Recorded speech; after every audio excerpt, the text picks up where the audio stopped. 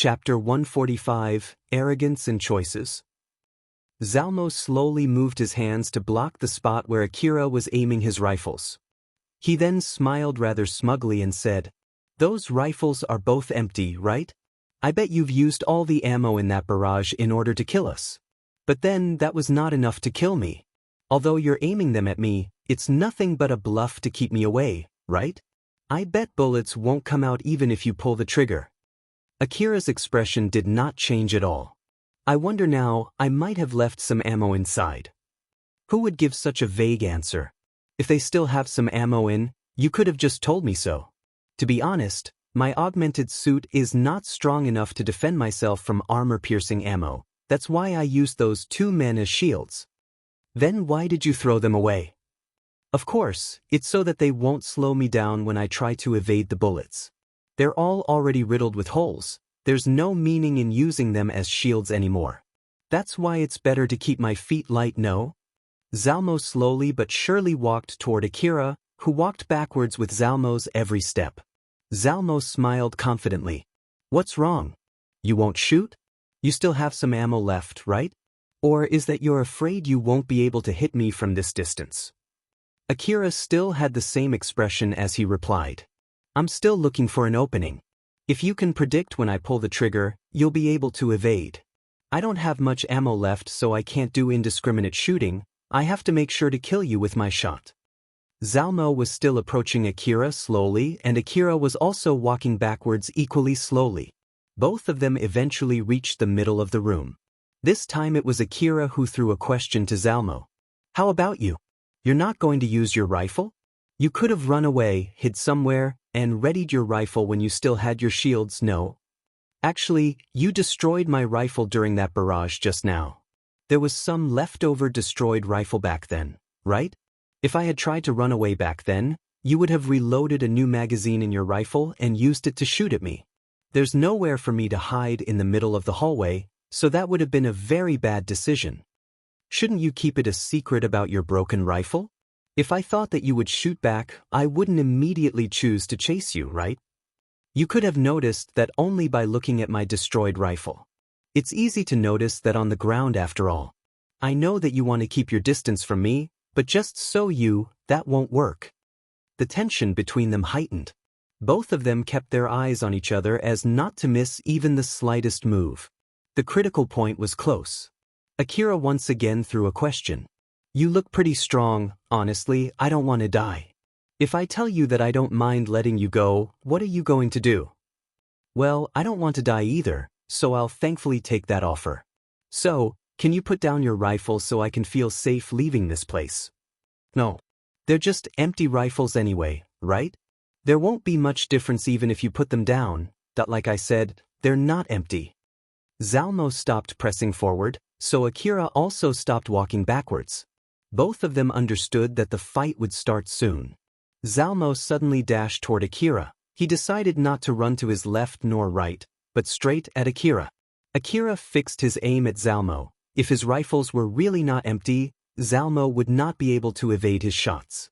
Akira pulled the trigger on both of his rifles. Bullets flew straight out from both barrels. Back then during the barrage, Alpha stopped Akira midway to leave some bullets in the magazine when it looked like he had used up all of his ammo. Akira was not bluffing, just like what Zalmo thought. Zalmo fully predicted that both of Akira's rifles still had some bullets left. When bullets flew out from their muzzles, Zalmo had accurately predicted their trajectories. He quickly raised both of his hands as if to block those bullets. Then, at the next moment, a bright light flashed. The force field armor changed the kinetic energy of the bullets into photons. Both of Zalmo's arms were equipped with portable force field armor. The smaller the force field armor area of effect, the shorter its duration, the stronger it became. Since Zalmo only deployed the force field armor on a small area just enough to block the incoming bullets, it was enough to completely kill the momentum of the incoming bullets. The blinding flashing light from Zalmo's force field armor made Akira flinch for a split second, but that was enough for Zalmo to close their distance as he released a kick aimed at Akira's head. Akira was not using anything on his head. A clean hit of Zalmo's kick would send his head flying. Akira looked completely surprised by Zalmo's force field armor. his expression showed his shock and he was unable to react for the time being. Zalmo noticed that and was sure that it was his victory. Got him. But Zalmo's kick cleanly cut through the air. Akira was able to quickly duck as if his body was sucked in and evade Zalmo's kick. Akira was down low right in front of Zalmo. He then released a swift kick as if to sweep Zalmo's leg off the ground. But Zalmo lightly jumped off and evaded Akira's sweep, while at the same time he brought down his other leg that was still dangling in front of him to Akira's head. Akira quickly rolled back and stood up. The short exchange ended there. Akira and Zalmo returned to their initial position. Akira had already thrown away his rifle in the middle of that short exchange. He was now unarmed. Akira lightly tightened his fist and readied his stance. In reaction to that, Zalmo stretched his hand and also readied his stance. Zalmo then said to Akira mockingly, "Geez, you're no fun at all. You really shot someone who jumped straight at you thinking that you have no ammo left. Could you get surprised even for a bit? I'm sure you didn't expect I was able to block them, right? Are you actually a machine or something?" In contrast to Zalmo, Akira had a grim expression when he replied, "Didn't I tell you that I have no leeway for something like that? Or did you already forget about it?" Zalmo was still looking mockingly at Akira, but it quickly changed to a relaxed smile as if he was looking down at Akira. "Well, that doesn't really matter. It should take effect anytime soon." Zalmo had an accelerator drug ready inside his body. It was set so that he could use accelerator drug anytime only by sending the command using his mind. It was a slow-reacting accelerator drug that had a strong effect. Once it was in effect, the drug would significantly boost his focus and perception, thus slowing down the passage of time from his point of view while keeping his disposition calm. Zalmo already activated the accelerator drug. The silly talk with Akira was only to buy some time until the drug took effect. Zalmo could feel the drug had already taken effect for real. He lightly smirked and said, "Die." With that signal, Akira and Zalmo stopped talking and restarted the fight. Akira and Zalmo used the full force of their enhanced strength to fight each other, releasing a flurry of attacks with their arms and legs to the vital points of their respective opponent. Zalmo had superb reaction time thanks to the accelerator drug, while Akira had his time compression from his sheer willpower as well as Alpha's support to move his augmented suit. They were fighting at a speed that no normal human could follow. A single clean hit was all it needed to kill their opponent. They were continuously throwing attacks at each other while evading the attacks coming at them. It was as if both of them had made prearrangement beforehand. Both of them prioritized evading and did not even try to block the attacks. After all, it was hard to judge how powerful an attack with the enhanced strength of the augmented suit was. If they made a blunder trying to block an attack, it might easily tear their limbs. That was why they had no other choice but to evade. Akira gritted his teeth. He looked like he was having a hard time. Too fast. Although it already took all of me to match the movement of my augmented suit that Alpha is controlling, he is still able to properly react to it. He did say something taking effect though. Is it an accelerator drug? How long before his accelerator drug loses its effect? Can I survive until then? Thanks to Akira's time compression, he managed to follow the movement of his augmented suit. By following the movement of his augmented suit during a high-speed fight, he was able to significantly reduce the burden on his body. But he could not maintain his time compression for long. Prolonged use of time compression would assault his brain with information and render his brain fatigued. The moment that happened, his body would be paralyzed. Moreover, there was a limit on how fast he could move his body. The faster the movement, the bigger the burden on his body. Akira's physical and psychical limits were coming close. The only thing that he could do in that situation was to do everything he could to end the fight before he hit his limit. But even so, after he exerted everything that he had, he was not able to get the upper hand. As a matter of fact, he was at the disadvantage there. Damn it. Why is someone this strong aiming for this shop? If he's this strong, he could have aimed for a better shop with better guards. Is it because of my bad luck? Goddamn it, I'm really unlucky, right? Akira continued fighting while cursing on the back of his mind. Zalmo drove a straight kick on Akira's body. Akira saw it as a good chance. It would be hard for Zalmo to keep his distance close after releasing that kick. If Akira could open some distance, he should be able to grab his H rifle and reload a new magazine. He might even be able to use his CWH anti-material rifle, which needed him more time to take aim due to its weight. Akira jumped backwards. Zalmo's kick did not hit anything and he lost his balance. Although it was only for a split second, he was not able to chase Akira. Akira thought that he already had that fight in his bag. So he jumped back, opened a space between them, and tried to aim his CWH anti-material rifle at Zalmo. Akira saw Zalmo still with his balance off, but he noticed something and his eyes went wide. Zalmo still had not recovered his balance, but he had his rifle that he said got destroyed aimed at Akira. Akira's augmented suit moved on its own. He stopped trying to aim his CWH anti-material rifle and grabbed the anti-bullet sheet next to him.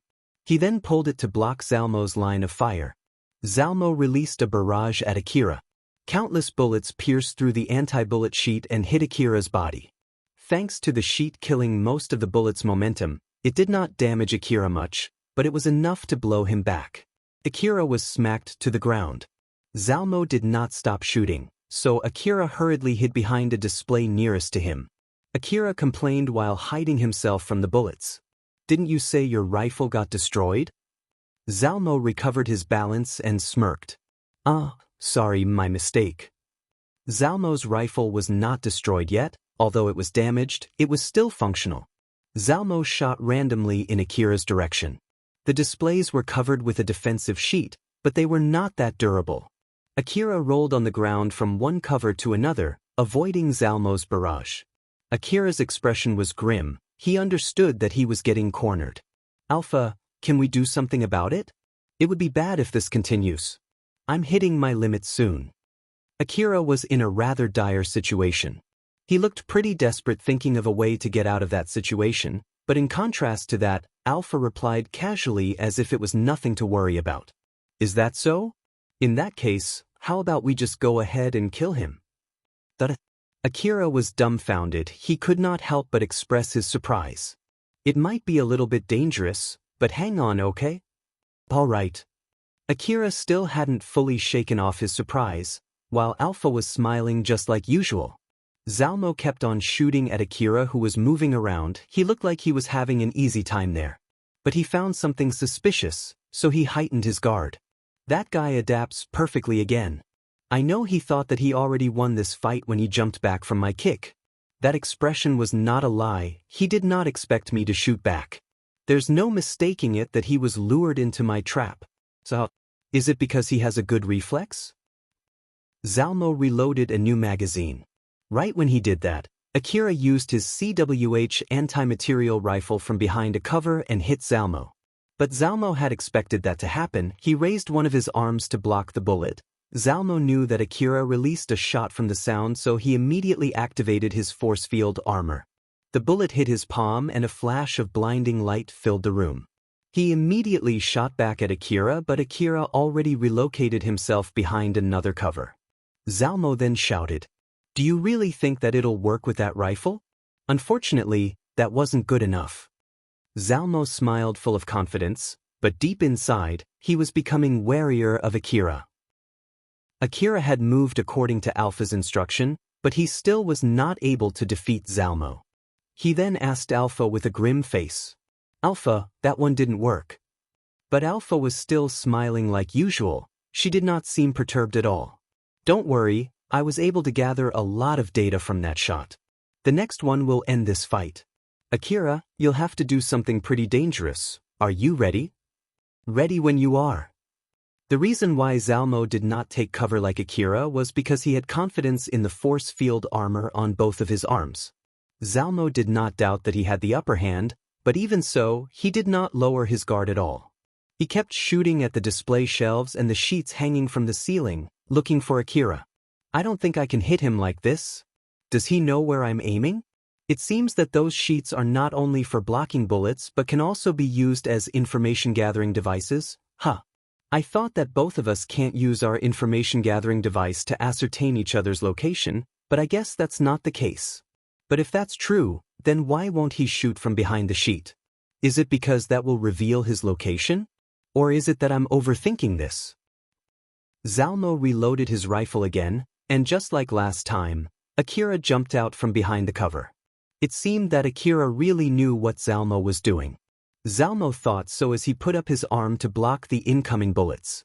Since Zalmo had predicted that Akira would shoot, he was taken aback when he noticed that Akira was not aiming at him. Akira had his CWH anti-material rifle pointing. He was holding it with one hand as if he was holding a sword straight forward. Then at the next moment, Akira's CWH anti-material rifle suddenly turned. A loud bang echoed, quickly followed by a flash of light. Since Akira shot his CWH anti-material rifle without the proper support, the kickback destroyed the bone on his right arm. His augmented suit immediately stopped working on his broken arm. At least, for the length of this battle, Akira would not be able to use his right arm anymore. He had lost one of his arms. But in exchange for that, Akira's shot blew Zalmo's right arm off. The mechanical parts that were scattered on the ground were all the leftover from Zalmo's right arm. Both of them had lost one arm now. Akira and Zalmo stood facing each other. Akira had his CWH anti-material rifle on his left arm aimed at Zalmo.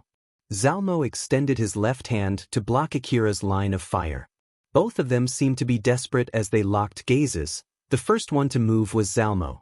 Zalmo laughed lightly and said, "I have no idea where you learnt that from, but just so you know, that's not how you use a rifle.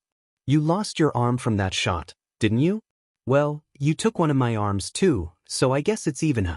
But still, I know that you did that to prevent me from predicting where you'll shoot, but it's pretty amazing for you to even think of trying to do that.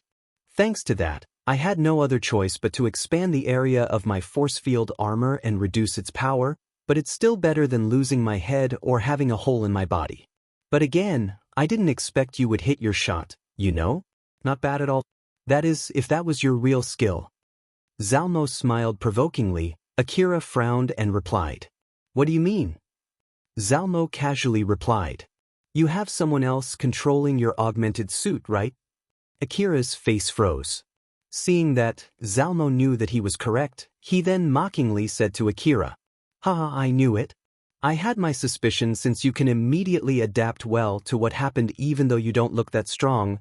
Now I know exactly why. There's no way a normal hunter can execute that shot. You overdid it there." Akira had a stern face. He then said as if he was putting up a brave front, "Even if that's true, does that help you win this fight? Once I know the trick, I can think of a way to fight back.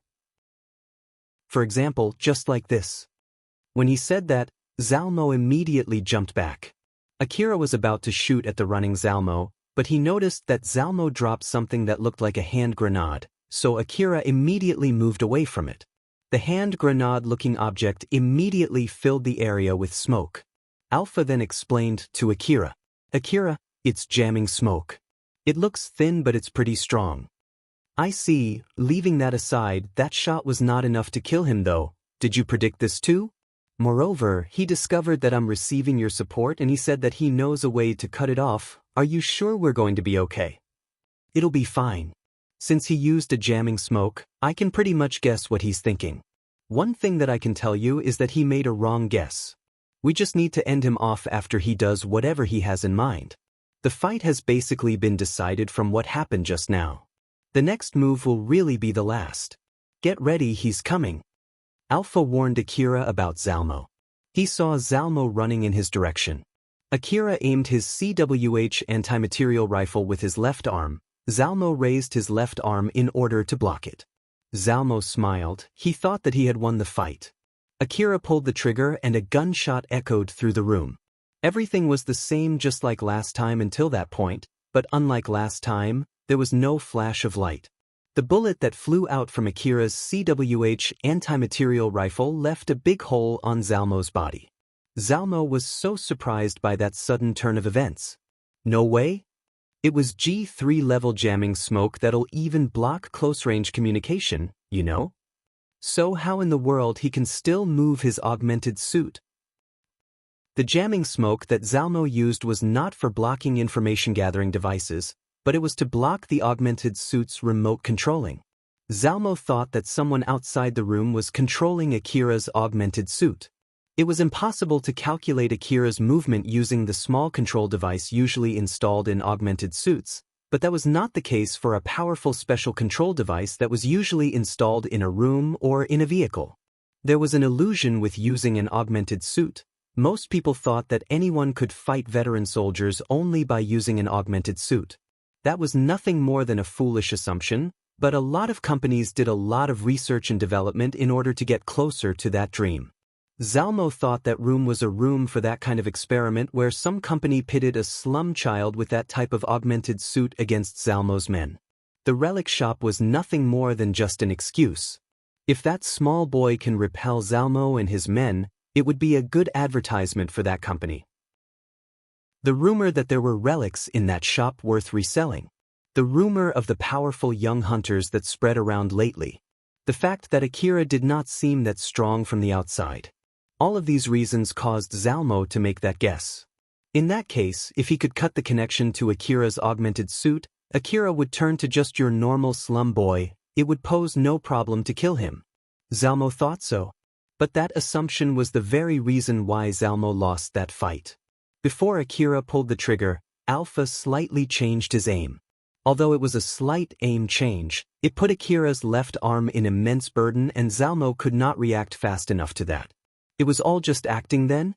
It was all to fool me? Zalmo's guess was almost correct, and that truth caused him to get even more surprised. Zalmo could see Akira standing in front of him holding CWH anti-material rifle that was already aimed at his head. He knew that he had zero chance of evading that, but that did not fill his heart with fear. At the least, it made him feel a bit cornered. The person who was in front of him was way stronger than he expected judging from Akira's outlook. Zalmo needed to warn his friends about that, but unfortunately, his communication device was already destroyed. This boy might get in our way. I have to tell my brothers about this. The result of this investigation. Before Zalmo could finish his thought, Akira released a shot that tore Zalmo's head open. Zalmo's train of thought stopped in an instant as his headless cyborg body fell to the ground with a bang. Alpha smiled and complimented Akira. Good job. That's the end, it's all right now. Akira released the tension in him and sighed. That wasn't easy at all. Why is someone that strong aiming for this shop? Well, you can't ask him now that he's dead. So let's just ask the people that you tried your best to leave alive. They might know something. Tried my best to leave them alive.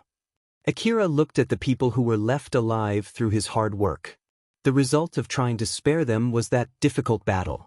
That I guess I was too arrogant. There were a few things that Akira could not just shake off from what just happened. He regretted the choice that he made. Being unable to make any other choice but the easiest one was proof of weakness. Whether it was of a good deed or a bad deed, helping or robbing, the one who had the freedom to decide was the stronger one. The one who was helped and the one who was robbed, they had no choice in that matter. Up until now, Akira was always on the receiving end, the one who had no choice. Akira tried to be the one who made the decision, he tried to go to the other side, and just now he was shown the price of it. Alpha tried to cheer Akira up with a smile and said, "If you really think so, then you need to grow strong enough so that it would be out of leeway rather than arrogance. That way you'll be able to make your choice when it really matters. To be honest, I think it's okay to think that it was out of leeway for the 4 people that you spared, you know? For the other 4, unfortunately, that would be arrogance." Akira smiled wryly. "I see, well, if you say so, then I guess it means I've grown stronger compared to before." Akira still did not have the option to make his own choice. He was still not strong enough to do so. But he was able to keep 4 men alive. It was better than having all 8 of them dead. He was at least able to get closer to another choice other than killing everyone in order to protect himself. Chapter 146, Cleaning Up the Aftermath. Cheryl, Akira, and some of Cheryl's gang members gathered inside a room in the gang's base. There were leftovers of battles scattered all around the places inside the room. After Akira killed the attackers, the gang finally calmed down. Cheryl had a grave expression as she asked a question to her men. "How are the casualties?" Alicia also had the same grave expression. 5 people dead, many are injured. I'm not even sure whether Ario can be saved or not. I see. Take the wounded to the clinic. If they ask you about the payment, just bring out mine and Katsuragi's name. They should give you decent care after that. Okay. Akira was taking care of his own wounds while he overheard Cheryl's conversation. He checked his medicine reserve and called Alicia. He then lightly threw a box of medicine that was still pretty much full. Alicia looked at the medicine box in her hand and was surprised. She knew that it was one of those 2 million aurum per box medicine. She also knew that Akira was telling her to use that for Cheryl's men, but when she thought about how much it cost, she could not help but hesitate. Akira thought for a bit while making a rather sad face before saying to Alicia, "I'll just put it on Cheryl's tab. No one could have seen this coming, so don't worry, I'll give a big discount." Cheryl smiled at Alicia as if to calm her down and said, "It's okay to use everything, so hurry up before it's too late." Alicia looked at Akira and Cheryl and lightly bowed, then rushed out of the room. Cheryl then bowed to Akira and thanked him. "Thank you very much. It should be able to save a lot of souls. So, how much is it? Although I'm not sure when I can pay it, I will definitely pay for it eventually. Just pay me with anything." I said that to make them think that it isn't free. After all, although I know that you guys don't have money, it would be troublesome if you guys start leeching off me, that I understand. I'll take up on your generous offer then. Cheryl bowed deeply one more time to Akira. Akira then continued tending on his wound. He swallowed several pills of medicine and straightened up his broken bone while the painkiller was still active. He then took off his augmented suit and applied the paste-type medicine on his skin that got peeled off due to the friction with his augmented suit. Although the painkiller was still active, he could feel pain when he was applying the paste on his exposed flesh, but he just gritted his teeth and continued tending his wounds. He seemed to be already so used to it as he covered his wound with bandages before putting his augmented suit back on. Akira then lightly moved his arm to check his broken arm, but he felt something was not right. My arm doesn't feel right though. Is this because of that crazy thing that I did?" But Alpha then said to Akira with a serious expression, "I have bad news regarding that subject." Is there something wrong with my arm? I knew that it would be bad, so I took a rather large amount of medicine though. Wasn't it good enough? For your body, it will recover just fine after a short rest. I'm talking about the damage to your augmented suit. It was already in a bad shape before, but after that fight, its condition has considerably worsened. Some of its parts are broken, so to make sure that it's still functional, I've changed some of its parts from nerve transmitter type to movement sync type. But due to that, those particular parts can only move slower than usual. My augmented suit is in such a bad shape. Well, you got eaten by a monster, ran down a building's wall, got shot, used its full power back in Saranthal building, and so many other things. It's in a pretty rough shape right now." Akira thought and remembered everything that had happened. It was true that he had been using his augmented suit pretty crudely, so there was no surprise that it finally broke. He then asked Alpha, "It's not like I lost your support, right?" "Yup, it's because of the damage on your augmented suit, so it's not like you lose my support." Akira seemed relieved, but Alpha then warned him. "But it doesn't change the fact that its ability has been significantly lowered. So you can't do any crazy moves like that again until you get a new augmented suit." "It's fine. I'm planning to stay inside the city until my new equipment arrives anyway, so I'll just take it easy for the time being." Akira finished tending his wounds, put back his augmented suit, and took his rifles back to his shoulder. Although he was still not in his tip-top shape, he was ready to fight again. As a matter of fact, he had returned to his usual state of mind where he was ready to fight anytime. So now he shifted his focus to the men that he had been ignoring until now, the attackers that he had knocked unconscious before. "Sorry for the wait, so let's hear your explanation now." They were stripped naked off all of their equipment and their hands were tied tightly with the anti-bullet sheet. All of them were already awake and they were looking at Akira with a grim face. They already understood the situation that they were in, but they did not panic and they looked completely calm. Not too far from them, there were 4 corpses of their friends lying, killed by Akira. Those were kept there to scare the attackers that Akira spared. They thought that Akira might see some worth in sparing them since he did not kill them yet. As they thought so, they believed that they had a chance for negotiation. Other than the attackers, there were also Akira, Cheryl, and some of Cheryl's men inside the room. Cheryl's men were glaring at the attackers, but that did not scare them at all. The one person that they needed to negotiate with was Akira, so there was no need to pay attention to other people, they at least knew that much. And since Akira was just a boy, they hoped that they could find some openings that they could take advantage of. One of the attackers cautiously spoke to Akira. "If we tell you everything, will you spare us?" Akira replied casually, there was no intimidation in his voice. "One thing for sure, I'll kill you if you don't. But don't worry, I don't like torturing people, so I'll give you a swift death. After all, if you won't tell me anything even if you're dead, then you're better off dead." There was no killing intent or a sense of threat from his voice, but the attackers understood very well that Akira was being serious. "Alright, what do you want to know?" "Right, for the starter, why did you attack this place?" Akira and Cheryl tried to extract as much information as possible regarding the current incident. To put it simply, the reason why the attackers attacked Cheryl's base was because they were in need of money. So they decided to attack a shop that seemed to have expensive goods but weak security. That kind of reasoning was common in the slum city. So after gathering information, they ended up choosing Cheryl's base to rob. Among the information that they gathered, it included the information about the hunter that was protecting Cheryl's base. It particularly said that the hunter protecting Cheryl's base was a weak hunter who got his wallet stolen, and when the pickpocket's friend scared him, that hunter pulled back and ran away. It must have been the information that those men received from the same information broker who gave the same information to some pickpocket that Akira had been encountering lately. The moment that subject surfaced, Akira's mood immediately worsened. But he was somehow able to keep his calm. The attackers were really frightened when that happened, but Akira did not give a shit about that. There was still one thing that Akira and Cheryl could not understand. It was how they knew that there were expensive articles in Cheryl's shop and who bought that article. Unfortunately, the one who told them that was already dead. To be more precise, Akira killed that guy. That person was Zalmo. According to them, Zalmo joined their group before they knew it, and he brought all kinds of information to the group. He was also the one who prepared the fencer to sell the relics that they would rob. Among the attackers that Akira spared, it seemed that none of them knew Zalmo well. Akira found that weird, but since it was impossible for him to defeat Zalmo without killing him, Akira thought that it could not be helped and decided not to question the attackers that he spared further about that subject. He did not think that they were lying, and Alpha agreed with him.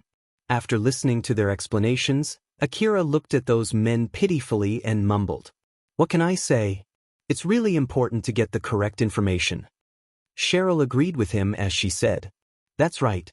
As far as I can get from their explanation, it seems like they were tempted by rumor, or more like, tricked by fake information. I guess that's the gist of it. It's really troublesome." According to those men, after gathering all kinds of information, they concluded that there was a few million orum worth of articles in Cheryl's shop, and the owner of that shop did not know that the shop was guarded by a weak hunter. If that was true, it was only to be expected for strong people like Zalmo to try to rob that place. Akira could understand that reasoning. Akira and Cheryl explained to them that they were mistaken, but they could not believe that because of Cheryl's dress. Cheryl's dress was an expensive old-world relic that even got refitted. It was enough as proof to cement those men's misunderstanding. It made them think that Cheryl must be earning a lot of profit enough to get her that dress. But when Akira and Cheryl told them that she only got that dress as a gift from Akira, her lover, rather than from the profit of running the shop, those men were so embarrassed that they hung their heads low. It was not rare for hunters who were earning a healthy amount of money to buy their lovers expensive things out of their own money to express their pride in their abilities. Those men finally understood that the truth was the exact opposite of what they were expecting. Rather than a rich shop with a weak guard, it was a cheap shop with a strong guard. They hung their head low the moment they realized that. Seeing them acting like that, Akira and Cheryl looked exasperatedly at them. Although Akira and Cheryl felt sorry for them, it did not change the fact that they attacked the shop. Akira then changed the mood and asked those men a question. "That's all I have to ask.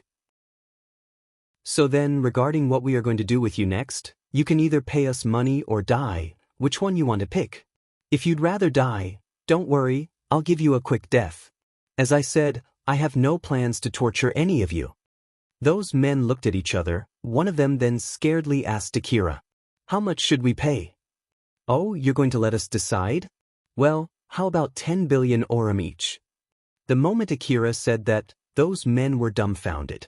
One of them flared up and shouted at Akira, "Are you fucking kidding me? There's no way we can pay that much money." "Then how much can you pay us?" "Just to remind you, you guys did shoot at me fully intending to kill me, so I'm being nice to you to let you off the hook only with that much money. If you can't give me a good offer, I'll just kill you here and that will be the end of it." Those men shivered to Akira's declaration. There were already 4 unrecognizable dead bodies next to them, showing just how serious Akira was. If they could not give a good offer, he would not hesitate to add them to those dead bodies. Another one of them shifted his gaze to Cheryl and begged, "Hey, are you really okay with that? There's no good thing that you can get from being greedy, you know? And it's not like you can get any money if you kill us, right?" That man thought that it should be easier to talk with Cheryl rather than with Akira. But Cheryl just smiled and replied, "I don't really mind, you can go ahead and die." "Huh? If Akira decides so, I have no wish to stop him. Why, you're the boss in this gang, right? He's just your guard, isn't it?" "Yup, but this and that are 2 different things.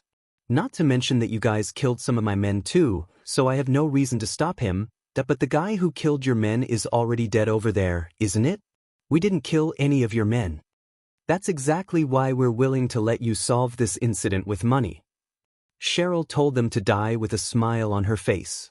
She knew that Akira would not be satisfied with a small amount of money, and she knew well that those men could not pay the amount of money that Akira demanded of them. That was why she told them to die. Those men had run out of moves that they could make. One of them then said with a pale face, "You won't get anything if you kill us, right? And you already killed enough people to scare us. So just think about it, it might be a good idea to let us live and get some profit out of that." Akira swiftly replied, "I know, so how much are you going to pay?" That man hesitatingly replied back, "0.1000000 orum." After hearing that, Akira looked at Cheryl without saying anything. Cheryl reacted by shaking her head. So Akira replied to that man in place of her, "Not good enough, 0.1500000 orum then." Akira looked at Cheryl again, and she shook her head again. Cheryl thought that Akira was trying to bring that price as high as possible, so she had no plans to nod. Akira once again replied to that man, "Still not good enough. And also, I don't mind if you want to keep increasing your offer, but also tell me how you are going to pay for it. After all, it's not like we can accept it if you're planning to pay 10 million orum in a 100 years installment, right?" Those men immediately closed their mouths. If Akira demanded them to also tell him how they would pay for it, it really limited their options. Since no one said anything, Akira then continued, "Well, if you won't say anything, I'll assume that you chose death, okay? Or is it that you want to pay but you're still thinking of how to pay it?" "We were still thinking. But you'll pay, right?" "Oh, of course." Those men nodded. They knew that they would be dead otherwise. "I see, in that case, wait for a bit." Akira opened his information terminal and made a call. The person that Akira was calling picked up the call.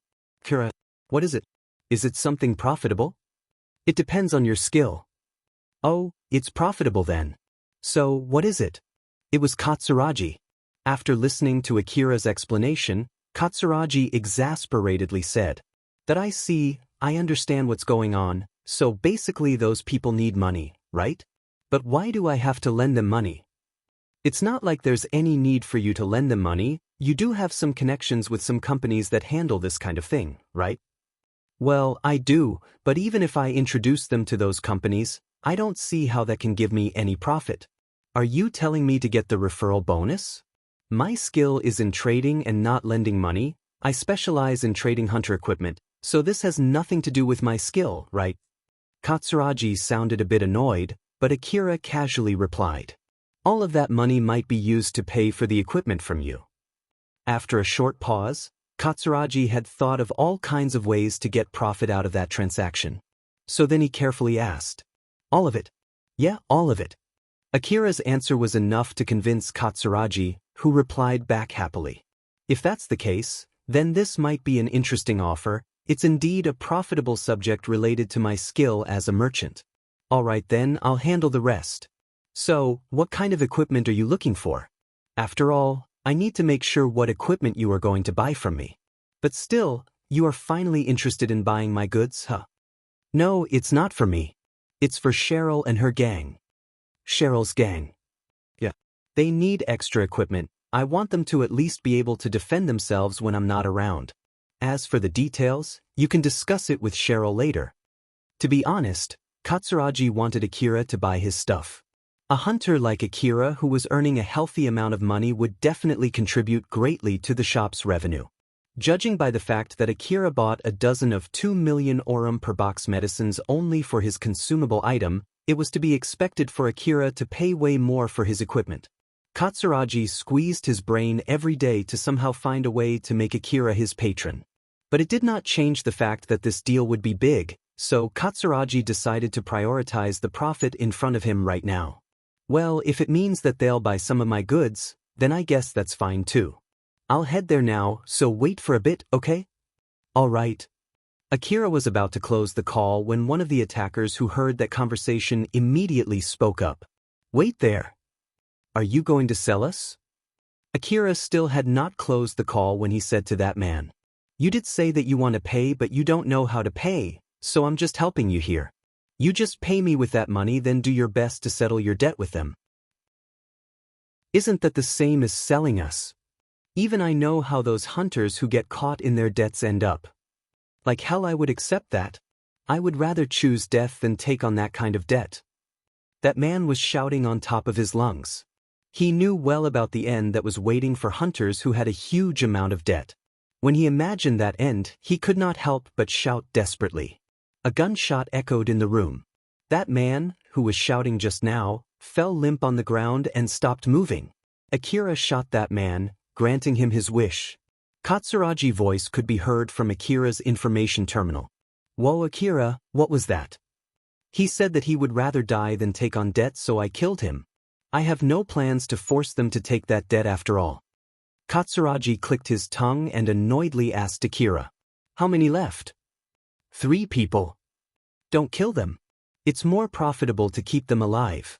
Killing them will only cut my profit, you know. Good grief. I'll convince them myself, so don't kill them, alright. Alright. Akira then closed the call. 1 down, 3 were still alive, and those 3 were looking at Akira while trembling in terror. When Katsuragi arrived at Cheryl's base, he quickly got on with his work. He came there bringing quite a lot of people. Katsuragi was talking with Cheryl. They had a lot to talk about: the peace money, the equipment that Cheryl would buy with that money, the relics that got destroyed from the fight, the treatment for Cheryl's men that were wounded, and still a lot more. While on the other hand, Tomejima was talking with the attackers who were still alive about the loan. Tomejima was the guy from the moneylender company that Katsuragi brought. He felt a bit awkward when he saw Akira, but since Akira did not seem to mind him, Tomejima sighed in relief. The people that Tomejima brought with him were taking photos of the traces from the battle and were cleaning up the dead bodies. Akira was taking a break while looking at the people working in that room. That was when Colbert and Levin showed up. Colbert came there with Tomejima while Levin came with Katsuragi. Levin was putting the dead bodies in the body bags when he glanced at Akira. He then frowned and said to Colbert, Akira did all of this, right? That's what I heard. Don't stop your hands. We need to put the equipment in a different bag and properly gather the pieces of the cyborg guy. I know. Levin started gathering the pieces just like he was told to. He picked up pieces of a destroyed arm, chips that were still enveloped in brain juice, and other pieces that he could find and shoved them inside the body bag. He then suddenly voiced out his impression of the person who caused the scene in front of him. But still, it's 8 armed hunters against 1, you know. So is it really true that he did this all by himself? That's what I heard, that if I can't pay back my debt to Katsuragi, the very person who caused this will come to me to collect that debt, huh? Levin looked at the dead bodies inside the body bags with a conflicted face. Katsuragi said that in the worst-case scenario he would ask Akira to collect that debt. If he got unlucky, that might be as soon as tomorrow. Colbert then made a suggestion to Levin. In that case, how about shifting all of that debt to the company that I'm working for? That way at least Akira would not come to collect your debt, you know? About that though, one good thing about Katsuragi is that he doesn't put any interest. So I have no need to worry about the interest, you see. Well, it's your debt, so it's up to you. Watching Levin, Colbert thought that it would still take some time until Levin paid all of his debt. Akira was only waiting there. Inside that room, he looked bored. He thought that it would not be right to head back home alone, so he decided to stay there. Although, to be honest, he wanted to just go back home and get a good rest. He then mumbled, "That it's not a good idea to head back home in this situation, isn't it?" Alpha replied to him, "Personally speaking, I think it's all right to go back home. After all, among all of them, you're the one who must be the most tired. There's no need to stay here just to accompany them. I'm sure it's all right if you tell them that you're tired after that fight. After all, it's not like it's a formal request where you got properly paid anyway, so I don't see any reason why any of them would complain." Is that so? But still. If it was the previous Akira, he would silently and apathetically head back home. But the present Akira was slowly but surely starting to change. From Alpha's point of view, it would be troublesome if Akira turned into a kind person. To put it simply, if he turned so kind to go as far as to cover a total stranger without showing any hesitation, it might cause big trouble for her goal. Even just now, Akira was giving the money that he could have to Cheryl's men for buying equipment.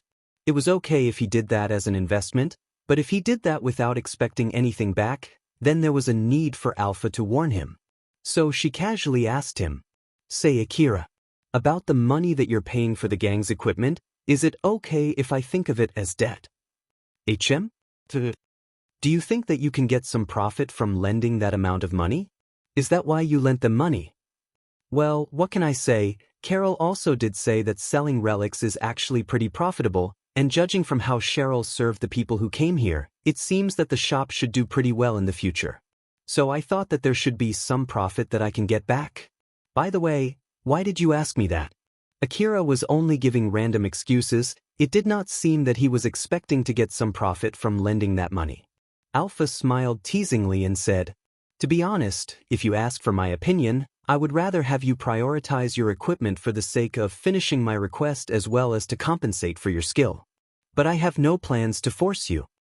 Even if you say so, I actually don't want to buy any equipment from Katsuragi. I only did that since I know that he would not help me unless I did that. I already spent 400 million orum on equipment in Shizuka's shop. That should be good enough for now." "Well, it should be fine. It's not like I can stay here forever to guard this place anyway. So just think of it as a small amount of money that I need to pay to take care of that problem. Don't worry, I will get something back from it if we're lucky." Well, putting my luck aside, Cheryl's luck at least doesn't seem bad. So I guess it should be okay to expect something good from it, right? Is that so? Well, if that's the case, then I'm fine with it too.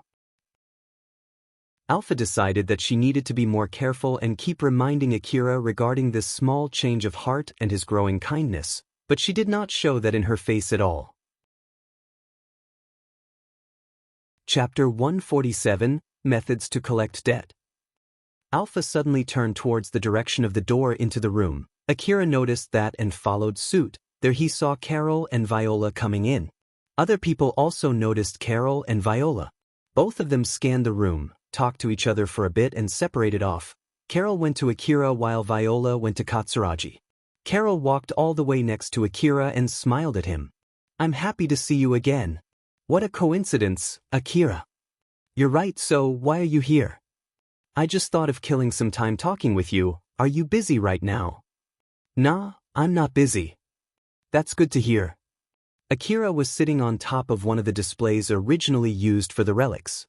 Carol casually sat next to him. Carol was wearing a bodysuit for fighting. It had a more tame design compared to the old-world design augmented suit that she wore back in the Miyazono ruin. But even so, it still pronounced her body lines, so for those who were not used to it, she looked rather seductive.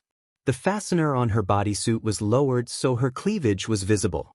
The other people who were working there could not help but peek at that cleavage, but Carol did not mind them at all. Akira then warned Carol, I don't mind you sitting there, just make sure not to break the display. Geez, I'm not that heavy. It's just that I had a fight here so the display might be damaged. I see, I'll be careful. By the way, my weight is a secret. If you want to know no matter what, I recommend holding me up while I have nothing on my body. Carol was smiling teasingly while Akira replied with a wry smile. No thanks. You're no fun. Carol smiled but seemed slightly disappointed.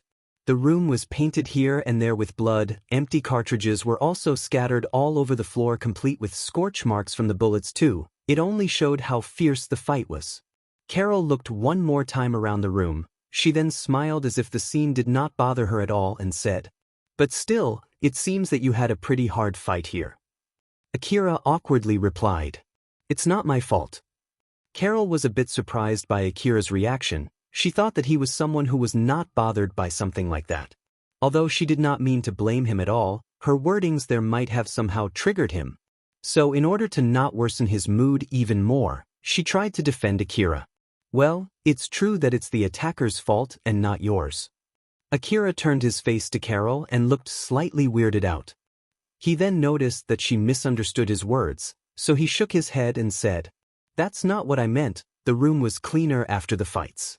It's because those people who came with Katsuragi dragged the dead bodies around and spread the blood, and used the sheets to mop the blood in the corridor, which made the fight seem gorier than it originally was.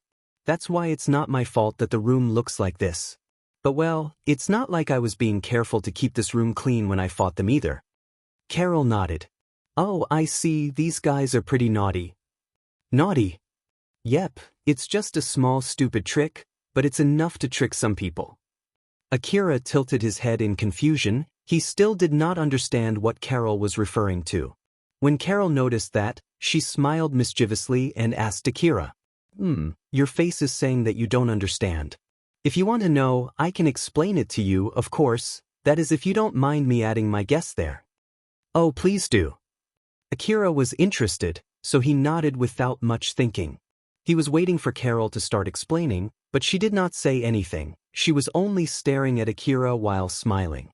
Akira, who found that weird, frowned. That was when she said, "If I ask for an information fee, what would you do?" "Information fee? Information is not free, you at least know that much, right?" "Well, yeah, I do." Akira only replied awkwardly. Carol, who saw that, enjoyed his reaction. From others' point of view, it might look like Carol was teasing Akira and enjoying his reaction. But Carol tried her best not to show her real intention out on her face as she was observing his reaction closely. Carol was trying to judge Akira's personality and his way of thinking from how he reacted to that, whether he took that seriously, or he took that as a joke, or if he just laughed it off, or if he replied back trying to be considerate to her. If Akira seemed offended or angered or anything similar to that, she would immediately apologize and carefully start her explanation to make sure not to worsen his mood. Akira seemed to be thinking for a bit. Carol kept her eyes on him while waiting for his reaction.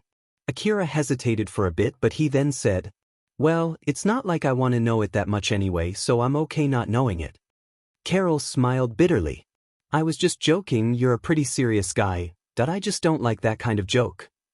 Akira's reply was rather brusque.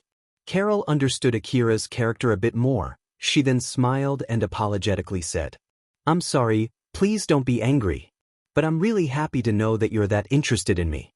As an apology, I'll properly explain it to you, so cheer up, okay?" "All right."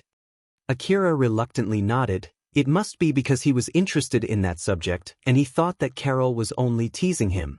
Carol was able to infer a lot of things from Akira's reaction. She then thought to herself, "Akira doesn't seem to joke that much, huh? Or maybe is it that he doesn't like to joke around money? Judging from his reaction, it might be both. I need to be extra careful not to make bad jokes when I'm trying to seduce him." Carol did not show her thoughts on her face. She was still smiling like usual as she started her explanation.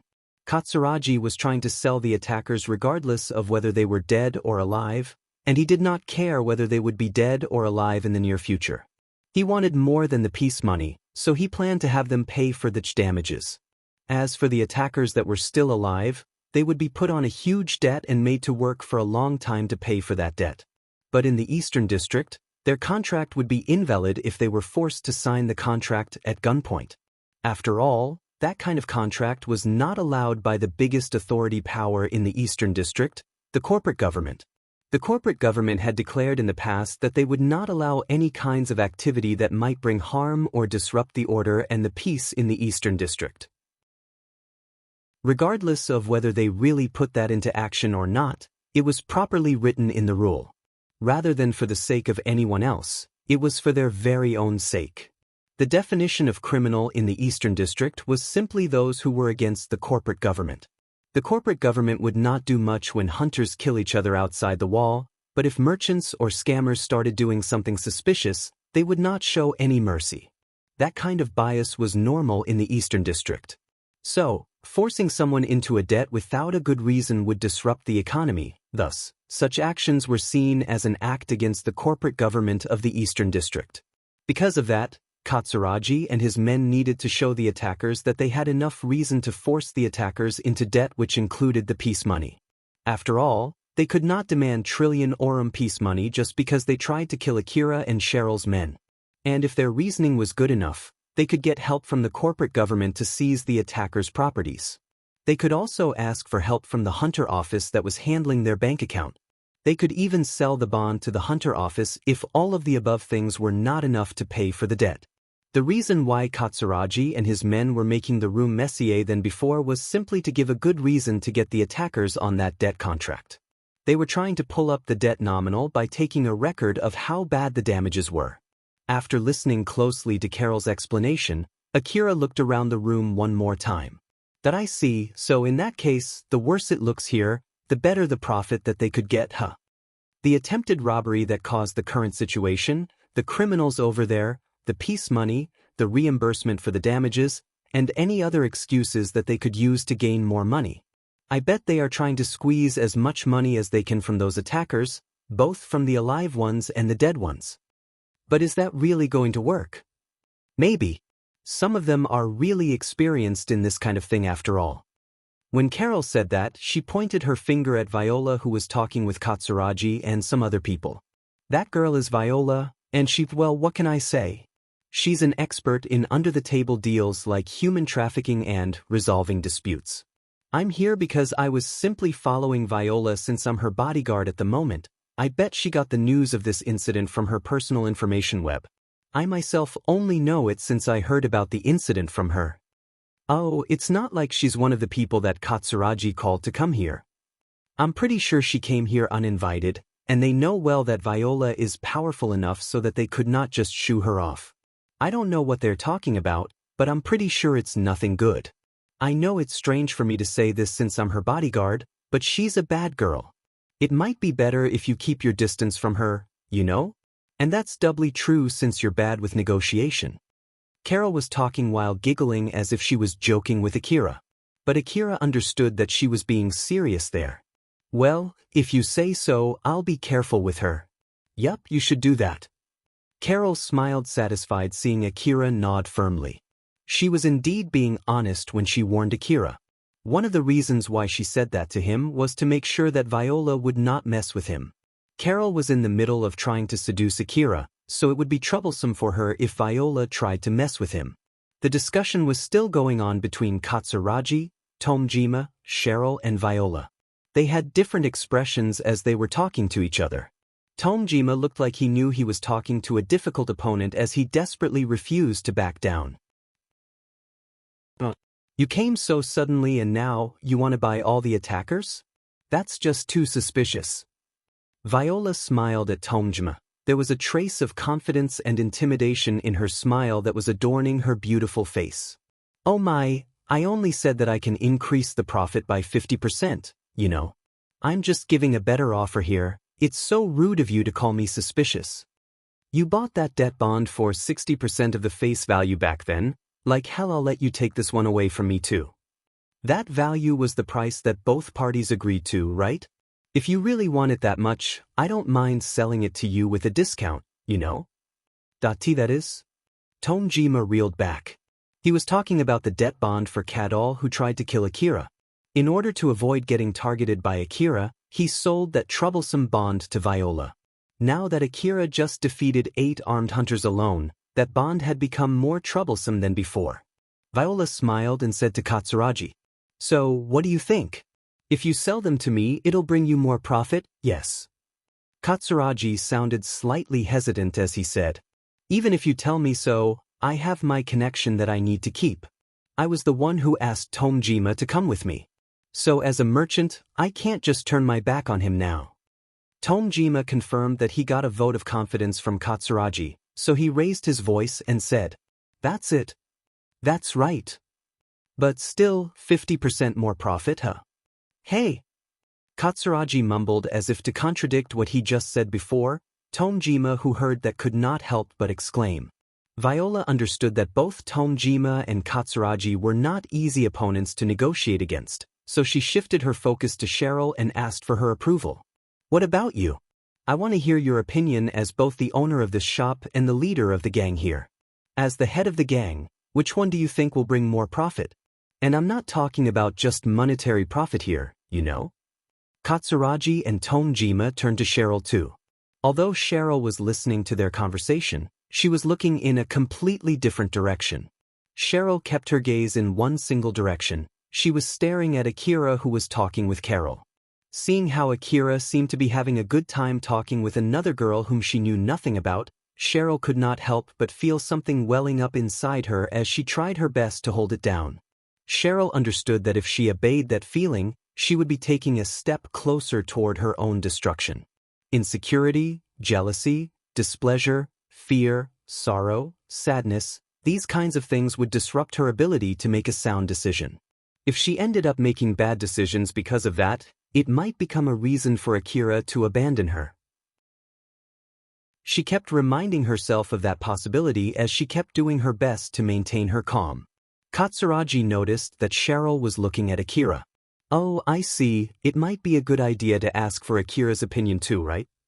Cheryl tried to keep her calm as she replied. "No, I believe Akira has left this matter to Katsuragi-san.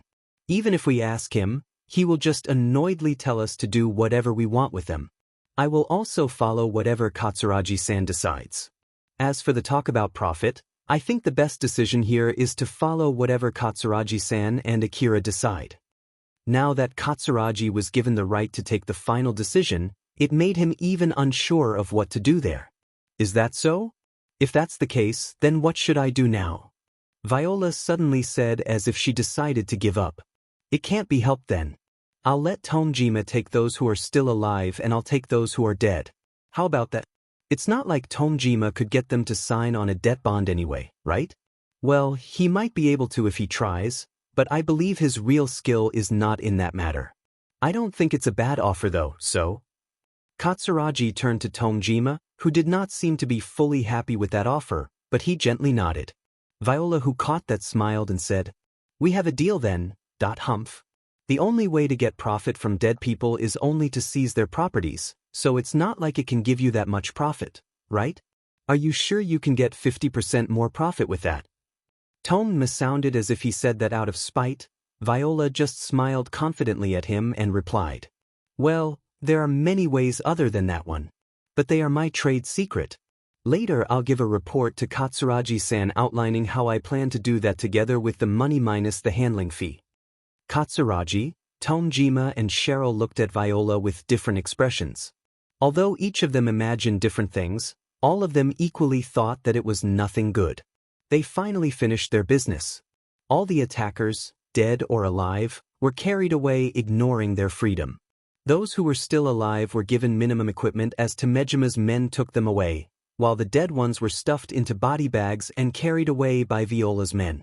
Cheryl's men were gathering the bloodied sheets. It seemed that it would take a lot of work to clean up the bloodied room. While Katsuragi and his men had left the place, Viola stayed behind and came to Akira. Viola looked at Akira with interest as she said to him, "We meet again." Akira replied casually, "Yeah." Carol was surprised to hear that short exchange. "Oh, both of you know each other?" Akira quickly explained to Carol before she misunderstood something. "I met her once when Shikarabe hired me for a job. That was also when I met Tomejima. It's not like we know each other, it's just that we have met before, and that was just once." Did I see? Carol replied back swiftly with that short reply. She believed Akira's words. She did not let that just slide and use that information to make all kinds of guesses. Even Akira was able to notice that. Carol showed that reaction only by knowing that Akira had met Viola before in the past, although it was only for once. With that, Akira put Viola on the list of people that were not his enemy but he needed to be careful with. Carol then stood up and smiled at Akira. Well, since Viola is done here, I'll leave too. Akira, see you again next time. Yeah. Viola then casually asked Carol a question. It seemed that you were having a good time talking with him. What were you talking about? Well, a lot of stuff. By the way, I did tell Akira about you too. I told him that you're a bad girl. Oh my, that's so rude. Viola smiled mischievously at Akira. I don't know what Carol told you, but just so you know, she's more or less as bad as me. There are many men who got ruined because of her, so you better be careful of her. Sure, I will. Carol, who heard that, faintly smiled and intervened. Geez, how can you say that? Well, at least, it seems that Akira was able to quickly see how bad you are. Well then, see you again. Carol only said that before she left the building together with Viola. That was when Alpha smiled at Akira and said to him, so basically both of them are bad girls, huh? Yup, that would be the right conclusion. Well, I did kill 5 people without feeling anything much though, so I guess I'm not that good of a person either, right? Akira sounded as if he was admonishing himself, but Alpha just smiled like usual as she replied. I don't think that's true, is that so? Akira awkwardly replied back as if he was trying to hide his embarrassment. After that, he returned to Cheryl's private room together with Cheryl since she asked him to. Even after they returned, Cheryl did not change back to her usual clothing. She seemed to be a little bit bummed out as she was only standing there not too far from the door. Akira found that a little weird, but since he was tired, he decided to just ignore that for now. He put down his stuff, sat on the sofa, and let out a big sigh. He then noticed Cheryl came in front of him. She slowly climbed on Akira and sat on his lap. She then coiled her arms around him and hugged him from the front just like in the past. But there was something different this time. Cheryl was Akira's fake lover. She used that position to hug Akira in the past. That time, Cheryl was smiling. She looked delighted spending her time together with her lover, although it was in name only. But this time, Cheryl's expression looked a bit dark. She seemed to be feeling cornered. Cheryl rested her head on Akira's shoulder and squeezed on him. It was not a hug to draw in someone that she loved. It was more of a hug to cling to someone. Although Akira was not skilled enough to read what Cheryl was feeling inside, he at least knew that Cheryl was not her usual self, in the bad meaning. So Akira awkwardly spoke to her. Cheryl, I'm sorry. I think I'm still shocked. The fact that I almost got shot back then finally hit me after I calmed down.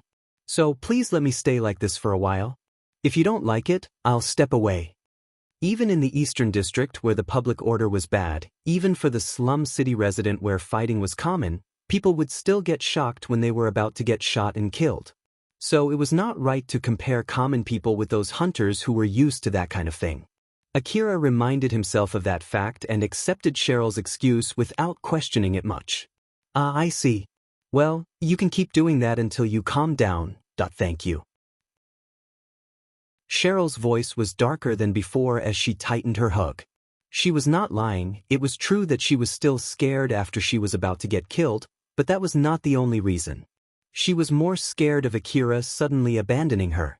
Cheryl knew very well that Akira was not a kind person and it was not like he loved her either. Akira was not interested in her body. He also did not expect to get some profit from Cheryl's gang. He was not a part of the gang either. The only reason, excuse, motivation for Akira to help her out was nothing more but something as vague as a whim. Cheryl saw Akira talking with Carol. Even to her, Carol was a beautiful girl who was wearing such a seductive outfit. From her point of view, it seemed like Carol was trying to seduce Akira.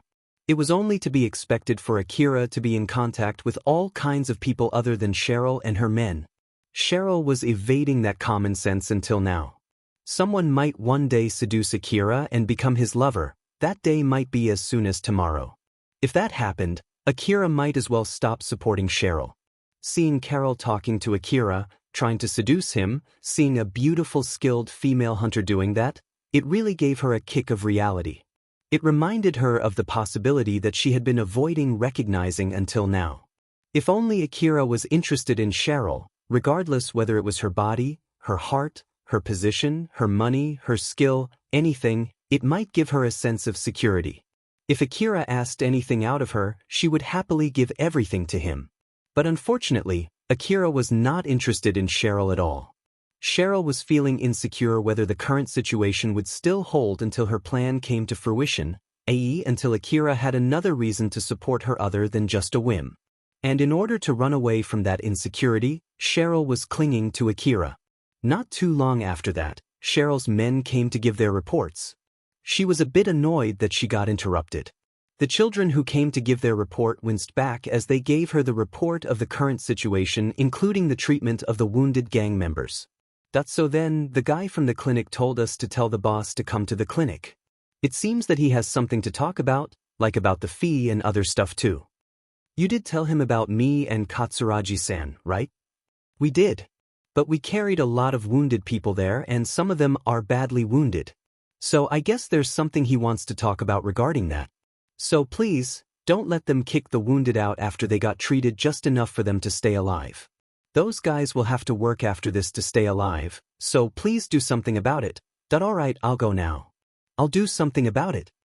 Those boys thanked Cheryl and bowed deeply to her before leaving the room. Akira was also planning to have his body checked up soon anyway. So he thought that it might be a good idea to get his body checked up in a small clinic first before getting a full checkup in a hospital. A clinic, huh? Can I come too? Cheryl was a bit surprised, but she immediately replied happily. Of course. I was actually planning to ask you to accompany me. All right then, let's go. Akira then headed to the clinic together with Cheryl.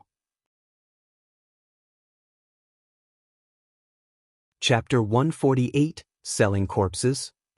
Akira followed Cheryl to the clinic, which was located inside the slum city. Although it was located outside Cheryl's territory, it was not that far from the base. It was located in a particular area inside the slum where there was an unwritten rule among the residents not to cause any trouble. After all, if the clinic got involved in a fight, it would bring trouble to all of them. Also, even if the clinic was fine, it might refuse to treat them if they caused trouble there.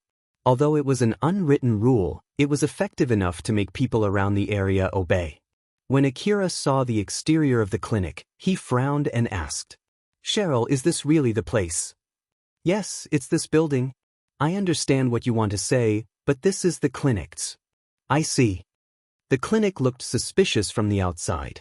Rather than a clinic, it looked more like a laboratory. Weird devices were sticking out of its roof as if to say that they were doing questionable experiments inside. The dangling signboard was so worn out, the letters written on it were almost unreadable. But it still could be read Yatsubayashi's clinic. Akira and Cheryl entered that clinic. A guy in a white suit was tending Cheryl's men. He might be tending their wounds, but judging by the glowing liquid that he was using, it looked more like he was experimenting on Cheryl's men. That man noticed Akira and Cheryl. He immediately went to Cheryl, whom he had asked to come to the clinic, and said to her, You're here, huh? It's about the medicine that I use. That man looked at Akira and felt like he had seen Akira somewhere before. He then lightly smiled and said, Oh, it's you. Long time no see. But Akira did not remember that guy at all. Did we ever meet before? It's me, Yatsubayashi. I tended on your wounds back in the Kuzusuhara city, remember? When Yatsubayashi said that, Akira immediately remembered him. Oh, the guy from back then. Now you remember. I heard that you got badly injured right after I tended to your injuries though. Thanks to that, the city management intervened and I couldn't use the data that I gathered from tending your wounds, you know. It's not like I can do anything about it even if you tell me so. It seemed that Akira's contract with Kobayashi to erase all kinds of records from back then had affected Yatsubayashi too. But it was not like Akira could do anything about it even if Yatsubayashi told him so, and in reality, Akira himself was not bothered by that. Cheryl lightly bowed to Yatsubayashi and said to him, Thank you for helping us, so I heard that there's something you need to talk to me about. Yatsubayashi looked at Cheryl and Akira alternately. He then lightly nodded and said, "Nah, it's not a problem now. It seemed that the guys your men brought in had been treated with some expensive medicine. So I just thought that if you have enough money to buy that kind of stuff, I want you to properly pay for the treatment, but it seems that's not the case." Yatsubayashi thought that it would not be strange for Akira to easily pay for those expensive medicines to win some points from Cheryl. After all, from his point of view, Cheryl was beautiful enough for Akira to aim for her. He then smiled and said, "Putting that aside, do you want me to charge more for the treatment? The more you pay me, the better the treatment that these guys will get." Akira flatly replied, "I have no reason to go that far." "I see, well, that's to be expected." It seemed that Akira was not really that interested in Cheryl. Yatsubayashi thought so when he saw Akira react that way, so he decided to stop offering more treatment. He then shifted to Cheryl. "Over there are the people that I've finished treating. 2 of them ended up dead, but that's not my fault. If you want me to take care of the bodies too, then you'll have to pay more. If not, then take them home." While for those who are still alive, they should be able to walk back home by themselves by tomorrow. "I understand, Akira, I'll go and check on them." Cheryl lightly bowed and left. Cheryl's men who had already finished getting their treatments noticed Cheryl, although some of them were still half-dazed.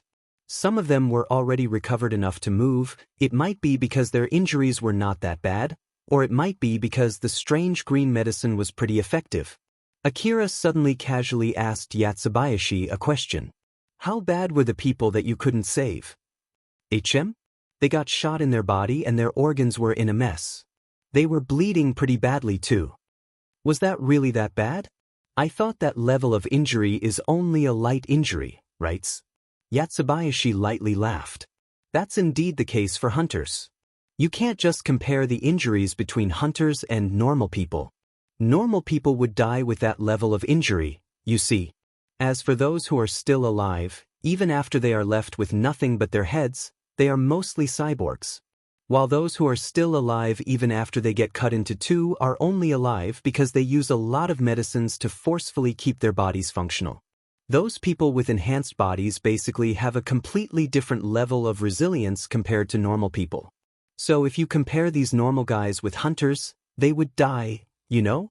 You gotta be careful about this difference." "Now that you say so, that's kind of true." Akira smiled bitterly. He just realized how badly skewed his perception was. Yatsubayashi then changed the subject. "Well, putting that aside, since you're here, how about getting some treatment too?" That's right, I wanted to have a checkup. As for my injuries, I already treated them with my own medicines, so I just want you to do a normal body checkup and also check the nanomachine leftover accumulated inside my body." "Just a checkup? Geez, just to let you know, it won't be free." "I know." Akira took off his augmented suit and did a checkup there. Just like last time, Yatsubayashi used weird devices to check Akira's body. When he was doing that, it seemed that something piqued his interest as he said to Akira, "Say, are you trying to be superhuman or something?" Akira asked back confusedly, "Superhuman? What are you even talking about?" "You were putting your body under immense stress while consuming a lot of medicines, right? And that stress was so immense that it more or less negated the healing effect from the medicines that you consumed. Do you have any recollection of doing something like that?" "Well, I did fight a lot while consuming medicines to compensate for the stress from my augmented suit though." "Is it from that? Is there anything wrong with that?" Yatsubayashi sighed. "So you don't even realize that you're doing it? You're really crazy. What are you even talking about?" Although not many people realize it, the people of the Eastern District would improve a lot only with a small amount of training, you see. Of course, the effect differs between people and there's a limit on how effective it is. But some people have an abnormal level of growth. These people basically can throw a tank without any extra help. These people are what you usually call superhuman. But even those people can't get that level of strength purely from training. After all, their talent only increases their potential the more they train, not their real strength. That's why they need to do something else other than just physical training to obtain that strength. And one of those methods is to put your body past its limit while consuming powerful medicine. They do that to compress the training intensity as much as possible. Akira searched through his memories. It was true that he did something similar numerous times in the past. Is that even effective? I heard so, but well, rather than doing that, it's far faster to just modify your body or to just use an augmented suit though. So, unless you're obsessed with getting that level of strength only with your body, no one would try to do that.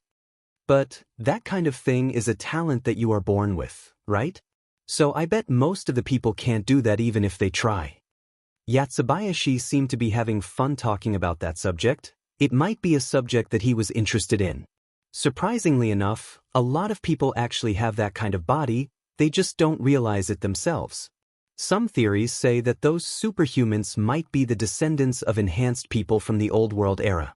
As the story goes, some people tried to be superhuman by using technologies in the Old World era, much like how they did it in the past.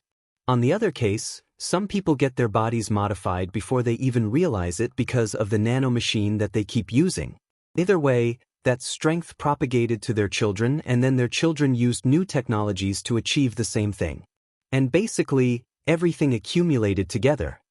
The Old World technology was at a level where it could redefine what it meant to be a human. As a matter of fact, the current people of the Eastern District were created through the Old World technology, so they were, in a sense, Old World relics. Because of that, relics sometimes cost a lot of money. For example, the people who can connect to the Old World domain were prized highly. And that worth would not go down until they completely analyze the cause and extract the technology from it.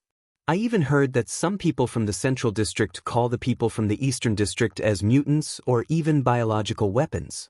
Well, looking from that point of view, it could be said that everyone in the Eastern District is a mutant, and since we call biological monsters as monsters because of similar reasons, I can't say that is wrong. Akira slightly frowned. The free food distributed in the slum city were free because they were not safe, they were filled with stuff that might cause mutation, and Akira had been eating such substances for a long time. His body might as well have been mutated, although it was just not enough to kill him straight away. A lot of veteran hunters have abnormal strength. Although they are not superhuman, they get pretty close to being one from all of the training that they have gone through. Well, of course, a lot of them died before they could reach that point, or just decided to enhance their body with a particular technology that has been fully analyzed, or lose their potential to be a superhuman because of an unexplainable reason even now. That's why there are not that many superhumans out there. Personally speaking, I don't recommend trying to be one too. I don't want to be one either. Yep, if you want to get stronger, my recommendation would be to modify your body. So, want to try it? Although you can't use any insurance for this, I'll give you a big discount so that it'll cost more or less like a normal treatment, you know. Akira swiftly replied. No thanks. Yatsubayashi clicked his tongue and looked slightly disappointed. You don't need to be that wary. It would be fine, of course, I already checked that it's more or less safe. I want a guarantee, not more or less safe. Isn't the possibility of getting killed an occupational hazard for a hunter? It's less risky than exploring old world ruin. And considering that it'll give you a superhuman strength if it succeeds, I would say that it's a very low risk. Still no. Yatsubayashi sighed. I wonder why people hate it so much. They often commented that the outlook of this clinic looks so suspicious. Why does no one other than me find this old world vibe interesting? Akira remembered the outlook of the clinic. According to Yatsubayashi, it was based off on old world design. Now that Yatsubayashi mentioned it, Akira could understand his point. But rather than giving the high-tech vibe from the old world, it still gave off a suspicious impression. Akira thought that it was normal for other people to think so too. After Yatsubayashi finished with the checkup, he told Akira the result. Your injuries will fully recover in no time as long as you don't do anything crazy. But as I thought, the nanomachine count inside your body is too high. I'll prescribe you a medicine to clean it off, so make sure to take it.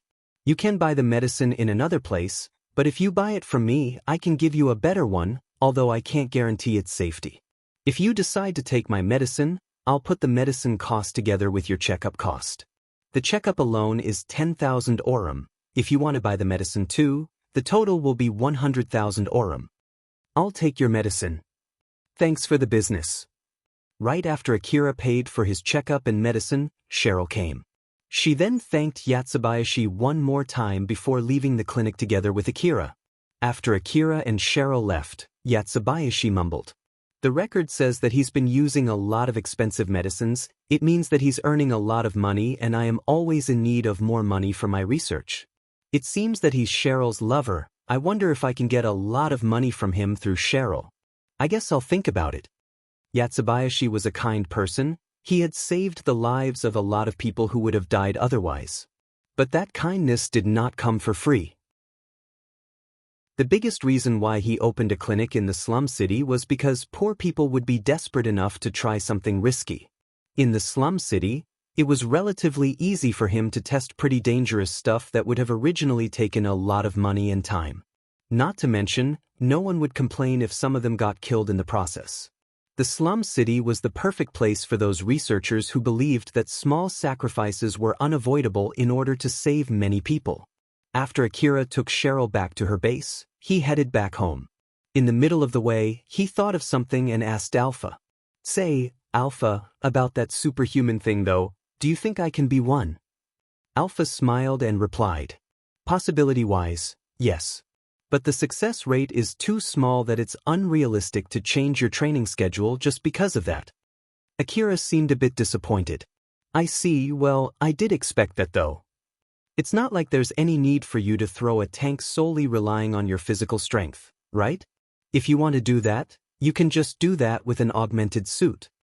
Well, you're right about that, but is that even possible? It depends on the quality of your augmented suit. Let's just hope that Shizuka would find a good one. You're right. Akira headed back home while looking forward to his new augmented suit. That night, a truck was parked near the border between the Kagomayama City's lower district and the wasteland. Two girls were standing next to the back door of that truck. They were Carol and Viola. Viola was wearing casual clothing not recommended for combat. In contrast to her, Carol was armed to teeth. Carol was way more armed compared to when she met Akira that day. She was using an augmented suit and carrying a portable heavy weapon.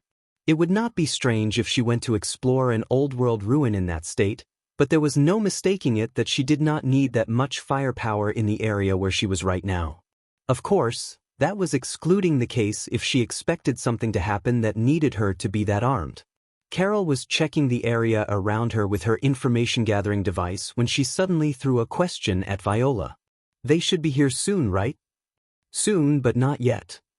My information-gathering device hasn't picked anything yet though. Are you sure they can reach this place before the meeting time? Just so you know, if they don't come on time, I'll leave. I have no idea who are you dealing with, and I have no plans to get involved in trouble with people who can't come on time. Those who could not come at the meeting time could not be trusted to uphold the result of the negotiation. Thus, Carol thought that it would be dangerous to negotiate with them. Viola had her business face up as she replied. I'll wait until the last second. And if they don't come, then they're the ones who scrapped the deal, so it's not my fault. Viola then smiled and continued.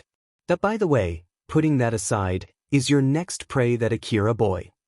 Carol smiled smugly and replied. That's so rude to call him a prey. Call it investing in a prospective customer. Geez, you would even go for such a young boy. You really have no integrity at all. Or did you change your principle or something? Or is that you see something special in that boy? H has nothing to do with it.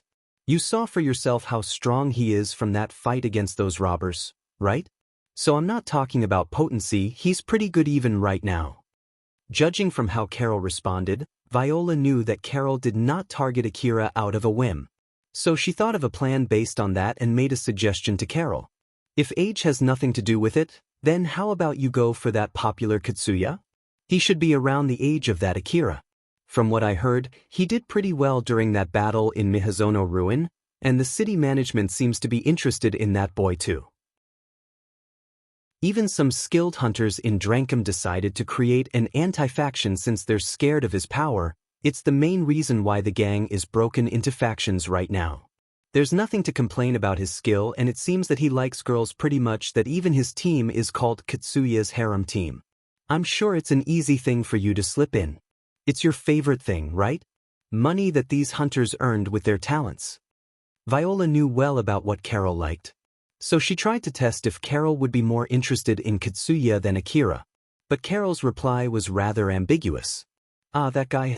I just can't get interested in that guy, you see? Oh my, is it that you don't have the confidence to capture him? Don't tell me that your skill in capturing men has gotten rusty. Viola tried to provoke Carol for a bit, but Carol did not show any change. Of course I'm sure I can do that, but what can I say? What is it? I actually had a job to go to Drankum's facility. I heard about that boy from back then and I did check him out too. To be honest, I don't want to get involved with him. About that harem squad too, I feel like they're going to kill me if I try to seduce that Katsuya. Viola found that a bit weird and asked Carol. Leaving that Katsuya guy aside, I don't think the people around him can do any harm to you though. That harem squad is nothing but small fries to you, isn't it? So why you don't just go ahead and crush them? That is if they're really nothing but small fries. But that's not exactly true there. Rather than strong, they're more like cult members. Cult. Yep, cult. Well, it's not like all of them are like that. But I'm sure it'll only gather more and more members with time. Just like you said, it's already big enough to break Drankum into factions. So at this rate, probably it'll take over the whole gang. I have no plans to get killed fighting a cult, you see. Carol sounded like she really hated that idea.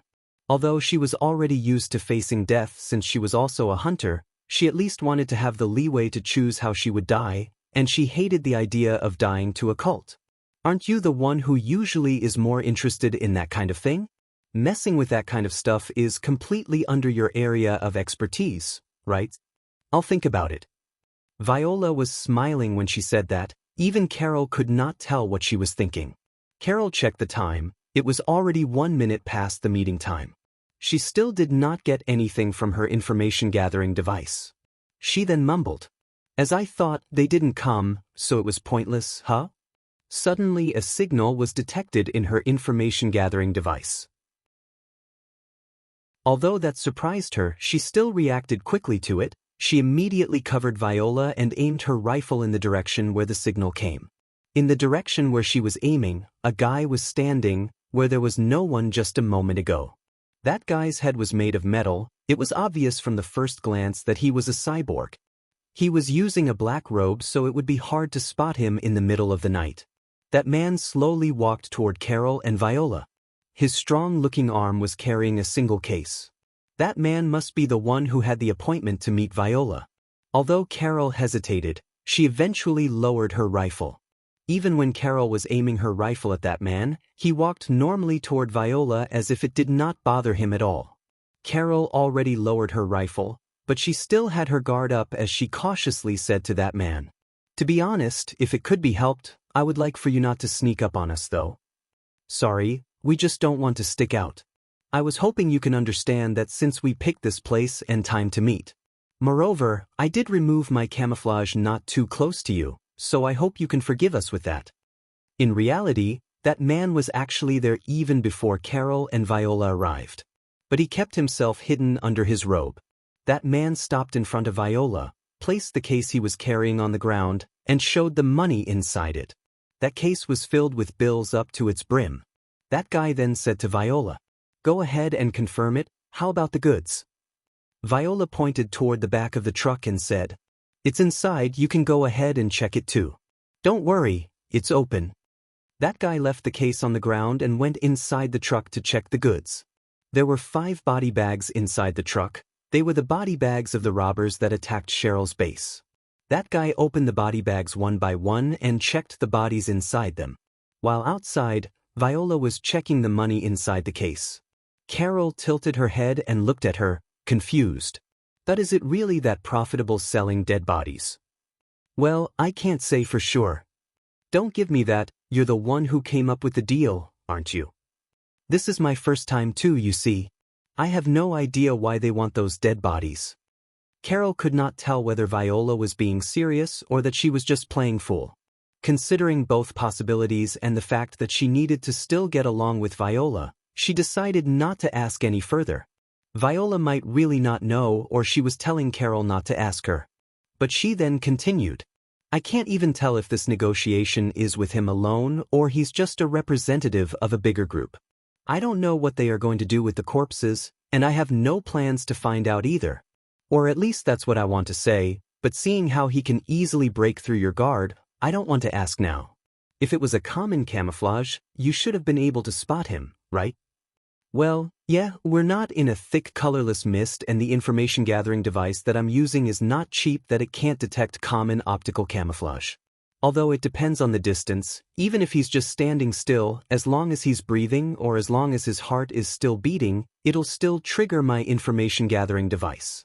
I was using such a powerful information gathering device while watching the surroundings. I know that he was using camouflage and he is a cyborg, but it's still surprising that I couldn't detect him. The guy stepped out from the truck and said to Viola after he closed the door, I already checked it, there's no problem. How about yours? I have no problem too. We have a deal then. I don't know if there's next time, but if we're going to do business again, just transfer the money, okay? It's not easy for a frail girl like me to carry around this heavy case filled with money, you know? Honestly speaking, I did this since I don't want to leave a suspicious record in your bank account. I can still transfer the money if you want. No, it's fine. I see, I'll take my leave then. Just to be safe, let me remind you that it's better if you don't try to tail me. Of course. As I promised, we'll stay here for a while after we finish the deal. And also, you can just take the truck with you. The guy went to the driver's seat and drove away. He was heading to the wasteland instead of to the city. The truck, together with that guy and the bodies inside it, disappeared into the darkness of the night. Viola and Carol just stood there without saying anything while watching the truck leave. Once the truck had completely vanished from their views, Viola let out a big sigh. Although she was smiling and looked relaxed from the outside, she was actually pretty nervous during that exchange. Carol also looked slightly relieved. It's not like I want to dictate to you what to do and what not to do about your deals, but you won't be able to stay alive for long if you keep making deals like this. Viola, who had regained her composure, smiled amusedly and replied, I don't want you to tell me that when you're working as a hunter yourself. Although right now I'm the one who agreed to make that deal in this place and time, it's still safer than exploring old world ruin as a hunter, you know. Well, that's true. Viola was indeed correct. Carol smiled wryly and gave that short reply. After they waited there for a while, they returned back to the city in the car that Viola called. The cyborg guy, who drove the truck with the dead bodies inside, drove away for a bit and stopped not too far away from the city. He stepped down from the driver's seat and went to the backside of the truck. He then dumped some of the body bags while they were still opened. He dumped 4 of the 5 body bags as if they were just trash. As for the last one, he carefully picked that body bag and carried it outside. It was Zalmo's body bag. That cyborg was treating Zalmo's body differently. When that man stepped out of the truck, someone called him. It's me. Yeah, I've picked up our brother. Yeah, it's no problem, I'll leave the rest to you. It was a call through the communication device installed in that guy's body, thus his conversation did not make any sound at all from the outside. Chapter 149, Training Ario and Other Children. Akira spent his day in Cheryl's private room again. They decided to stop selling relics for the time being. The room that they used to sell relics was in ruins after the fight, so they were in no situation to sell relics anyway. Not to mention, many of the relics were destroyed during the fight. It might take some time before they reopened the shop. Akira had been visiting the base regularly lately, but it was originally in order to guard the shop. And now that the shop was closed, he actually had no real reason to come to the base. But even so, that day, Akira was in Cheryl's private room. He was there to calm her down. Cheryl was still traumatized after the shootout inside her base. Akira was alone in Cheryl's room. Cheryl herself was in another room, teaching some of the members how to read and write. But it was not like he was not doing anything. Alpha was teaching him stuff and he sometimes played that game from before, which also served as training too. Someone knocked on the door. Come in. The door opened. It was Alicia and Ario. If you're looking for Cheryl, she's not here. I think she's teaching in the other room. Ario and Alicia looked at each other. Their expressions were saying that they had made their resolve. After that, Ario firmly said to Akira, "No, we have something we want to ask you." "Me? What is it?" Ario then said to Akira with a serious face. "Can you please train us?" After talking about the details, it seemed that Ario wanted Akira to train them so that if another fight happened in the base just like last time, they could at least put up some resistance. Ario and Alicia believed that training others would be an easy thing for someone as strong as Akira. But of course, that was not exactly the case for Akira. Right when he thought about refusing it, thinking that it was too much of work for him, Alpha suddenly interjected. "I won't force you, but if you're okay either way, it might be a good idea to accept it, you know?" Akira assumed that Alpha would be against it, so it was strange for Alpha to say that. "That I don't mind if you say so, but why? If these guys can protect themselves, there won't be any need for you to be here anymore." Although it was very unlikely, it was a precautionary step. In case Akira decided to come there regularly because he's worried about Cheryl. If Cheryl's gang got stronger, it would reduce the burden on Akira. If they learned how to fight, Akira might be able to find a use for them.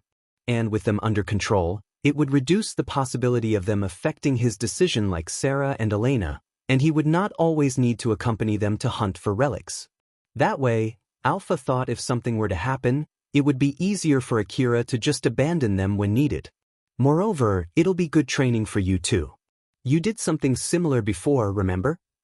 Akira remembered the time when he was in Higuraka residence ruin and replied, "Are you sure it'll be okay? It's not like something bad will happen again like last time, right?" "It'll be alright. We'll not go that far away from the city anyway. Not to mention, your skill will get rusty if you keep spending your time inside like this. Considering that fight not too long ago, it might be a good idea to get you used to fighting other people. I might sound a bit arrogant, but will fighting these guys really help me train in fighting against humans? I'll do something about that, so don't worry. It'll need a little bit of preparation for that though." "Well, if you say so, then okay. It seems that it's decided then." Akira listened to Alpha's explanation for what he needed to prepare before replying to Ario. "Alright, but I'll need to prepare a few things first, is that okay?" Ario was surprised, but he immediately thanked Akira. "Really? Thank you. Thank you very much." Alicia also thanked Akira before she looked at Ario and smiled happily. Akira, who saw that, found it a little weird. "I'll go out for a bit then. If Cheryl returns back, just tell her that I have some business with Katsuragi, and do tell her about the training too. You can tell me how many people will join the training later." "Of course." Alicia replied happily. Akira tilted his head. He still could not understand why Alicia and Ario were so happy. But he decided to just forget about it and left the room. Ario and Alicia were left behind inside the room as they hugged each other. Akira was a hunter who was able to win against 8 armed people all by himself. He then even went and sold those robbers that he spared, and he did not hesitate when he killed the guy who did not want to get sold. This time, Ario and Alicia were able to get their request accepted without angering such a hunter. It was great news for both Alicia and Ario. Akira was indeed strong. If they could learn some of his fighting skills, Ario and the other children might become as strong as Akira. Of course, there was also the difference between their equipment.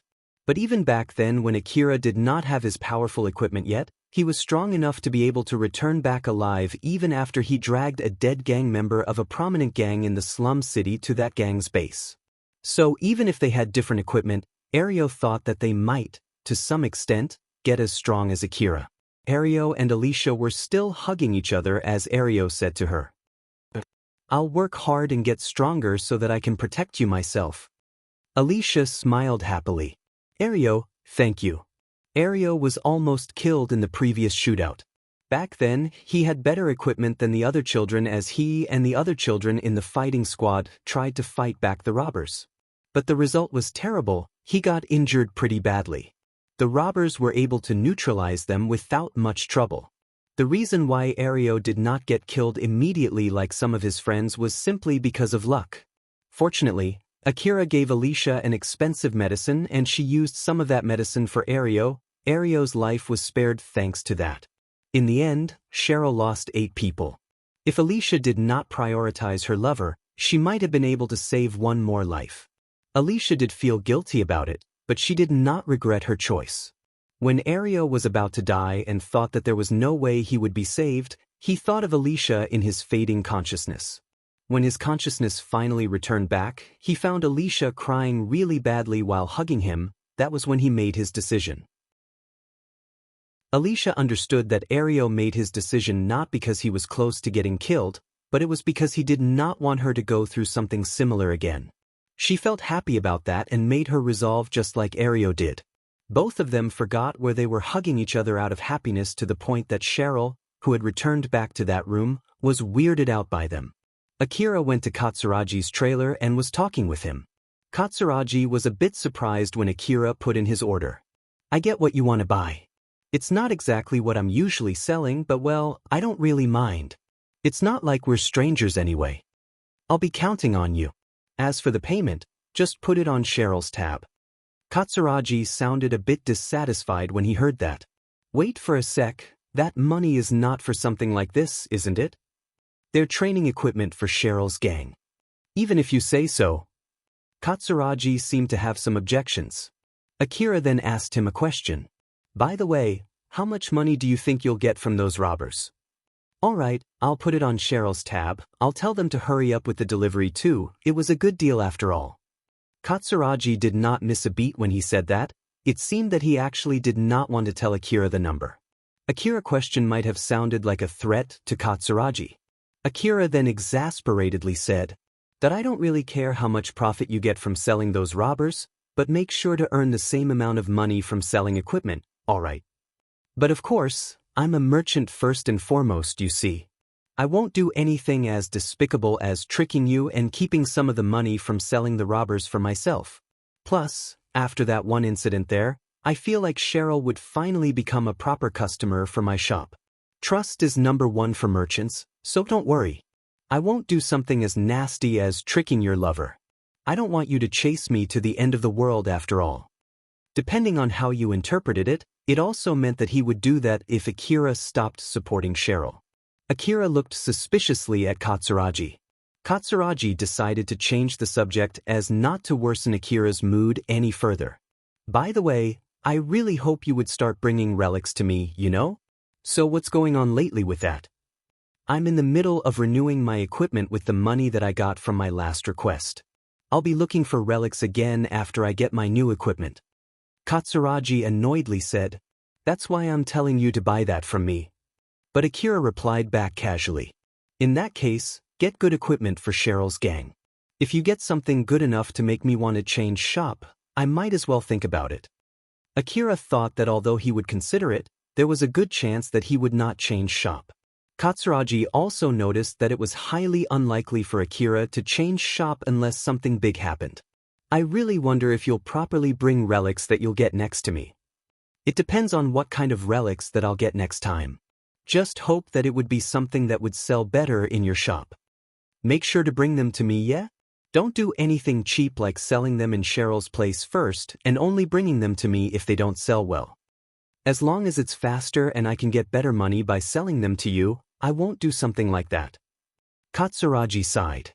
"Huh? You were just a strong boy not too long ago, but you've been turning more and more like a real hunter lately. Thanks for the compliment." In contrast to Katsuragi, Akira seemed a bit happy. Ario and some other children from Cheryl's gang were waiting for Akira not too far from Slum City. That day they were planning to go for training with Akira. Ario plus the other 8 children were waiting nervously for Akira. One of the boys asked, "Say, what are we exactly going to do for today's training?" The other children looked at Ario, who said, "I have no idea either." That boy looked a bit surprised at Ario's reply. "You don't know? But you're the one who asked Akira-san to train us, right? Why don't you know?" "Shut up. There's nothing I can do about it, I really don't know. I was indeed the one who asked Akira-san, but it's not like we talked about the details. I only heard from the boss later that Akira-san wants us to wait for him here." Another boy asked Ario another question. "I heard that you and Alicia went to ask Akira-san directly. You guys did that without asking for permission from the boss, right? Is boss okay with this? It's alright. Akira-san is okay with it, and since it was Alicia and me who asked Akira-san, I'm sure Cheryl won't get that angry. After all, both I and Alicia are pretty close to her. So it should be alright, maybe. Ario sounded a bit unsure there, so the boy could not help but panic a bit. Maybe. This better be alright, okay? I don't want to be dumped in the middle of the wasteland, you know. Ario got a little bit worked up as he replied. Oh, shut up. If you don't want the boss to get angry, then you better take this training seriously. If you don't take the training seriously, although I and Alicia went out of our way to ask Akira-san, this time for sure Cheryl and Akira-san would get angry at you. Why, you're right. Ario got a bit worked up because of his nervousness and lashed out, which caused the young boy to wince back. Ario did realize it himself that he was a bit more strung up than usual. He had made his resolve in all kinds of meaning, so it was understandable that he was not in his usual state. When Alicia and Ario explained the situation to Cheryl, she seemed to be thinking about something with a serious face. Ario thought it was great that Akira accepted their request without any trouble, but if that was not the case, they would have been in deep trouble. Ario had no idea what Cheryl thought about the training. But at least for the time being, Cheryl was smiling like usual, and he hoped that it was a good smile.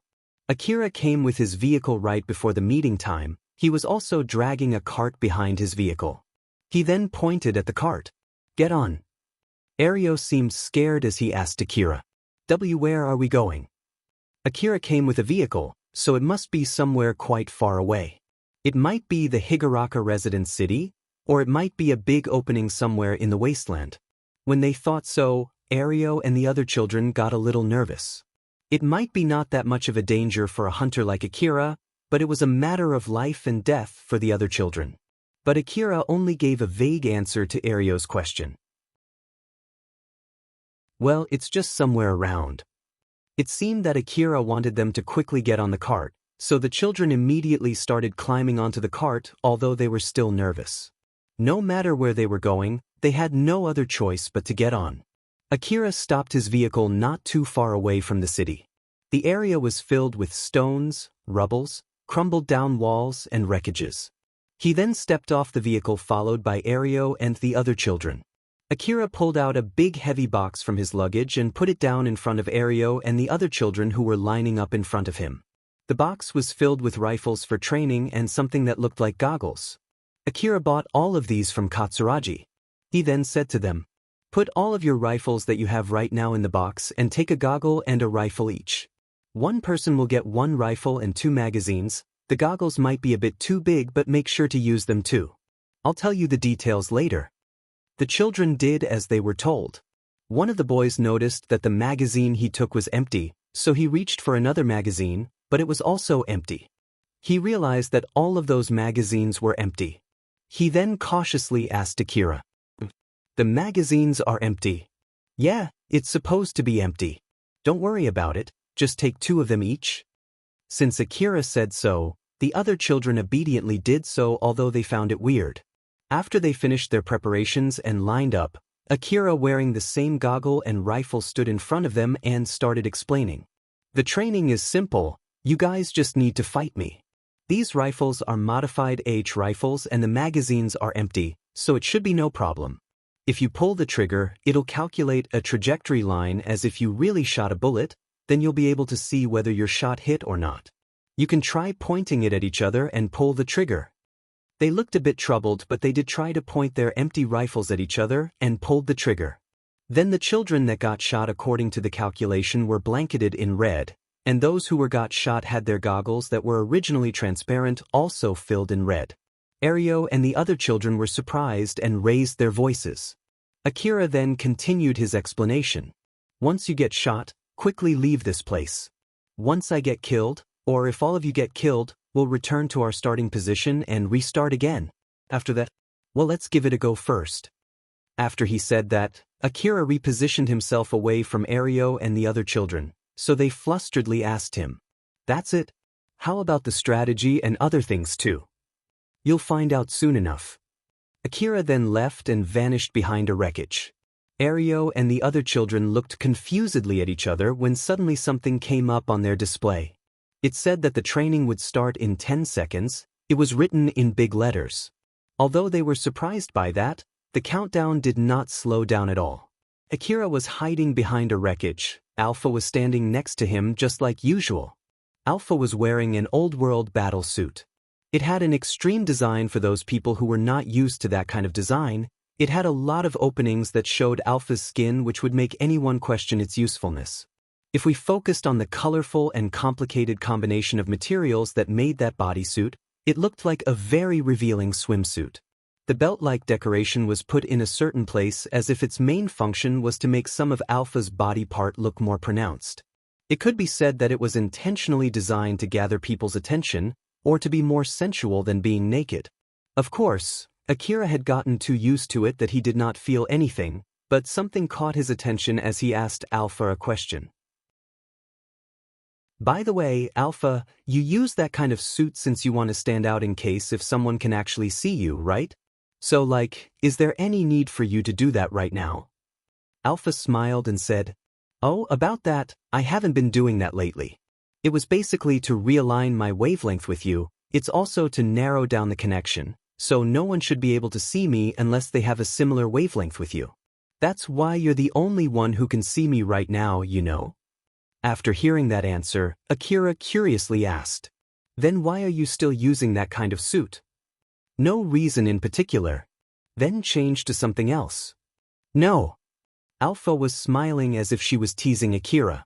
Akira looked at her with a troubled face, but she just ignored that and said, "I'll think about it if you're so used to it to the point that you won't lose your focus in the middle of the fight no matter how your opponent looks. Even a short pause could be fatal, you see. It's indeed just training, but it's still a fight, so focus on the fight and don't let your guard down. Just imagine what would you do if a beautiful naked humanoid weapon suddenly attacks you while you're in the middle of exploring an old-world ruin. Do you really think that it would change its appearance just because you ask it to?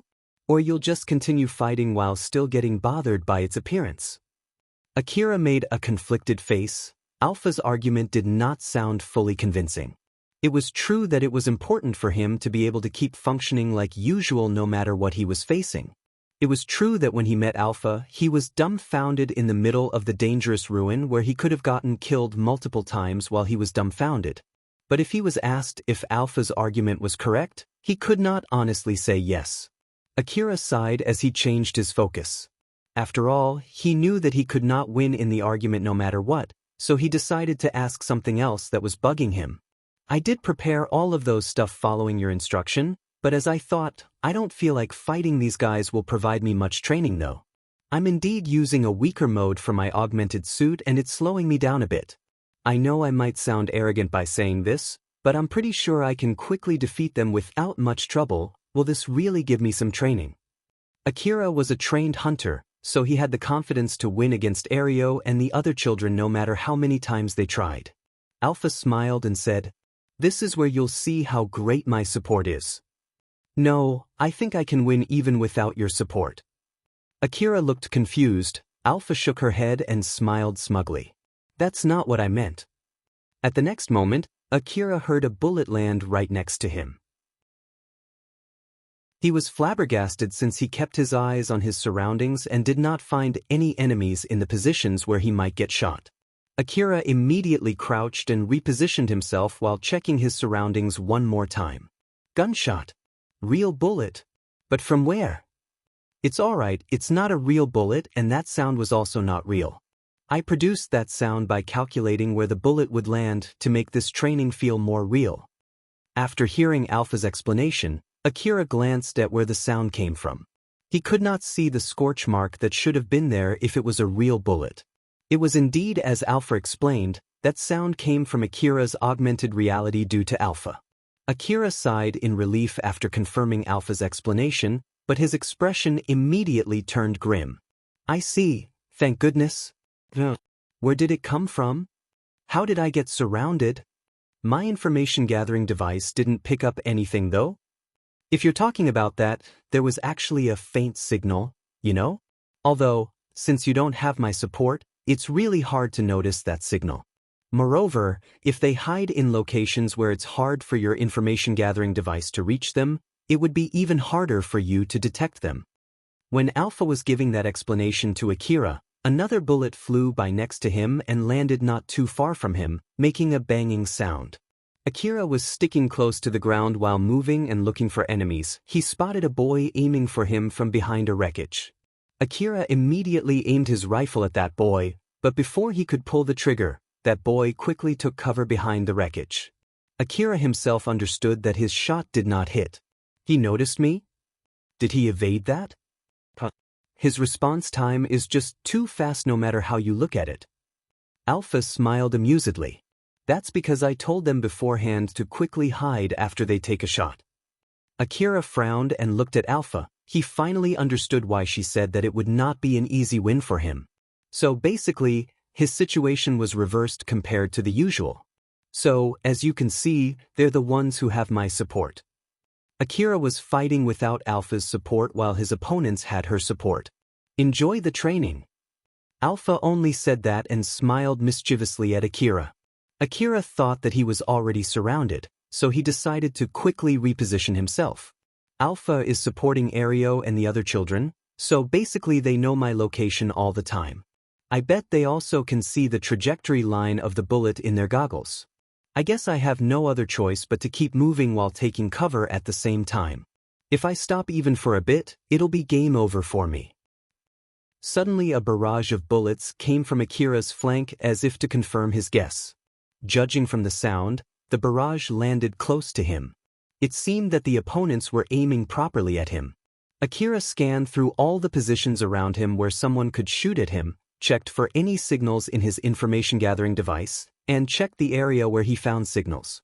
He kept moving to avoid getting shot. Due to that, anyone who tried to shoot at him, whether it was only a haphazard barrage or an accurate aiming, would need to stay out from hiding longer to take a good aim at him. He also made sure not to move too much on a straight line so that they could not get a good aim on him. Akira shifted his gaze from the wreckage to the young boy jumping out from behind it. He quickly aimed his rifle at that young boy and pulled the trigger more or less at the same time as the other boy.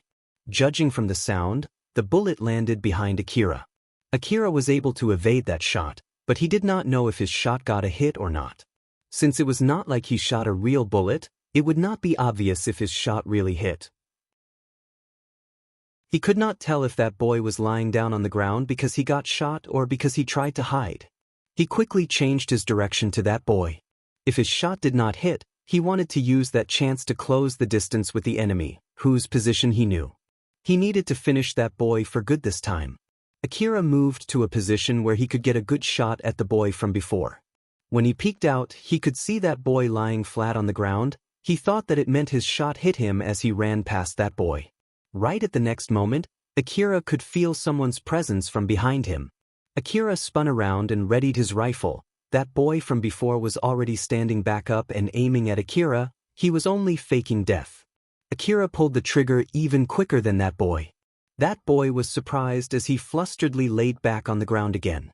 He confirmed that his goggle was filled with red color as he did what they had agreed to beforehand. Akira protested to Alpha. Alpha, is that really okay? Of course. No one said that they can't lie on the ground unless they get shot, right? It's too naive of you to think that the enemies won't fake death. If this was a real fight, there's also a chance that you only temporarily knock them unconscious. So don't take your chance and make sure to shoot their head at least once. All right. Akira agreed with what Alpha said, but it still rubbed him the wrong way. Two boys suddenly jumped out behind Akira, not giving him any chance to relax. Akira quickly reacted to it as he made a 180-degree turn and jumped sideways while at the same time returning shots at those two boys. But that action threw Akira off balance. Akira cut through the air and landed on one leg. That was when four other boys appeared and aimed at him. Akira knew that he was in a pinch. His brain automatically kicked to high gear as it boosted his consciousness. Inside that slowed-down world, Akira fixed his posture to evade the bullets coming from those boys and made a full circle spin with his right hand still pulling down on the trigger. He was able to evade the shots coming from 4 different directions while shooting back at the same time. He confirmed that his shots did hit, So he sighed in relief as he landed with his left hand on the ground, preventing him from falling over. But the moment his left hand touched the ground, his vision suddenly turned red. Someone had shot him. It was a properly aimed shot. Although it caught him off guard, Akira immediately lied down on the ground. Akira's vision turned back to normal. He could see Alpha pointing somewhere. Akira traced where she was pointing and saw Ario aiming at him. Ario was the one who shot him. Alpha looked at Akira and smiled. "It's my win, you still have a long way to go. How much of that was your plan?" "Of course, everything from the start to the end, all of it. I see." Akira pouted a bit when he said that. He then stood up. Alpha pointed to where he was just before. Akira looked in that direction and frowned. Akira could see his corpse lying there. Of course, it was nothing more than an image reproduced by Alpha. Akira's corpse had holes on its head, neck, body and limbs as it was bleeding very badly. Some of its body parts were drowned in blood or just simply shredded to pieces. It was the result if they were using real bullets. During his training in the past, Akira had seen what would happen if he could not fight back a monster, and at that time, the place ended up being filled with the images of his corpse. Akira mumbled, "It has been quite a while since the last time I saw this. So basically this is what would happen if it was real bullets, huh?" Although, to be more precise, in order for that to happen, they would need to use a pretty powerful bullet since his augmented suit also provided a level of protection for Akira, excluding his head. So it was still pretty accurate to say that a normal bullet would kill Akira like that if he got hit on his head. Alpha smiled teasingly at Akira and said, "So there you have it. Aren't you glad that it wasn't real bullets?" "I can't agree more." Akira smiled bitterly as he said that.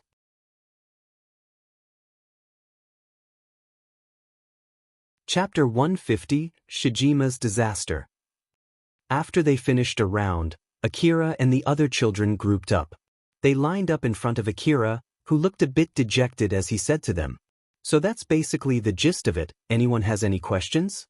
If not, then let's do another round." Ario and his friends asked all kinds of questions. Akira answered them one by one while listening to Alpha's explanation too. "We can see all kinds of things in the goggles. What is with that?" "The training system is taking care of most of the things in the background. It's mostly focused on adjusting your movement as a group, but it also gives individual orders through your goggles. If you follow those orders accurately, you can learn how to fight. Next, how do you know our locations? And how does it decide when one of us gets shot?" "It's connected to the information gathering device in my vehicle and it does calculations based on the data from your goggles and the aiming device of your rifle. Next, the trajectory line from the muzzle sometimes vanished suddenly. What should I do when that happens?" "Reload a new magazine. It's properly counting the ammo inside your magazine. If your magazine is empty, the trajectory line would vanish. It's so that you can learn to protect each other when you reload a new magazine. At the moment, it's set so that you can still shoot for a while even after your magazine is empty, but I'll have to change that soon. Next, I can always see the location of the other people in my goggles. Is this really effective as a training? It's only available to you guys, but not for me. I also don't get that trajectory line nor the specific order from the training system. I'm basically fighting you guys while you guys know my exact position at all times. So use that advantage to corner me or to sneak on me. Basically, follow the orders shown by the training system and learn how to fight from that. Although it's impossible to know your opponent's location anytime during a real fight, you can actually set a situation where you can do something similar to that. For example, if you install expensive information gathering devices in all places inside the base and install a security system to support it, you should be able to get a similar situation. Next, there was no more question, so Akira decided to stop the queue. A session there. No more questions, huh? Then let's do another round. But Ario flusteredly stopped Akira. Wait for a sec. So basically we're the only ones who know your location all the time? And that's not the case for Akira-san. No one was asking questions since they were shocked when they heard that from Akira. Akira then casually replied, "Yeah, I don't get anything like that." "Ah, really? This won't be much of a training if I don't at least have that much handicap." Not to mention we have different equipment too. Unlike you guys, I have my augmented suit and my information gathering device. So without that handicap, it would be a one-way fight and that would not help anyone. Ario and the other children were dumbfounded. They thought that Akira could also see through rubbles and wreckages like them. They thought that Akira was also receiving instructions from the training system like them. But that was not the case. They had that many advantages, but even so, they were only barely able to win in an 8 versus 1 fight. Without that much handicap, they would not be able to give any meaningful fight to Akira. Their difference in strength left those children in shock. Seeing that no one asked anything more, Akira urged them to move on. So, no more questions? Let's restart the training then. They finally snapped back to reality. Then one of the children sheepishly asked Akira, I can't read the instructions, so what should I do? Just follow the indicators in the map and try to make a guess from there. Akira completely forgot the possibility that some of them could not read. It made him feel a bit conflicted remembering that he also could not read until recently. They then had a few rounds after that.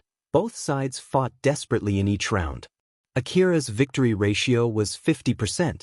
Most of the rounds ended up either with Akira shooting down all of his opponents or Ario's side using one of the boys as a decoy to shoot Akira. Alpha adjusted the training to be like that. Akira suddenly asked Alpha a question while hiding behind a cover. But still, I didn't expect them to get this strong just by following your instructions. Although, unlike in my case, I bet they don't always move following your orders. You're right. After all, back in the Kuzuzuhara ruin, there was a time when you took an action against my instruction, right? Akira remembered that blunder back in Kuzuzuhara ruin and smiled wryly. I'm really sorry about that. Alpha lightly giggled. Well, I do all kinds of adjustment in the background though. For example, when I give them an instruction to go right, they would need to read that instruction, understand the instruction, and check if it's safe first before actually following that instruction. So if they take 10 seconds to go through this process, I'll adjust it to show that instruction 10 seconds earlier before it's actually needed. That way they'll move much more efficiently. You're even doing something like that, huh? How did you know that it'll take 10 seconds? Through a lot of different methods. For example, I measure the lag between when I send an instruction into their goggle until they actually execute that order. I also do other adjustments depending on the psychological state of the receiver, how nervous or tired they are, or if they're in a dangerous situation, or how difficult the order is. Akira nodded in amazement. I see, that's really a lot of things to consider and adjust. Well, your support did help a slum city kid who recklessly went to Kuzuzuhara ruin to look for relics to return alive. And that boy is now doing pretty well as a hunter. So I guess it's only to be expected for you to be able to do that much, huh? Yup, that's true. Aren't you glad that you got to meet me? Yeah, I'm really grateful to you. I'll return back the favor by completing your request, so wait patiently until I can do that, okay? Although Akira sounded like he was being cynical, he did not lie. He really felt thankful to Alpha and he was planning to complete her request no matter how long it would take him. Alpha could see through him and smiled satisfied. Yup, I'll be counting on you. By the way, how strong are they now since they have your support? Remember back then when you saved Elena and Sarah in Kuzuzuhara ruin? They're basically slightly weaker than you from that time. Although, that's only true during this training, all of them as a whole. Nope, each one of them. No wonder why I'm having a hard time here. After all, he was fighting enemies who were as strong as him from that time, and not to mention, it was in an 8 versus 1 fight. Although Akira smiled bitterly, he also felt slightly happy since the fact that he could fight them well meant that he had grown pretty strong. Ario and the other children kept their distance from Akira as they were trying to surround him. The fight had not started yet. Previously, right after the fight started, Akira would immediately focus on those who had not moved much and take them out first before taking out the rest of the enemy. Since that had happened several times, they decided to only start the fight after Ario and the other children had finished repositioning themselves. Instructions were sent to the goggles. Ario read the instructions shown in his goggles. Starting from this fight, if you shoot from a bad position, we will void your shot considering the kickback from shooting from a bad posture. Then how should I carry my rifle? Ario looked at his rifle. The trajectory line from its muzzle had vanished. Right when he was confused about what to do, his goggles shone an image of someone carrying a rifle. So he imitated that image. Like this. Ario used both of his hands to grip tightly on his rifle. Right on the next moment, the trajectory line extended out from its muzzle. He then tried to carry his rifle with one hand again, and just like last time, the trajectory line vanished again. So basically I need to properly carry it with my both hands, huh? But I remember Akira shot with only one arm and in a very bad posture though. I see. It's because he has his augmented suit so that he can properly stabilize the kickback with only one arm, huh? After that, the goggles also showed all kinds of other shooting postures which Ario tried. Since the trajectory line only came out when he took the correct posture, it helped him to learn how to correctly carry his rifle. Ario looked at the other children. It seemed that they were also trying to imitate the postures shown in their goggles. Looking at that, he thought that they looked completely like a group of amateurs. The other children must have thought so too when they looked at each other. But it seems that we still have a long way to go, huh? Ario had made his decision to train himself so that he can be strong enough to protect his lover, Alicia. Back then when he won against Akira for the first time, he thought that it might be not as difficult as he thought it would be, but right after that Akira won 4 times in a row. Ario fully recognized his weakness and admitted that he had a long way to go. He let out a sigh as he felt really pathetic. He then remembered about his lover and resolved himself once again. He had already made his decision. Things like this would not break him. The battle started. Ario ran as fast as he could. Right about the time when Akira and the other children were training in the wasteland. Somewhere in the lower district of Kagomayama City, Shirjima put both of his hands on his head in frustration. Shirjima was the boss of one of many gangs in the slum city and his gang once had an incident with Akira. A guy from his gang by the name of Wataba once went to Cheryl's base and threatened Akira to give up Cheryl's base. Wataba was killed in Cheryl's base by Akira. Then Akira dragged his corpse all the way back to the gang's base. They were in a situation where they were just one step away from a fight. At that time, Akira said that with his current strength, Shirjima and his men might be able to kill him, but Shirjima himself would die too. So in the end, they were able to reach a deal where Shirjima could still uphold his reputation by making Akira pay him some money. Not too long after that, there was no further problem at all.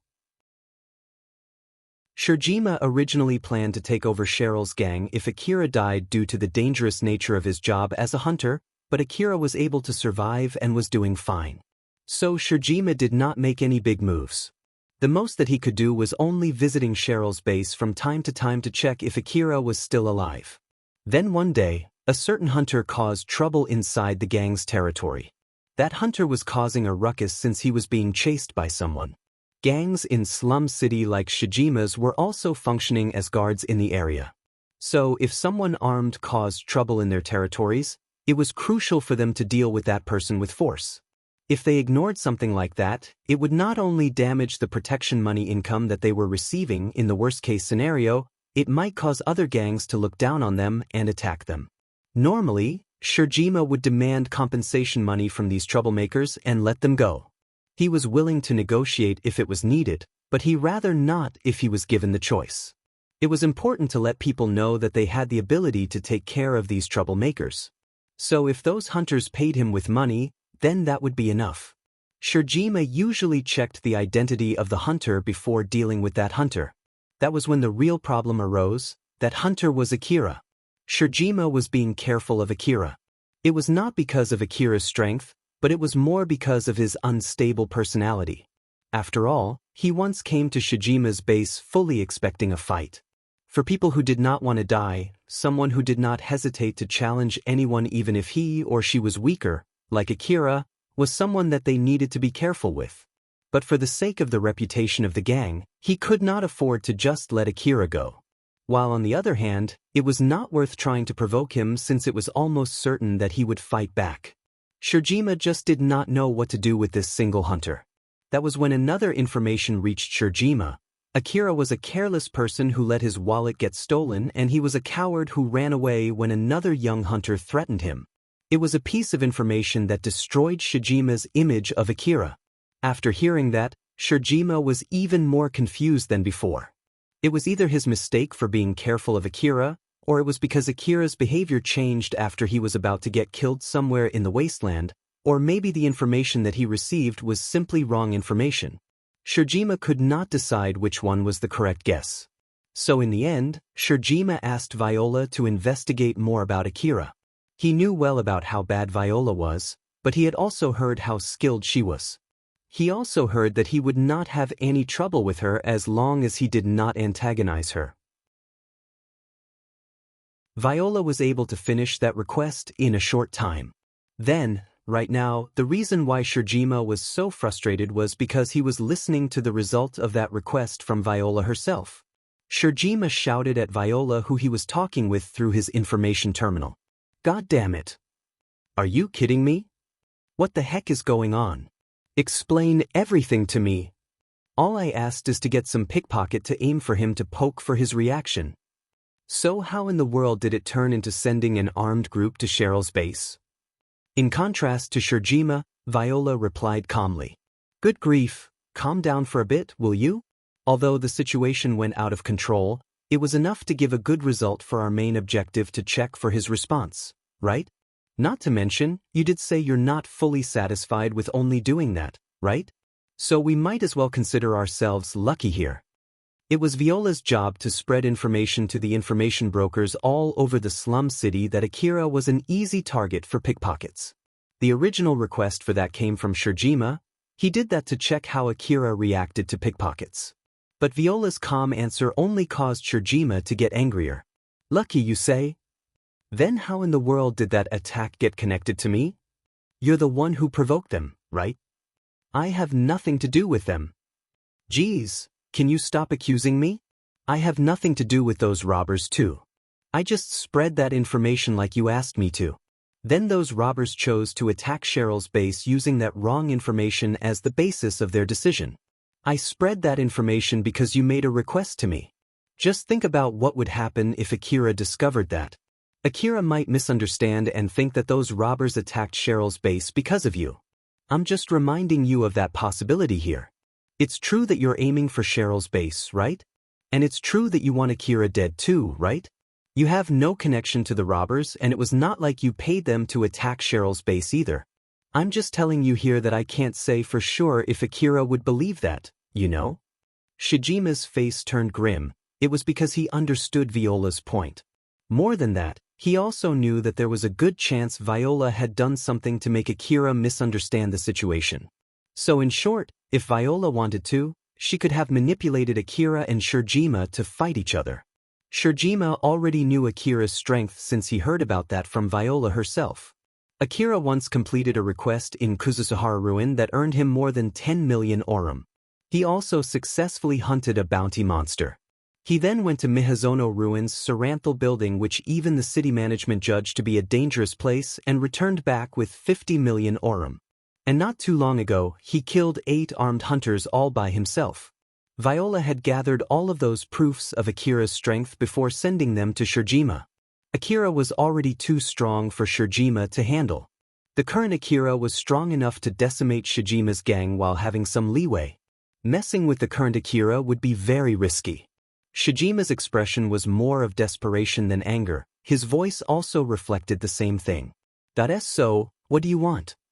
But Viola just smiled and casually replied with something unexpected. Oh my, I didn't demand anything from you though? We're only talking here since I want to give you my report for your request plus some extra service based on my policy to hold my customers dear. So, was it useful information? Normally, you would need to pay to get information like that, you know? Or is that you prefer not to know anything? Was it something that I shouldn't have done? I'm sorry if it was. I'll make sure not to do that again next time. Shijima was about to retort, but he closed his mouth and gritted his teeth, trying to hold back his anger. He then tried to calm down as he said, Thanks for the information. As a gratitude, is there anything that we can do to help you? Oh my, it would be such a waste if you would even go that far. In that case, I might as well ask you one thing.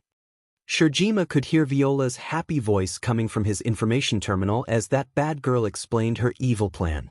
Although if it was from her voice alone, Viola had a very appealing voice. But that did not help in this case. Shurjima only accepted her request because he did not have much choice. So then, until next time, yeah, I'll be counting on you. Shurjima closed the call and immediately yelled as hard as he could. God damn it. Shijima's voice echoed through the base. Akira did not exactly plan the training duration, but since it seemed that Ario and the other children were getting tired, he decided to stop the training. Ario and the other children received notification in their goggles and heard Akira's voice telling them to stop the training there. They were all really tired as they sighed in relief at the signal saying that they could finally relax. They used their rifle as a walking staff to help them drag their feet back to where Akira parked his vehicle. Before Akira returned back to his vehicle, he looked around and said in disappointment, "That I died quite a lot this time." Akira could see countless corpses of himself scattered around the ground. Only he and Alpha could see those corpses. They were the results of his blunders during the training. He would have ended up as one of those corpses if this wasn't just a training. Akira's face looked pretty dejected by the fact of how pathetic he was, so Alpha tried to cheer him up. "Well, that's just how it is. Considering that the other party had my support, I think this result is not bad at all. Did I see?" "Wait, is that so?" "Yep." Although Akira sounded like he was still questioning it, Alpha replied with a confirmation. She answered back so firmly that he did not have much choice but to accept it. Alpha then smiled smugly and said, "Or is it that you have something to complain about since my support cornered you this much?" Akira replied back swiftly, "No, I have no complaint." "Thought so." Alpha smiled satisfied. Akira then decided to move on. "You're right, your support always helps me a lot. Thank you. Let's head back now." On his way back to his vehicle, Akira remembered something and asked Alpha, "That by the way, I think it worked well as a training for me, but how about for Ario and the other children? How is their fighting skill? Did they get better?" "Well, although it didn't work out that perfectly, they did receive some training from me. So they're at least stronger than yesterday. Training-wise, I think it was more effective than if they're doing their own training. Let's keep on doing this training so that Cheryl's gang would get more fighting power, that way they would not bother you that much." Akira then remembered Ario and the other children who were so tired after the fight that they looked like they would faint anytime. To be honest, I'm not sure if they would come for another training though. When that happens, we can just ask for Cheryl's help. I'm sure that she won't say no. Well, that's true, but still. It was not a bad idea for Cheryl's gang, so it was very likely that Cheryl would say yes to that. Moreover, Ario and the other children could not say no if it was an order from Cheryl. After all, if they did, Cheryl would kick them out from the gang. Akira felt a bit sorry for Ario and the other children. After they finished their training, all of them returned to Cheryl's base. In contrast to Akira, who seemed still full of vigor, Ario and the other children looked so tired as if they were forced to do long-hour labor work. Seeing that, Cheryl's men could not help but feel scared. Cheryl told them to take a rest before she headed to her private room together with Akira. Akira gave a small explanation to Cheryl about the training and said, "Well, so that's the gist of it. I'm thinking of doing this training regularly. The equipment that we used for the training is paid with the money from back then when we had that deal with Katsuragi. I think it's a good idea to use that money for something like this. If you ask me how is it useful to me, it also serves as a training for me." Cheryl smiled happily and said to Akira, "Thank you very much, I'm sure Ario and the other children would be happy too." Akira questioned for a second whether Cheryl said that because she knew that was true for sure, or because she only guessed that it was true, or because she only said that as not to worsen his mood, or because she knew it was beneficial for her gang to say so. Akira looked at Cheryl more intently than usual. She was smiling at him. To Akira, it did not seem that she was only acting, and even if it was, he did not have the skill to notice that. Cheryl realized what Akira was trying to do there, so she confusedly asked him, "What's wrong?" "No, it's nothing." Akira decided not to let that bother him too much. It was up to Cheryl and her gang whether to continue the training or not. It was not something for him to worry about. Cheryl observed Akira's reaction carefully. She understood that he had something in his mind, but he decided to just stop thinking about that. Just to be safe, she re-evaluated what she just did there. I'm sure I didn't say anything that might offend Akira. This should be all right. Is it better if I ask him what he is thinking about? No, Akira said that it's nothing, so it might be better not to ask him. Cheryl still had her usual smile on her face as she thought about a lot of things in the back of her mind on how to make sure not to offend Akira, make him like her, and make him keep supporting the gang. Cheryl then said to Akira, "There's something else that I want to talk about. I got a call from Shirjima. He said that he wants to meet me and Akira. What should we do?" Shirjima? Who's that? He's the boss of another gang. He's the boss of a gang that you once visited. Oh, that one? If it's about gang business, you alone should be enough, right? No, he specifically asked to meet you sometime soon. Why? It's just my guess. He might want to check if we're okay after that shootout in the base. I believe he wants to confirm that we're not trying to hide if you or I are wounded or killed. Akira agreed with Cheryl's guess. So it's about that, huh? If he refused without a good reason, Shirjima might think that Cheryl's gang had lost Akira's support, and that would definitely cause more troubles later. If it was possible, Akira wanted to avoid any trouble until his new equipment arrived. Unlike last time, Shirjima would not look down on Akira and think that Akira was just a common young hunter, so this time for sure he must be properly prepared for him. When Akira concluded as such and thought of having to fight the force that Shirjima prepared, he exasperatedly said, "That I'm tired today, so how about tomorrow?" "Very well, I'll tell him so." Cheryl thought that Akira said so simply because he was tired. She did not think that Akira also thought about the possibility of fighting Shijima's gang. It seemed that there was still a gulf between his and Cheryl's way of thinking. Chapter 151, Viola's Plan. Tyal was walking through the slum city in the middle of the night. When he arrived at his destination, he readied his rifle and stormed through a broken door. The flashlight equipped on his rifle provided vision in that pitch-black room as he checked all four corners of that room. But he found no one. He clicked his tongue and took out his information terminal, immediately made a call with a grim face. "Hey, she's not here either. All the information that I got from you are false, aren't they? Are you sure that information that she's living here is correct?" A woman's voice came out from Tyal's terminal. Unlike Tyal, who sounded desperate, that woman's voice was the exact opposite. "Well, she should have been there at least a week ago. Freshness is important for information. It's normal to encounter something like this out of old information." Tyal's face twitched with anger. He then shouted at his terminal, "It's normal to encounter something like this? Are you kidding me? You do know the situation that I'm in, right?" Not being concerned about Tyal's anger, that woman replied with a light threat. "I'm not kidding here. In the first place, are you taking this seriously? You didn't pay anything and demanded me for information, then to top it off you still complain to me? Don't get ahead of yourself. In all honesty, I don't really care even if you die." That was enough to immediately shut Tyal down. He sounded scared and desperate at the same time as he said, "I'm sorry, but I did explain to you my situation, right? I'm in a really bad situation. I was the one who brought those attackers to the base, you know? In the worst-case scenario, I might get kicked out of the gang. So if I can find and drag that pickpocket who Akira is looking for, I might be forgiven. Otherwise, this is really, really bad. Damn it. Why did this happen to me?" Tyal was pulling his hair out. But then the woman gently said to him as if to cheer him up, "Just keep following my instructions from here and on. If you do, I'll give you some good info." He replied as if he was begging that woman, "Please, I'm relying on you. This is my only hope."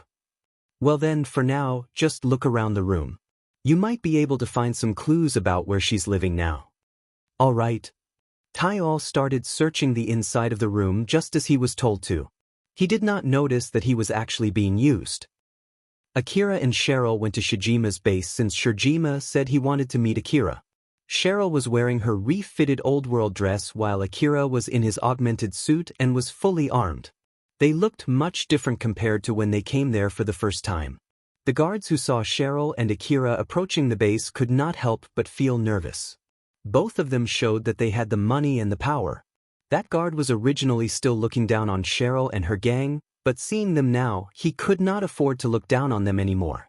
That man kept his guard up as he said, "Akira and Cheryl, right? Boss is waiting inside, I'll take you to him. But I'll need you to leave your weapons with us." Akira swiftly replied, "No." That man frowned and tried to intimidate Akira. "We're not kidding here." Akira did not wince back at all, he just casually replied, "Neither am I. I keep getting attacked lately, so I'm being more careful than usual at the moment.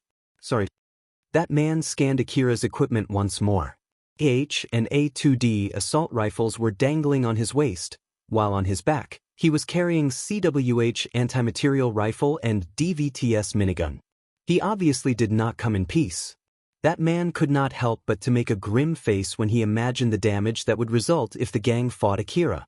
"Good grief, you came here with all of those weapons. Are you planning to fight us or something?" "No, I have no intention to fight any of you. Although, it's completely out of my control if something were to happen that might cause a fight." That man gave up trying to convince Akira and shifted to Cheryl. "Are you really okay with this?" Cheryl seemed a bit troubled as she replied, "Since Akira said no, it's not like I can do anything to change his mind. And he is here to protect me too. So if you say that we can't pass unless we give up our weapons, then it can't be helped, we have no other choice but to leave." The man clicked his tongue. "Wait here for a bit." He then went into the base, gave his report, and returned back to Cheryl and Akira. "Boss said that it's okay. Follow me, and don't try anything funny." Judging from that guard's face, it seemed that they actually did not want to let Akira and Cheryl into the base. Akira and Cheryl were guided to a big guest room. Shirjima welcomed them with a suspicious smile. "Thanks for coming, come and sit." Cheryl went and took a seat on the sofa, while Akira stood near Cheryl and scanned the room, registering everyone inside the room in his mind. He could see there were some people behind Shirjima and they were all armed.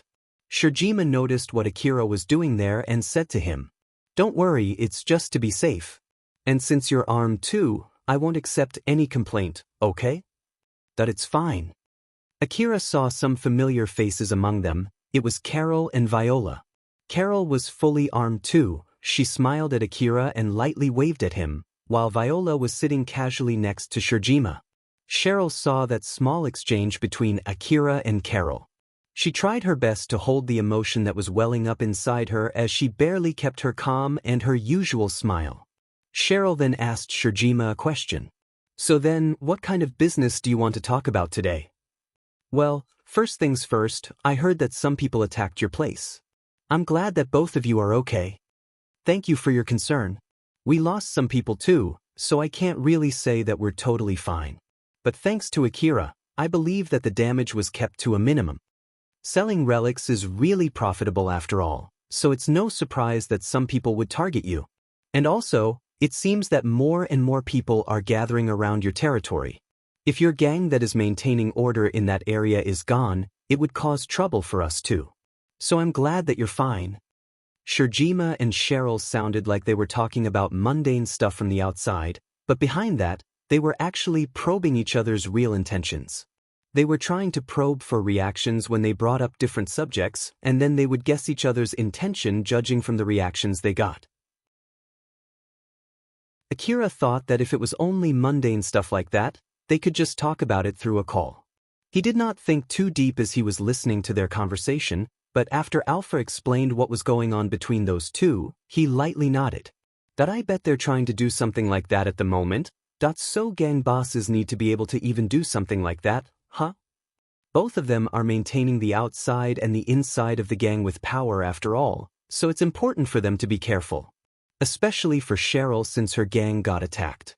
Although she has you supporting the gang, there's a need for her to take care of the aftermath. As for Shirjima, I bet he thought that Cheryl's gang was nothing but a small weak neighboring gang. But then that gang has started selling relics and earning enough money to even get targeted by robbers. And if you have money, you can hire people and get good weapons.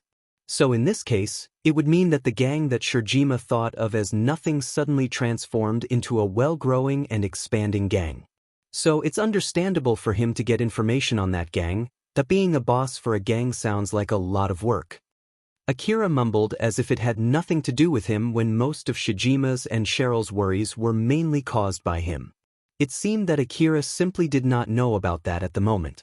Cheryl and Shirjima spent some time talking about mundane stuff while probing each other's intention. That was when Viola suddenly interjected.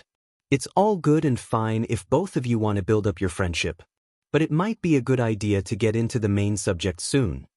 Shirjima frowned and made a grim face. He looked at Viola without saying anything as if he was reproaching her. Cheryl seemed a bit confused while she was checking Viola and Shirjima. In that situation, Viola was just smiling confidently there. Viola still looked rather relaxed when she continued.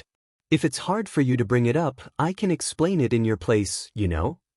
Shirjima took a small pause. It seemed that he had to make his resolve before replying. Alright, go ahead please. Cheryl, who saw that, thought. Shirjima is intimidated by that woman? Are they acquaintance or something? I don't really know what's going on here, but what exactly do they want to talk about? Cheryl raised her wariness as she shifted her focus to Viola.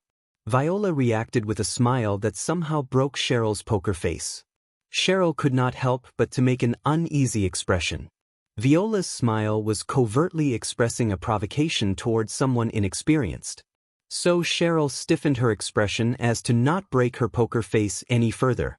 Viola shifted her gaze to Akira. She smiled at him and said, "To be honest, it's actually something related to Akira." Akira frowned. "Me? You've been targeted by pickpocket lately, right? I'm sure you've been dealing with a lot of those pickpockets who bought a particular piece of information from some information broker." Akira's expression immediately changed. He looked slightly annoyed.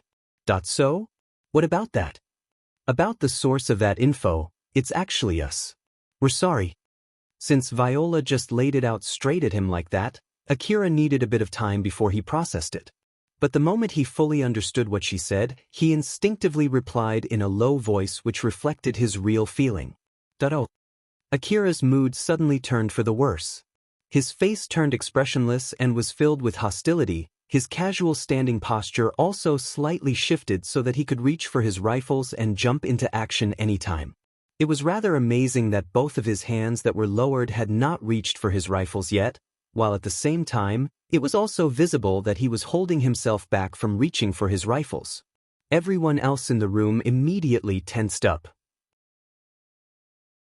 Shijima's men immediately changed their posture so that they were ready to fight any time, but no one was reaching for their weapons yet. If any of them had grabbed their rifles and aimed at Akira, there was no question that Akira would not hesitate to open fire.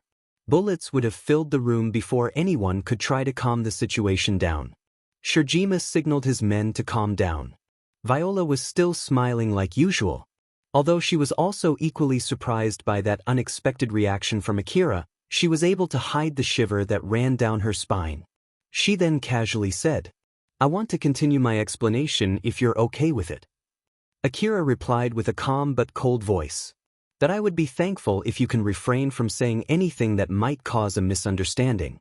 Even if you can properly explain everything if I listen to you until the end of your explanation, I can't guarantee that I'll calmly listen to your explanation until the end." Akira was stating that he had no confidence he could listen calmly until the end. After hearing that statement, Viola continued while trying to keep her face from wincing. "Alright, in that case, let's start with the overview. It ended up pretty badly purely by coincidence. We did not mean you any harm when we did that. We do feel sorry for what happened, so please calm down and listen to our explanation. It all started when you caused a ruckus in Shijima's territory with your gun out, so from there..." Viola explained what was going on to Akira. Back then when Akira pulled out his rifle as he was chasing Alna, they were actually in Shijima's territory. So Shirjima wanted to know more about the hunter who caused that ruckus. Then he found out that Akira pulled back when he was confronted by a young hunter, and that was the biggest reason why incomplete information about Akira spread around.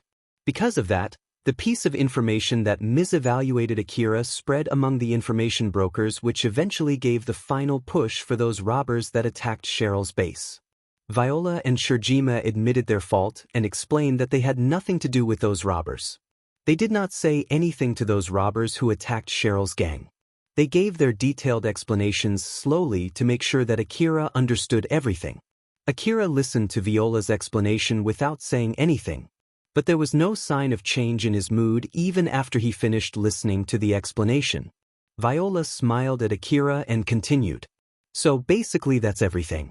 I did my best to not cause any misunderstanding, to say it clearly, we have no wish to be hostile with you. So, do we understand each other here? Akira did not say anything back. Everyone in the room started to tense up. There was no questioning that if someone made a suspicious move there, they would immediately break into a fight. Although all of them had different thoughts running on their mind, that was one thing which everyone agreed on. Viola tried to hide the cold sweat running down her skin as she shifted her gaze from Akira to Cheryl. She then smiled gently at Cheryl and said, "Since it's also related to your gang, if it's okay, can you let us know your opinion too?" "My opinion?" "Yes. You lost some of your men during the attack. So I want to know your opinion as the boss of the gang. It would be great if you can understand that we have nothing to do with those robbers, but if you can't believe us, then we understand that too. Which in that case, I want to discuss the incident with you. To be honest, we want to resolve this peacefully. Of course, I'm okay with it if you want to discuss it with Akira first." Cheryl frowned.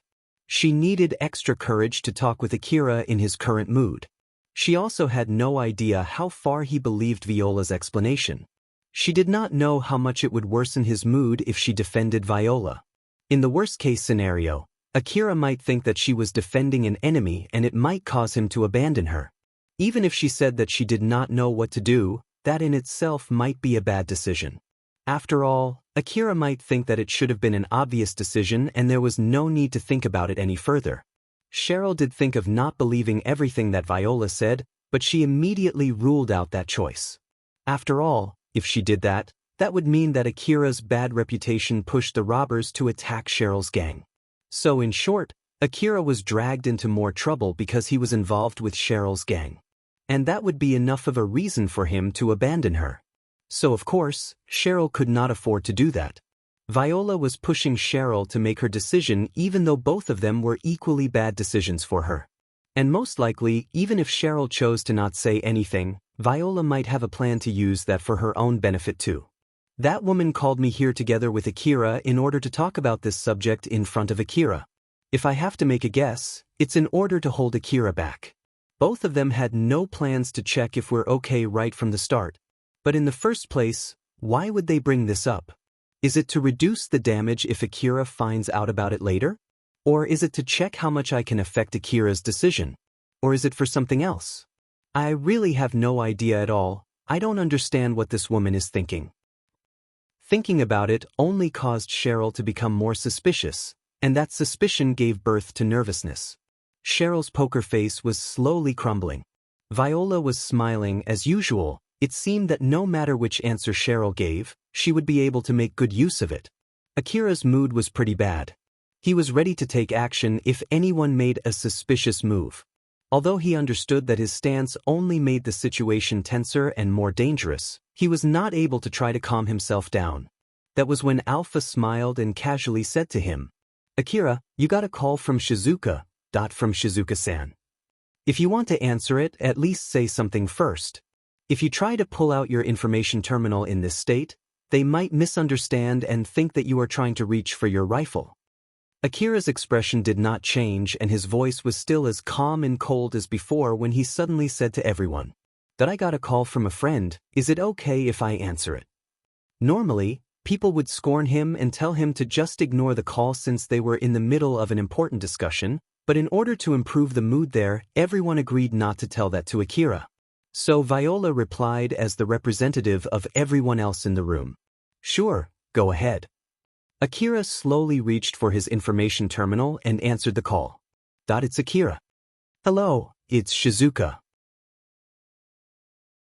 There's something I want to ask you, is it a good time?" Or at least that's what I want to say. Should I just call again some other time? No, it's fine. Is that so? If you're busy, I can just call again later, you know? It sounds like you're in a rather bad mood over there. If I called you at a bad time, I'm really sorry. No. I'm sorry. Can you please keep the call open and wait for a bit? Sure. Akira pulled his information terminal away from his ear. He then took a deep breath and did that several times in front of everyone. After he forced himself to calm down to some degree and his expression was mostly returned back to normal, he then continued his call with Shizuka. Thank you for waiting. Do I sound better now? Or do I still sound pretty bad? Shizuka gently replied to that question. It's okay, you sound like the usual you now. Akira actually had not fully returned to his usual self. Shizuka only said that since she thought that it would calm him down. And in reality, it did calm Akira down. Akira then apologetically said to her, I'm really sorry, it's just that something bad happened and it really annoyed me. Like, there are a lot of things that I have to deal with when I'm working as a hunter. Don't worry, I know how hard it is being a hunter. Akira was relieved. It seemed that Shizuka did not mind. With that, his mood had mostly returned to normal. Shizuka then returned back to the real reason why she called him. Well, let's return to the main subject then. You asked me to help you choose your new equipment, remember? I actually came up with some suggestions and so I want to check them with you. I'll send the data to you so take your time and check all of them. Or at least that's what I want to say, but some of them are only available for a limited time, you see. For a limited time, Yep. After all, your budget is 400 million aurum and expensive equipment are usually available for only a limited time, you see. Moreover, some of the merchants who are worried about their revenue might be willing to give a big discount if you pay for their goods soon. As a matter of fact, some of them are only available for the next 2 hours. That's why I hurried up and called you. I see, thank you very much. Likewise, thank you very much for entrusting our shop with such a big deal. But then Shizuka's businesslike voice immediately changed to a very gentle one. That I don't know what just happened to you, but as I said before, I can at least listen to your worry, okay? Okay. Akira sounded a bit happy when he said that. Well then, see you next time. Shizuka sounded relieved as she ended the call with that remark. Akira then put back his information terminal and realized that everyone in the room was looking at him. Although they had different expressions, it was more than obvious that everyone was looking at him. He found that weird, but he then remembered that he was in the middle of a discussion with Viola. Ah, right, we were in the middle of a discussion, right? I have no plans to cause an unnecessary fight either. But if there's something else that you want to talk about regarding the gang, like maybe the peace money, then you can just talk it out with Cheryl. I don't want to have anything to do with the war between gangs. As long as Cheryl doesn't ask me to get involved, I have no plans to get involved. You okay with that too, right, Cheryl? Cheryl flusteredly said. Wise. I'm okay if you say so, Akira. So there you have it. Akira looked at everyone and casually said so. Akira's bad mood was completely erased. As a matter of fact, he sounded rather happy as if everything that happened until now was nothing but an illusion. The mood in the room had completely relaxed. Except for one person, Shirjima still had a stern expression plastered on his face. He remembered what his men reported to him when Akira came to his base for the first time. Akira dragged the corpse of one of Shijima's men, Wataba, all the way to Shijima's base, and Akira was the one who killed Wataba. Shirjima then heard the full report of what had happened from one of his men. It seemed that the moment Akira killed Wataba, Wataba said something about threatening Akira's acquaintance. According to that report, when Wataba was about to mention a name, Akira did not hesitate at all and quickly shot him. From what I heard, that person is the owner of a weapon shop. And judging from the conversation just now, it seemed that it's about buying some equipment. So in short, there's a good chance that Call was with that shop owner, and that alone was enough to fix his mood. I bet that Akira likes that person and thinks dearly of that person. So, is that person the same person who Wataba was about to mention? In the first place, why did Akira kill Wataba?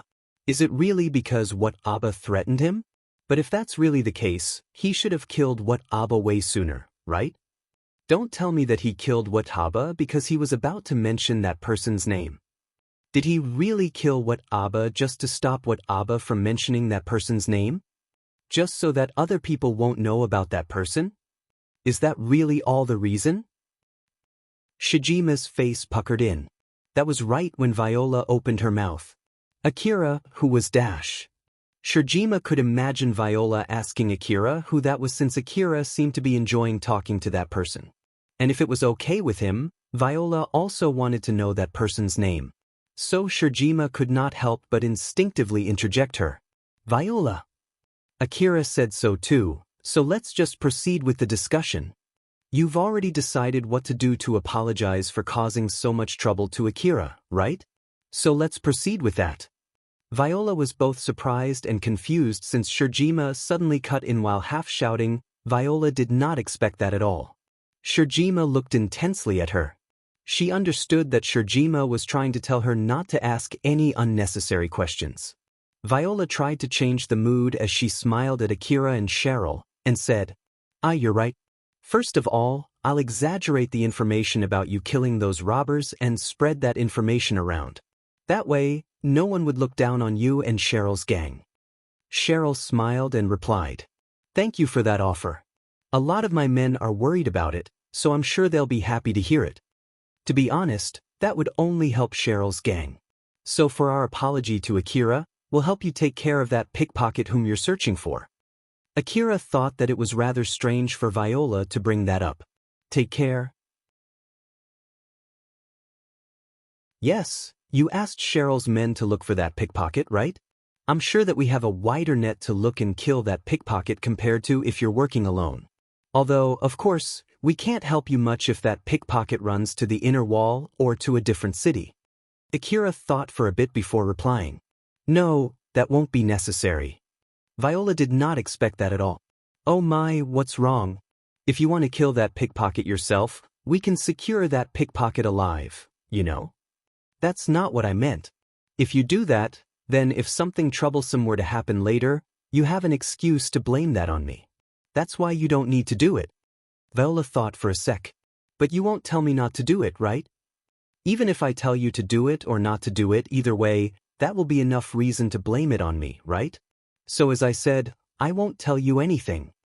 Viola took a few more seconds to think before opening her mouth again. I see. In that case, we'll just do what we want to do.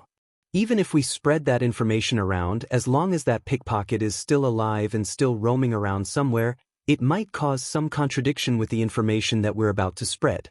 So we need to make sure at least that pickpocket is not around the area. You don't mind if we do that, right? I'm in no position to tell you what to do and what not to do. So you decide by yourself on what to do. All right. Shijima sounded a bit arrogant as he said to Cheryl. That's all that we want to talk about with you today. If you have nothing else to say, you can leave now. It's rather troublesome to have someone as heavily armed as you inside my base when you're not a part of my gang. So now that a bigger problem than that is over, it would be great if you can leave quickly. Very well. We'll take our leave then. Cheryl stood up from the sofa and lightly bowed at Shijima.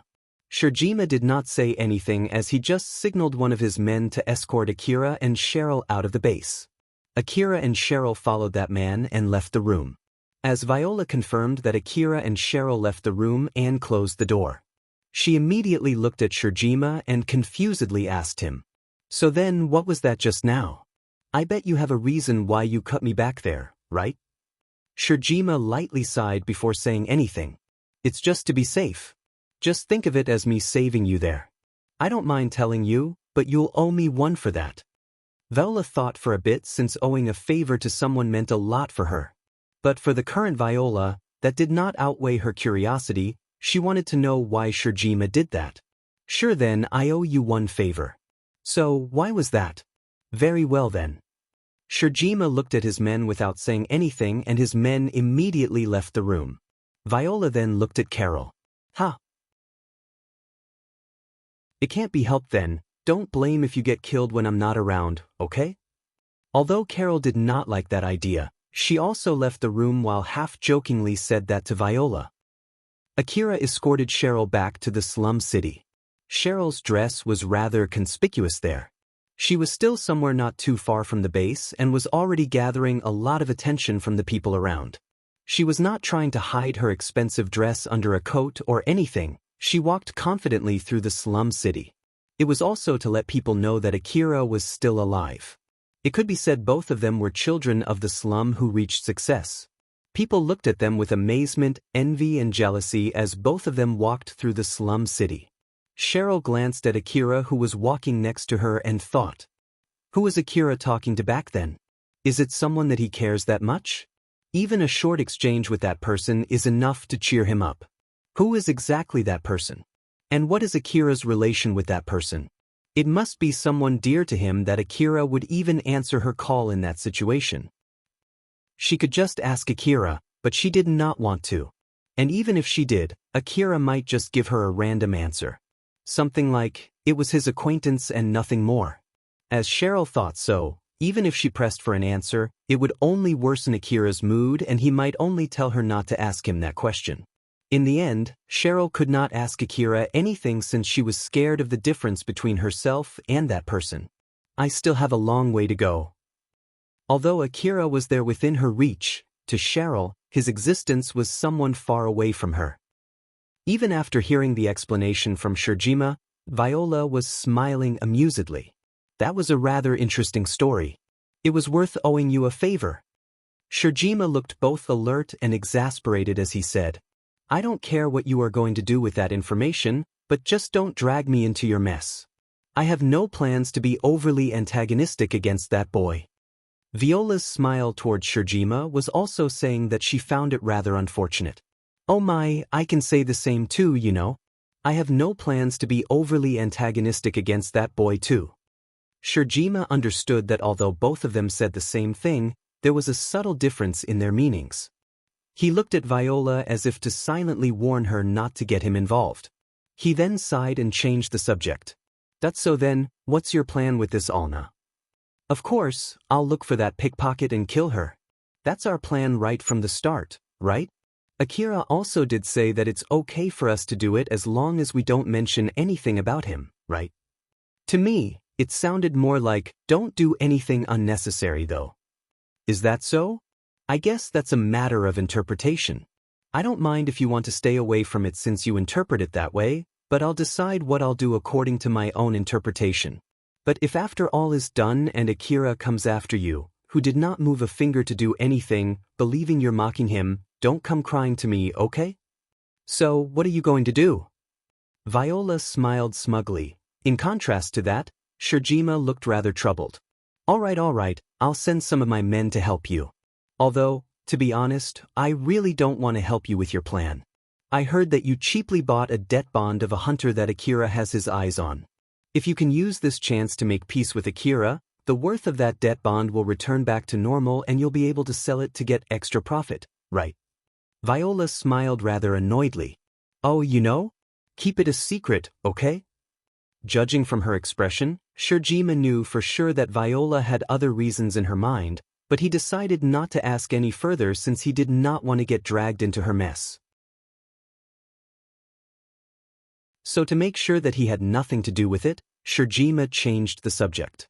By the way, I heard that Cheryl is Akira's lover. Do you think that's true?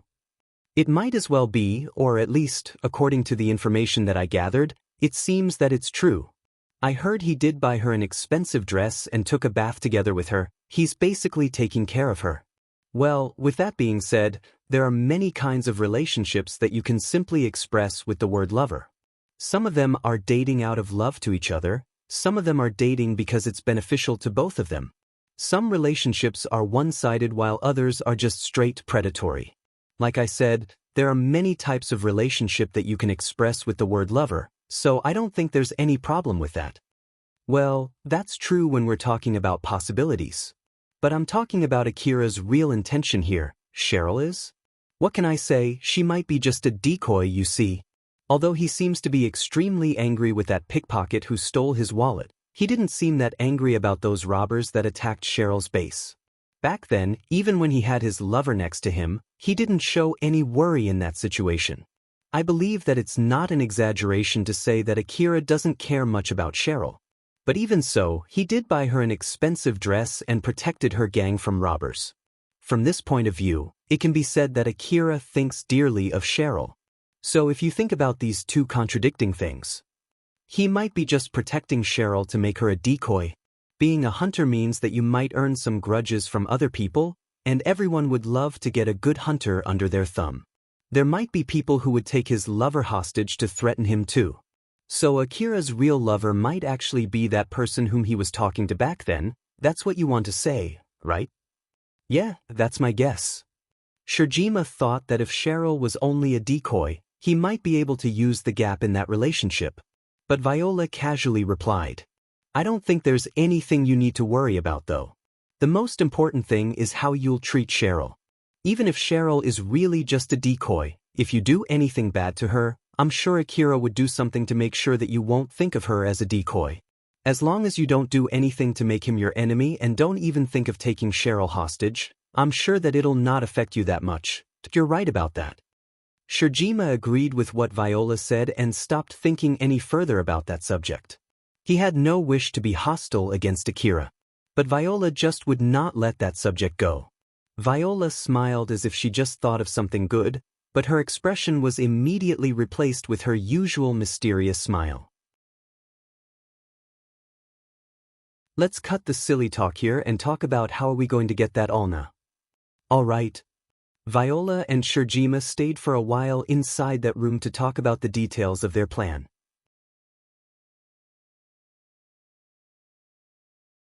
Chapter 152, Those Who Sow Conflicts. Akira was training Ario and the other children again that day. They did the training session about 2 to 3 times per week depending on Akira's schedule. They would take a break if Akira was tired, or busy, or not in the mood, or just simply if he did not want to do it. While on the other hand, if Akira wanted to do it, they would do it all day. It was Cheryl's idea to treat Akira like that. Cheryl was planning to eventually reopen the relic shop, and it was obvious that she would be opening the shop even if Akira was not around. Once Akira started doing his hunter job again, he would not be able to frequent the base as much as he does now. Because of that, Cheryl needed her gang to be able to protect itself when she reopened the shop. She could get all the equipment that she needed from Katsuragi, but that was not the case for the human resource. She needed people who could fight properly. The training was voluntary. But in order to encourage people to take it, Cheryl would always happily praise those who took it. Because of that, the number of people joining the training kept increasing. At the moment, there were already more people who wanted to join the training than the number of available equipment. During the training, they would take turns doing mock battles, while those who could not join the mock battle because of the limited equipment would take a rest. Thanks to that, they were able to keep training for a longer time and they no longer had to stop the training because they were too tired. But that did not change the fact that all of them returned dead tired back to the base. The power difference between them and Akira was simply overwhelmingly hopeless. Although they tried their best and squeezed all of their power, they still got totally annihilated by Akira. It was a rather intense training for Ario and the other children. It really surprised and reminded them of Akira's strength as they were desperately struggling to get stronger. Akira was having a hard time in his training too. He had Alpha criticizing him while he was fighting against the group that Alpha was commanding. The training ground was already filled with images of his corpses. In order to make up for their fighting power, the bullets from the training rifles were assumed to have enough firepower to break through Akira's augmented suit. Because of that, most of the images of his corpses were very gory. His current goal was to make his death count drop to 0 during the training. If he was able to achieve that, it would mean that his fighting skill has been considerably increased to the point that he had no problem fighting amateurs without Alpha's support. Akira moved quickly from one cover to another. He was able to see through enemies' attacks and evaded them, and before they could hide behind a cover, he quickly aimed his rifle at one of them and released a few shots. Once he got a confirmation from the system that his shots hit, he quickly ran at that boy, stopped for a bit and warned that boy that he just got shot. Make sure to lay down when you've confirmed that you got shot. Your friends can make a guess of where I am from their already dead friends, and it's a part of the training too. If you keep standing even after you get shot, others will mistake this area as a safe area and you'll be sabotaging their training, you know? I'm sorry. The boy whom Akira just warned flusteredly laid down on the ground. He then glanced upward and saw Akira leaving him. He mumbled while still looking completely surprised. That he can even tell if his shot hit or not from that distance? Huh. It was true that the goggles would be dyed in red when they got shot, but that was only the goggles of the one who got shot. There was no notice sent to the other people when someone got shot. But even so, Akira came to that boy and said to him as if Akira was 100% sure. In reality, that boy had indeed received a notice that he got shot, so it really surprised him. Not too long after that, a notice showed up in that boy's goggles saying that the mock battle was finished. That boy made a stern face and mumbled, "Everyone is down already. Isn't that a bit too fast? That Akira is just too strong. And the boss told us to get strong enough to fill in his shoes, huh? That's just absurd. Well, it's boss order, so it's not like I have any other choice though." That boy smiled wryly as he pushed himself back up. It seemed that Cheryl's praises still had some effect on their fighting spirit even in that place. After Akira did a few rounds, he noticed something was bothering him. "Alpha, it might be just my imagination, but don't you think that I've been winning a lot lately? I've been winning for a few consecutive rounds now. It's not just your imagination, you're really getting better. But it's not like I suddenly got better in this, right? It's true that your fighting skill has been slowly but surely getting better, but it doesn't make you super strong all of a sudden. So the reason for your consecutive wins, in this case, would be because they are lacking in their fighting skill." Lacking in their fighting skill? But they've been training just like me, right? So I bet it should not have that much of an effect on my winning rate. Well, if the reason is because they are tired, I can understand that. But they've been taking a rest in turns now, so it should be better than before. Alpha, have you been pulling your punches on me? Nope, as a matter of fact, I've been giving them more effective commands than before. Akira tilted his head, he looked genuinely confused. I see, so why then? Since they're starting to get used to fighting, I've been reducing my support to them other than the instructions. They lose their ability to see through the walls and covers if they get too far from you, or sometimes I stop showing them the bullet trajectory line. So other than my instructions, their fighting power is getting closer and closer to their real fighting power. And that's why the difference between you and their fighting skill is getting more apparent. Although Akira accepted that explanation as to why he had been winning a lot lately, he also felt a bit sad hearing it. It was training, so it would be meaningless if he was just overwhelmingly annihilating the other side. It might be still training for him to keep his guard up even when fighting weak opponents, but he thought that he did not have the time to be taking that kind of training. Can you return them back to their original state? If I continue giving them those kinds of support, their fighting skill would rely heavily on my support. Once their equipment and my support start getting in the way of the training, I would need to limit their usage. In the worst-case scenario, they might get even less useful than complete amateurs outside the training session. So considering the long-term benefit, I need to lower my support, and that's the reason why they can't even hold a proper fight against you right now. Akira smiled bitterly. That does hurt since I've been relying on your support. But Alpha smiled smugly and said, it's fine for you since I'm always around. Not to mention that you've been doing training like this where you don't rely on my support at all. In the first place, you almost got killed several times in the wasteland even with my support. So I honestly don't think you have the leeway to say that, you know? You can say something like that way later after you get even better at fighting. That's true. I need to get stronger first. But seriously, what are we going to do about this? It won't be much of a training for me if I keep one-sidedly beating them up. If this situation continued, Akira did not think that he might lose at all. He already had several overwhelming victories. So if they kept at it just like that, it would not be much of a training for both the parties. Alpha seemed to be thinking for a bit before she smiled amusedly and said, it can't be helped then. In that case, how about we put some handicap on you? Akira's vision suddenly changed. He could no longer see too far ahead and the sound around him was moderately damped. The sensitivity of his information terminal also significantly dropped. Akira looked a bit surprised. Alpha, is this the effect from the colorless mist? Yes. I'm trying to imitate the effect when you're in the middle of a colorless mist. It's just an imitation, so don't worry, it's not like you're really inside a colorless mist. Akira seemed relieved. It was just simply a handicap to reduce his winning chance, and it was not like he was really inside a colorless mist. He then smiled bitterly and scanned his surroundings. He checked all the places that he had already checked in turns. Well then, let's get back on your training and give it your best.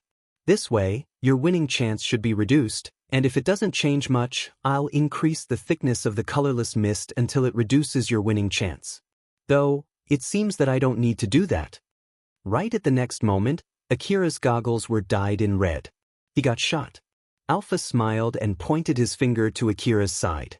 Akira followed the direction that Alpha was pointing at and saw a boy who shot him just now standing there looking completely surprised. That boy did not expect to be able to hit Akira with his shot. Akira sighed and looked down on the ground. That shot just now increased the number of the corpse images in that place by 1.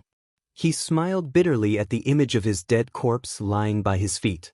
After that, thanks to his handicap, Akira's winning rate was indeed lowered.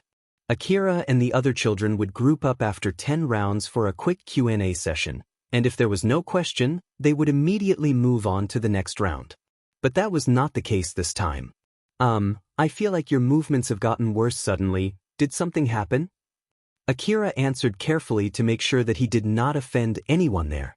I've been winning a lot lately, so I did a little adjustment. There's no need to worry about it.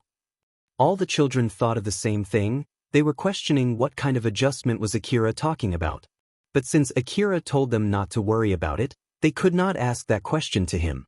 Not to mention, Akira himself did not look that happy since he had been losing a lot lately. It would be not wise to ask that question to Akira right now, so they just kept their mouth shut. They then continued the training. The other children who were taking a rest near the wreckages not too far from them were watching the ongoing mock battle. That was when one of them mumbled. But still, I wonder just how much stamina Akira-san has. He looks just fine when we're already dead tired like this.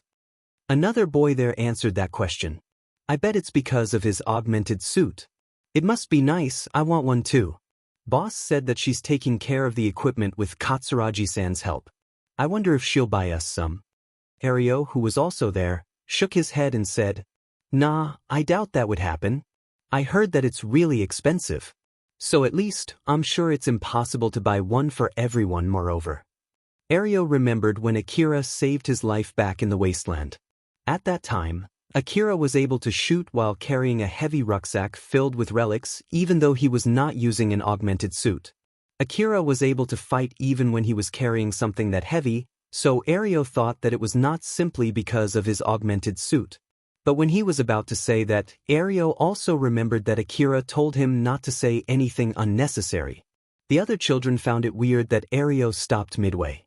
Moreover, even if she buys us several augmented suits, it would be still far away from Akira-san's advanced augmented suit. After all, an augmented suit like that would cost a lot. You're right about that. But we should still be able to get a decent augmented suit if it's only one, right? But in that case, you'll be the one using it. You're the boss bodyguard after all. It must be nice, I'm really jealous. That boy looked enviously at Ario. For someone who tried to punch Akira, you're doing pretty well. You and Alicia are even assigned as the officers in the gang after all. Ario's face twitched. Stop it. Don't remind me of that. Just so you know, I really regret doing something that stupid. Talking about doing something stupid? That would be Tile. Not only did he question boss' relationship with Akira and got the boss angry at him, he even brought in those robbers the other day. Now that I think about it, I feel like I don't see him around lately. Did he run away somewhere? No, Alicia is still assigning him jobs, so he should be still in the gang. I feel like it's really only a matter of time though. If he doesn't run away, as long as he doesn't do anything big to make up for it, those mistakes would still weigh him down. For example, that's right, maybe like capturing that pickpocket. Ario thought for a bit before shaking his head. Nah, that won't happen. Akira-san did say that the pickpocket has a hunter stronger than him covering for her, remember? So, if he does that in the worst-case scenario, that hunter might be coming for him this time. Just think what would happen if that hunter came to our base. So I'm sure it would only anger the boss if he does that. That's exactly why the boss also said that if we spot that pickpocket, we just need to report it later and there's no need to do anything more than that, remember? Now that you mention it, you have a point there. That guy really has nowhere to go. The mock battle ended while they were having a silly talk. Ario stood up, looked at the other children who were resting there, and said to them, "All right then. It's our turn next. Let's go." The tired children looked at Ario, who still sounded energetic, although he should also be more or less as tired as them. "You sound pretty energetic. Why are you that motivated?" "I have to get stronger for Alicia's sake. I have no time to be lazing around." This guy just went and said it with a straight face. So this is the power of people with a lover. Good grief. Humph, you can go ahead and say anything you want. Ario lightly laughed. The other children also laughed at that, and some of them half-jokingly said, "Good grief. I want a girlfriend too. I want someone like our boss. Just like Akira-san's girlfriend. You won't get someone like our boss unless you're as strong as Akira-san, you know." Geez, that would be impossible. They were joking with each other while taking turns doing mock battles. They continued the training after that. Sometimes they got totally annihilated by Akira and sometimes they were barely able to win some rounds. Taiol was lurking in the slum city with a stern face. He was trying to hide, but anyone could spot him just fine with little effort. He was so nervous to the point that he was obviously looking suspicious. Damn it. She's not here either. Is the information saying that she's around here really true? I bet it's just another random information with almost zero accuracy.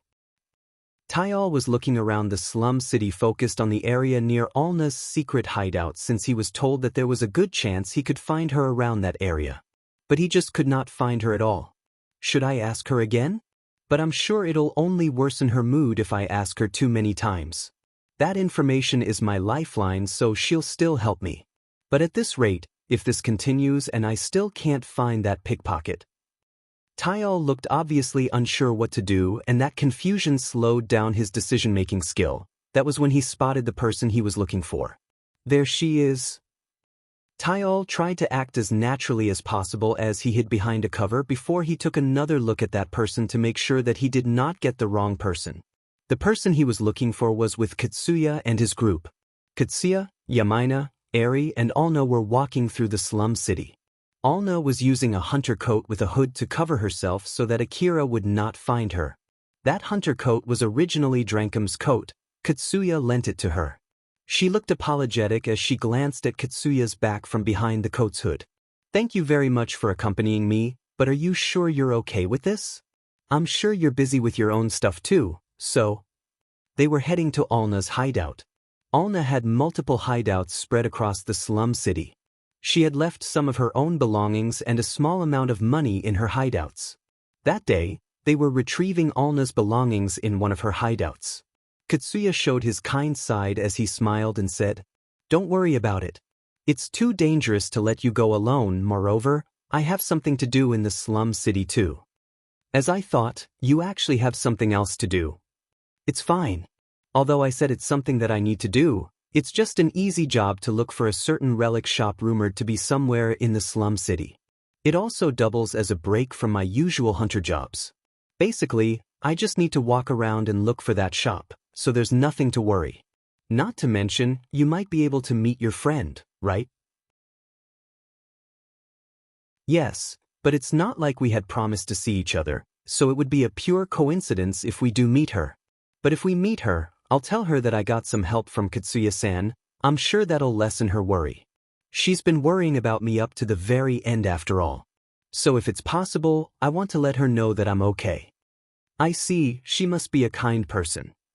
"Yes, I'm really proud to be able to call her my friend. And I always only bring her trouble." Alna sounded sad and had a look as if she was admonishing herself when she said that. So Katsuya smiled at her and tried to cheer her up. "In that case, you need to make sure to return that favor one day. Don't worry, it'll be fine. And about that Akira who is chasing you, well, it might take some time, but I'll do something about it. Katsuya? Alna stared happily at Katsuya with teary eyes. Katsuya just blushed and smiled back at her. Yamaina and Eri sighed simultaneously. They were thinking the exact same thing. Katsuya did it again. Katsuya tended to accept the request coming from girls and help them. Because of that, the number of girls who fell in love with him just kept increasing. More often than not, Yamaina and Eri had to help him solve those problems. And since both of them were in love with Katsuya, it was not like they could say no when he asked them. They would always just give up and exasperatedly help Katsuya. Both Yamaina and Eri noticed their sighing and looked at each other.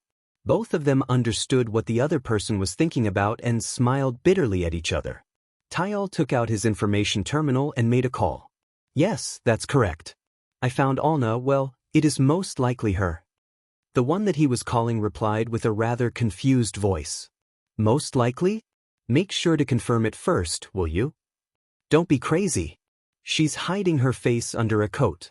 And if I go there and try to confirm it in front of her, there's no mistaking it that the other guys would notice me too. Those guys, I heard from Akira that they're stronger than him, you know? So there's no way I can do anything against those guys. Not to mention, they went into Alna's hideout too. But her appearance fits the description you gave, so that should be her. Geez, it can't be helped then. Just keep following Alna like that. We already set the information terminal, which we gave you, to continuously broadcast its location to us. So don't mess with that setting, okay? By the way, if I have the chance, is it okay if I just go and kill that Alna? Tyal thought if he killed Alna and reported it back to Cheryl and Akira, it might compensate for his mistake in bringing those robbers to the base. Sure, I'm okay with that, but won't that be impossible for you? Viola sounded more like she was mocking him than challenging him. Tyal then clicked his tongue and cut the call there. After Katsuya and his group finished retrieving Alna's belongings, they then roamed around the slum city, looking for that particular relic shop just like they originally planned. A certain rumor was spreading in the slum city about a particular relic shop that was selling relics that could be sold at a high price in another place. That rumor had also reached hunters inside Drankum. Lately, Katsuya's group had been doing jobs that were far away and were not gathering old-world relics themselves. They had been mostly doing escorts for intercity transports or guarding certain facilities. Those jobs were more for the sake of building trust with the people that were employing them, and they were pretty effective in order to increase their hunter rank too. Guarding intercity transport was a relatively easy job if they were strong enough since they were able to check the danger beforehand. But there were many occasions where those transports were carrying important cargoes. So they could not employ just any hunters since those hunters might rob the cargoes instead. It needed trust, it was good for their track record, and it was easy to make sure that they could safely complete that request. Katsuya found that kind of job really pleasant. But being a hunter was synonymous with exploring old-world ruin and gathering old-world relics. Although he still had to go to the old-world ruin because of the request that was assigned by the gang, it was only helping the forward base in Kuzuhara ruin, so it had nothing to do with gathering relics. Basically, he didn't get that much chance to work with old-world relics lately, so in order to make up for that, he thought of looking for the rumored relic shop. He then went to ask others to help him and it turned out into a pseudo-date. By the way, Alna, do you have any guess where that shop might be? You've been living around this area until now, right? I'm sorry, I did know there was that kind of shop in the slum city, but I don't know where it might be.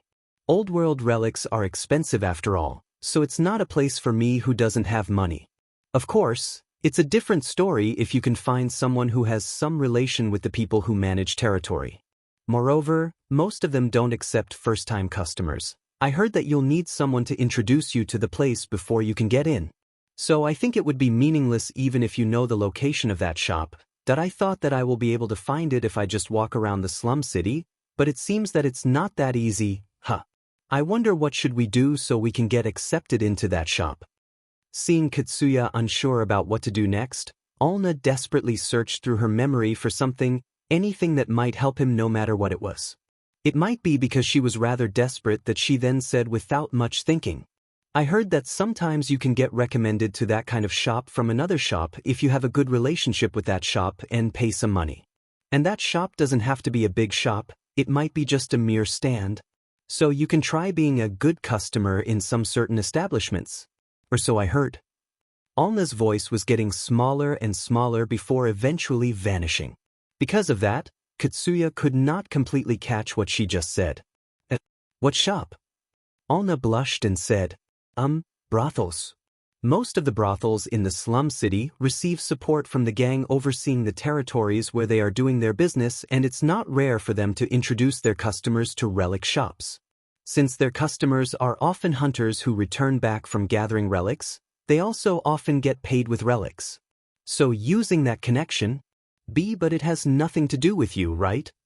Katsuya blushed and flusteredly replied, "Oh, of course." Yamaina smiled menacingly at Katsuya and said to him, "If you say you do, I'll deliver you a good punch, you know." Yamaina was being serious, so Katsuya flusteredly said, "Of course. I have nothing to do with that. Mizuha-san also warns me not to go to that kind of place, you know." "Does that mean that you've gone there before Mizuha-san warned you?" "And no, I didn't mean it that way." Katsuya was wincing back from Yumina's intimidating aura. Eri suddenly interjected with a stern face. "Katsuya. No, Eri, it's a misunderstanding. We're being followed." Katsuya's face immediately returned to its seriousness. "Since when?" "At least for the last 30 minutes. Yamaina also had a serious look as she asked Eri, "Are you sure you're not mistaking it? I highly doubt anyone would be going in the same direction as us for 30 minutes unless they're tailing us." Katsuya, Eri, and Yamaina immediately raised their guards. The one who was following them was Taiyo. Eri actually noticed him long back, but she was letting it slide for some time to make sure he was really tailing them. But Taiyo thought that it was simply because they had not noticed him yet. They then slowly approached Taiyo while covering Alna. Taiyo finally realized that they noticed him, but it was too late. Katsuya was already close to him.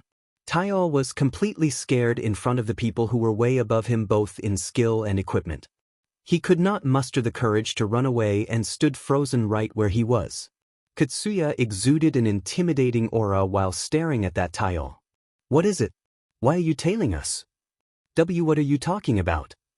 Taiyo looked completely scared as he tried to dodge the question. Katsuya put some more pressure as he lightly threatened Taiyo. "Sorry, but I already gathered some information beforehand. If you won't tell me anything unless I hurt you first, I don't mind doing that, you know." Taiyo immediately confessed. "All right, I'll tell you everything. I was asked to follow you. I'm really sorry. Please just let me go." "By who?" "There, that man over there." Taiyo pointed behind Katsuya as he said that. In truth, he was actually just pointing in a random direction to divert their attention. He was planning to run away the moment they looked away. Katsuya's group looked back to confirm it. Taiyo was about to use that chance to slip away, but he suddenly stopped. There were 4 men standing in the direction he pointed, and all of them were looking in his direction. Those 4 people were Kadal and 3 other men from Shijima's gang.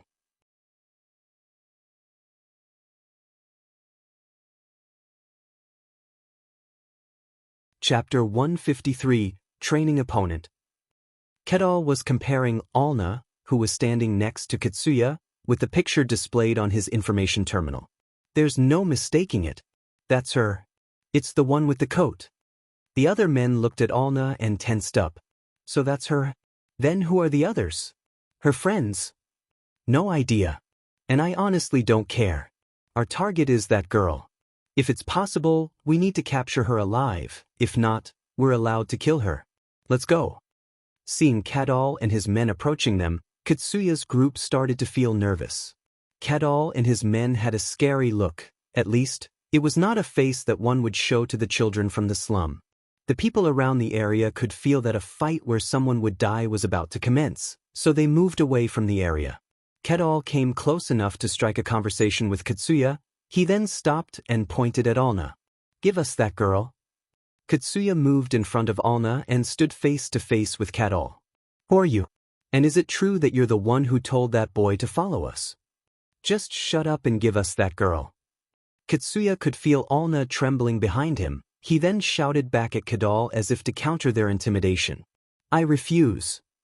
Normal people would back down from that pressure, but that was not the case for Kadal and his men. Instead, their expressions tensed up, they reached for their rifles and readied themselves for a fight. Their rifles were still pointing downward. It was obvious that they were willing to fight there if negotiation was out of the question. Katsuya, Eri, and Yamaina were also already reaching for their rifles. They were ready to fight anytime. Actually, they also wanted to avoid having to fight if it was possible. And considering how much damage it would cause if they really fought each other there, they were able to barely stop themselves from immediately opening fire.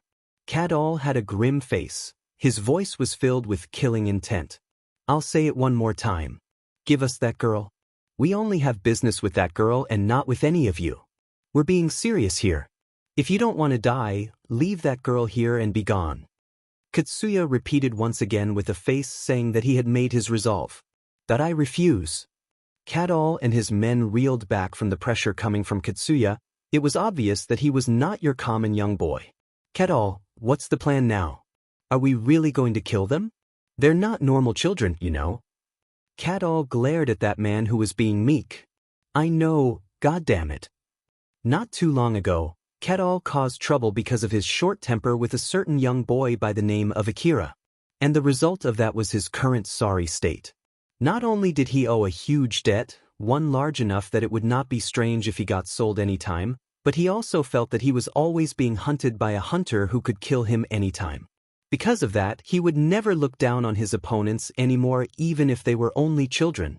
Kadal remembered that bad memory as he watched Katsuya and his group. Appearance-wise, they looked stronger than Akira, and judging by their reaction just now, that might be really the case. Or at least, he did not have any evidence to deny that possibility. He had no wish to fight someone who was as strong as Akira. Kadal and all of his friends there agreed on that point. But they also had reasons why they could not just back down there. Kadal and his friends were told by Viola and Shirjima to bring them Alna, and if that was impossible, they were even allowed to kill her. Viola then told him that if he could do that, she would help to convince Akira not to keep hunting him and that she would consider most of his debt paid. While at the same time, she also gave some hints about what would happen to him if he could not do that. Either he would get sold somewhere or given to Akira, whichever the case, nothing good would happen to him if he failed. That was the same for Shijima's men too. They were discovered to have been stealing money from the gang or selling inside information to outsiders. Shirjima told them that he would forgive them if they could capture Alna. Shirjima also properly let them know what he would do to them if they failed. Kadal and his men there were all desperate. That was why, even if they were facing strong opponents, they could not just back off. But if it was possible, they did not want to fight, and that naive thinking was reflected in their behaviors. Eri saw that as a good chance, so she then interjected. Some people think that the slum city is not that much different from the wasteland, but that's not true. If you kill someone in the open road, it'll cause a ruckus. The gang that governs over the territory will get its eyes on you, and they might demand peace money for causing trouble in their territory. It's better if you just forget about that 100,000 orum and go back to where you come from. Kadal still had his guard up as he replied back. I don't know what kind of misunderstanding you have in your head right now, but it seems that you don't understand what's going on here. Eri believed that Kadal and his men must have thought that she was someone who had a connection with the slum city gang. And if that was the case, then it would be one more reason for them to not fight Katsuya's group. She then raised her voice and tried to warn Kadal and his men that it was not worth the trouble as she tried to convince them to withdraw. It's you who don't understand what's going on here. I have some connections with the slum gangs. This would not end well. In the worst-case scenario, they might hunt you down to kill you. I don't know how strong you are, but there's no mistaking that it'll cause some damage in the area if we fight here. In our case, we can just avoid coming here again, so it'll be all on you. You'll be the one in trouble if we fight. So it'll be better if you just withdraw. Kadal lightly shook his head. That's not what I'm talking about. We at least already know that much. What you just said doesn't worry me at all. Unfortunately for you, we already had a talk with the gang who owns this area beforehand. Even Eri, who was mostly expressionless, raised her eyebrows. It was quite surprising for her. That must be a lie. There's no way you would do something like that just because of that 100,000 orum. Cadol frowned. What the heck is this 100,000 orum you're talking about? Ari looked equally confused. Alna stole 100,000 orum from a certain hunter. No, I mean it was a misunderstanding. And you're basically here because that hunter is aiming for her life and that's why you demand us to give her to you, right? Cadol immediately raised his voice. I knew it, you're mistaking something here. 100,000 orum? That's so stupid. Do you really think we would do something like this just for the sake of that paltry amount of money? Alna was shocked when she heard that. Then, why are you looking for me? Hell if I know. I was just told to bring you in. A notification suddenly reached Cadol's information terminal. When he checked it, he was both troubled and surprised. He looked really troubled as he frowned and said to Katsuya. It was obvious from his face that he was equally confused as Katsuya's group. 20 million orum. If you give me that girl, I'll give you 20 million orum. What do you think? Katsuya could not help but gasp. Ah, you didn't hear it? It's 20 million orum. If you hand over that girl, I'll give you 20 million orum. I don't think there's any need to think about it, give her to us now. Cadol extended one of his arms towards Katsuya's group who were still dumbfounded. Alna quickly returned back to herself and grabbed strongly on Katsuya's back while trembling. It was a good amount of money just to hand over her after all. Katsuya could feel Alna who was clinging to him. He instinctively raised his voice. Do you really think I would fall for that? I'm being serious here. Are you questioning it? Well, that's understandable though. Cadol understood Katsuya's feelings. After all, even he himself could not believe what he just said. But that was what was really written in that message from Viola. He did not question it as he only did what he was told to. I'll give you some deposit first. Tell me your bank account, I'll immediately transfer the money. Or is it that you prefer cash? Cadol was waving, urging Katsuya to hand over Alna as he made his offer. That was enough to make Alna tremble even more. Katsuya could feel Alna shivering behind his back while there were Cadol and his men who urged him to hand her over to them in front of him. Katsuya, who was stuck in between the person that he had to protect and his enemies, replied, or more like, yelled. I refuse. I won't give Alna to you. Cadol's expression was filled with shock and confusion. Why you? Are you right on your head? It's 20 million orum, you know? Are you seriously throwing away 20 million orum for that girl? It's not about money. I've promised her that I'll protect her. Cadol and his men, who already relaxed, thinking that there was no need to fight, reeled back from the pressure coming from Katsuya's declaration. Katsuya then put more pressure on his voice and yelled, Go away now. Cadol and his men inadvertently took a step back. Although it was involuntary, once they made a move, it was difficult to change the flow now. They could not help but take another step back, although they slightly hesitated. It would end there if Cadol and his men continued and just left that place. When everyone there thought so, a gunshot suddenly echoed. When Katsuya's group was talking with Cadol's group, Tai-ol slowly slipped away from that place and hid in one of the alleys. Although he could not hear what they were talking about, he could still see them. So he was keeping his eyes on them while hiding. What should I do? Should I look for a chance to run away? No, that won't work. It seemed that they were still in the middle of some kind of negotiation. If a fight broke there, he might get roped in that fight. That was why Tai-ol kept his distance as much as possible. He did not leave since he thought that it would be a wasted chance now that he found Alna. He did not want to lose his chance to erase his past mistakes. A call suddenly reached Tai-ol, who still did not know what to do. He could hear a woman's voice coming out from his information terminal. What's your situation over there? Can you tell me what's going on? Tai-ol told that woman what was going on there. Then that woman replied with a cold voice. I see, I guess this will be the end of our connection. What? Why? Well, you can't make up for your mistakes, right? So basically you won't be able to stay in Cheryl's gang any longer, which means that you won't be able to give me any insider information, right? Then there's no benefit of keeping this relation. Wait for a sec. Nope, I won't wait. You don't have the power to bring in Alna alive nor to kill her, right? I don't know whether Cheryl would kick you out of the gang or Akira would kill you. Either way, you're as good as dead now. Well, in the unlikely chance that you get lucky, just call me again. So, until next time. The call ended there. With this, Tayol also lost his support. He was filled with shock and anger. In that messy state of mind, he remembered a sentence from that call.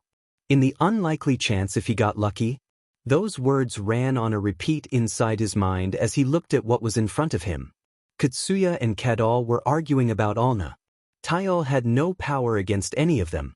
It did not matter who won, even if Kadal won and took Alna away. It was unlikely for him to be able to find Alna again, and he would lose his chance to make up for his mistakes by bringing Alna to Akira. But even if he could not bring Alna, it might still help him somehow if he killed her. Of course, that would be impossible normally, but at the moment, Kadal and Katsuya were focused on each other. It was his only chance, there would not be any next time. As Tayol thought so, he believed that his best chance was to kill Alna there, in that place. Tayol nervously, silently and desperately aimed his gun at Alna and pulled the trigger. His first shot did not hit anyone, but it was enough to trigger the fight. Eri quickly aimed her rifle at the source of that gunshot and released a barrage. At the same time, Katsuya and Yamaina moved to cover Alna and readied their rifles. Kadal and his men reacted by opening fire at them. Katsuya and his group were dealing with that too. The area was filled with flying bullets within a split second. Akira continued doing mock battles with Ario and the other children. But Alpha suddenly told him to stop the training. What's wrong? The radar picked up something. Monsters? No, it's a vehicle. It seems that it noticed us and now is heading this way. At least get your rifle ready. Roger that. Akira and the other children returned back to Akira's vehicle. When Akira took off the DVTS minigun from his vehicle, Ario and the other children seemed a bit panicked. Ario, who was relatively calm compared to the other children, asked Akira, who seemed to be preparing for a fight. Is there anything wrong? It's just to be safe since it seems that a vehicle is heading this way. If you're worried, you may hide somewhere. Hide? Is it going to be dangerous? It's just that I don't really trust those people that I meet in the wasteland by pure coincidence. You still remember the trouble that we had when we were in Higuraka Residence Ruin, right? That's exactly why. I see. After Ario told the other children what was going on, they moved to nearby wreckage to hide. Akira, who already finished arming himself, was left alone standing near the vehicle. Akira checked the vehicle that was coming closer. It was obvious that they were heading straight to him. It was not out of a coincidence. When Akira focused his vision on that vehicle, Alpha enhanced his vision, which allowed him to clearly see its passengers. One of the passengers recognized Akira and lightly waved at him. Although the vehicle was still a bit away from him, that girl was clearly looking at Akira.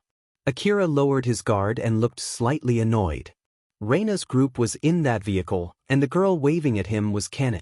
That vehicle stopped not too far in front of Akira. Reina and her maids then stepped off from the vehicle. Shiori and Kane were wearing maid outfits, just like usual, but Reina was donning a new augmented suit. Kane smiled happily at Akira and said to him, "Young boy. Long time no see."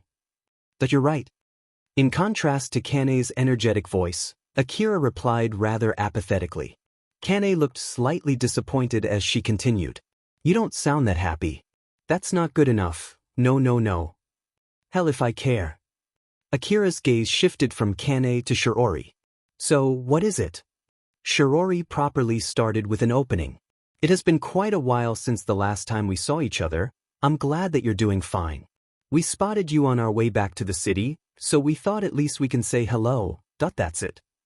"Yes, we don't have any other particular business. If I have to add something, it's because someone really wanted to see you and we did not have any reason to refuse it." Akira glanced at Kane, looked completely convinced with a mix of a little sympathy, and said, I see. Thank you for your understanding." Shiori lightly bowed and confirmed Akira's guess. Akira guessed that Reina and Shiori were simply dragged along by Kane. But that was not exactly true. Indeed, it was Kane who spotted Akira's vehicle and suggested visiting him, but the biggest reason why they did that was because Reina gave her permission. If Reina seemed to have any objections to it even in the slightest, or if she actually did not really care, Shiori would not have replied in such a concise manner. Reina seemed a little nervous as she stood in front of Akira.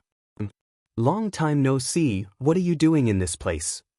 "Just a training with some people that I know." Akira then explained what he was doing there to Reina and Shiori while Ario and the other children were watching them from afar. Ario and the other children thought that there was no danger at all as they came out from hiding. But they did not have the courage to get any closer when they saw two of them were in maid outfit and the remaining one, assumed to be the master of those maids, was a beautiful girl with expensive-looking equipment. It was obvious that they were living in two completely different worlds. That fact intimidated them and they did not have the courage to come any closer. But even so, they were still curious about what Akira and the others were talking about. Ario and the other children were talking to each other about their impression of Reina, Shiori, and Kane. Are they Akira-san's acquaintances? What can I say? They're really something. Those are what you call maids, right? I wonder if they're from the inner wall. So why does Akira know them? It might be from a bodyguard job or something since he's a hunter. But still, they don't look like common people. They have this high-class aura around them, unlike those girls from the gang. So basically, hunters who are doing well get to know those kinds of people, huh? I bet if we can earn as much money as Akira-san, we'll get to know people like them too. All of them agreed that the hunter supporting their gang was indeed a great hunter, but past that, all of them had different impressions of Akira. Some of them felt hopeless after knowing how large the gap between them was. Some of them got a little more motivated thinking that if they continued training, they might get as strong as Akira one day. Some of them did not let it bother them that much even after knowing that they were basically living in two different worlds. People would have a different opinion, hope and impression even when they looked at the same thing. And the stronger their feeling to move forward, the faster they would reach the position they admired. Kane understood the situation after hearing Akira's explanation. She then smiled mischievously as a question came up in her mind. "Oh, so you're doing that kind of training, huh? But with your current skill, I don't think this training has any use to you though? No matter how many of them, if they're only amateurs with rifles, I don't think it can pose any trouble for you." Depending on how Akira took it, it might sound like a provocation to him, but he did not get bothered at all as he just casually replied. "Well, about that, you see, I made some adjustments to compensate for that, so it's okay." From what Akira said, Kane tried to gauge if it was just him being humble, or if he was simply too dense, or if that was the truth. If that was the truth, that would mean that he was not that strong, or that adjustment that he mentioned was really effective, or it might be even both. Kane once guessed the reason behind Akira's real strength and lost interest in him. But after a certain rumor reached her, she got interested in him again. "I see. In that case, how about letting Milady try a round in that training?" Reina did not expect that at all. What? Me? Yep. Akira said that it's good enough for his training. So it might be a good chance to see how good you are after you got the new equipment and went through your training with us. Not to mention, if Milady keeps training only with us, you'll get used to our movement and might get bored too. So, since we're here already, how about giving it a try? Reina flusteredly looked at Akira and Shiori. At least, at the moment, none of them looked against it. Akira then lightly warned her. "I don't really mind, but just to let you know, I can't guarantee your safety." Shiori immediately asked a question with a serious face. "Is it something dangerous?" "From what I can understand, you are using empty magazines with no bullets and the hits are only decided based on trajectory line calculation, right? I don't think that it's dangerous. But it's not like I gave all of their magazines a check. Moreover, we're in the middle of the wasteland, monsters might appear in the middle of the training. So I won't take any responsibility for safety. After all, it's not like I'm doing a request from you or anything, so I don't want to get blamed if something were to happen later." Before Shiori could say anything, Reina immediately interjected. "I'll do it." Shiori seemed to be against it, so Reina begged her. "Shiori, please, I want to give it a try." Shiori smiled as if she had given up. Very well. Then it's been decided. Kane smiled amusedly that things were going as she planned. Akira told Ario and the other children what was going on, so they immediately started preparing. Although they were surprised by that sudden mock battle, they seemed to be looking forward to it. Just to be safe, Shiori checked all the training equipment and gave them a full body check. Some of the children just let Shiori do that although they were embarrassed and were blushing. Once the preparation was done, they took their position. Other than Reina taking Akira's place, there were no other changes. But just to be safe, close combat was prohibited. After all, if Reina punched or threw Ario or the other children, that would definitely kill them. Reina gathered her focus and waited for the start signal. Akira's winning rate in this mock battle is about 50%. I wonder how I will perform. If I can get a better winning rate than him, even if it's thanks to my equipment, it should be enough of a reason to recognize that I've gotten stronger. Alright then. Let's do this. Reina fired up herself for this chance to check how strong she was. But once the mock battle started, she immediately realized something weird. Reina kept winning.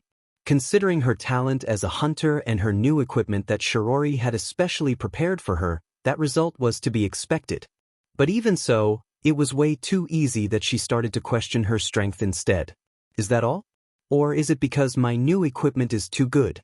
No, even if that's true, I should not get too prideful. That's what I've decided after all. But, does Akira really have a hard time in this level of mock battle? Although Reina felt it was strange, she did not lower her guard and took the training seriously. Akira, Shiori, and Kane were watching the mock battle from not too far away. They were able to get a bird's-eye view of the mock battle from above a crumbled building. They were looking at the individual positions shown in Akira's information terminal and through the camera installed on the goggles. Seeing how Reina kept getting overwhelming victories, Kane brusquely complained to Akira. Seriously now, is that all they got? With just this much, they won't provide you much training, you know. Like I said, I put some extra adjustments to take care of that. If that's the case, can you turn on this adjustment that you're talking about? All right. Akira operated his information terminal while talking to Alpha. Alpha, can you give some support to Ario and the other children? Sure. I don't like it either when Kane says you're having a hard time fighting that level of opponents. Is it okay if I set my support level a bit high? I leave that decision to you, but don't make them too strong that I won't be able to win against them even if I try. Then in that case, how far are you willing to go to defeat them when they have my support? Akira's face twitched but it immediately returned back to normal. That it's a training, so I won't do anything reckless. Very well. Alpha smiled. She understood Akira was basically saying there was no need to use medicine while breaking his own body unless it was a real fight. She then made some adjustments as Akira asked her to. Reina frowned. She noticed that Ario and the other children were moving a bit differently now. I feel like they're moving differently all of a sudden, or is it just my imagination? Reina kept carefully repositioning herself, checking her information terminal, and setting up ambushes. Normal people would not even be able to react to Reina's ambush. But Ario and the other children looked less and less surprised. Then finally, during a certain round, one of them suddenly jumped out from behind a wreckage as if that boy was lying in ambush for Reina. No, this is because they know my position. A notification appeared on the goggles that Reina was wearing. She borrowed that from Akira. After she read the message in that goggles, she smiled wryly as she understood very well what was going on. The message said that her position was broadcasted to everyone every 10 seconds. I see, so this is the adjustment that Akira was talking about. But this is nothing. Reina got even fired up for the training. She then continued the mock battle, won that round, and happily challenged the next round. But that did continue for long. Every time Reina won, a new message appeared on her goggles. The handicap given to her was getting bigger and bigger. Her position that was originally broadcasted in a fixed interval changed so that it was broadcasted constantly. Her opponents had to take a proper aim to hit her before, but now, they could even just use one hand to hold their rifles to register a hit. Up until now, a hit would be enough to register a kill, but now she needed multiple hits and that number kept increasing. Her opponents started to get more bullets per magazine to the point that it was virtually unlimited. Moreover, her opponent's bullets started to pierce through wreckages and rubbles. Reina used her expensive and advanced equipment to the best that she could as she fought desperately, thus showing a fight that was worthy of those equipment. But just as expected, she got shot and lost. After her winning chance dropped way lower than 50%, some of the handicaps were removed and she finally got a victory after a long streak of losing. After that, her handicap got readjusted every time she lost or won until her winning chance was stable around 50%. Reina smiled bitterly and mumbled. So this is what he meant when he said that he only had 50% winning chance. But then she smiled as if she just decided to forget about it and said, "But well, I still can give a good fight with all of these handicaps. I think it should be enough as proof that I've gotten stronger. It might be all thanks to my new equipment. If I had these equipment back in the Saranthal building, I would have been able to fight better. I understand it very well now. It's all because of my stupid pride." Reina realized that her resolve to get stronger from back then was the correct decision and smiled. It was the right time to end the training. Since Akira did not tell her to rest, she kept on doing the mock battles, but as expected, she overdid it. As Reina thought so, she decided to return back to Akira and Shiori. When she returned back to Shiori, Reina was dumbfounded seeing Akira engaged in a fight with Kane.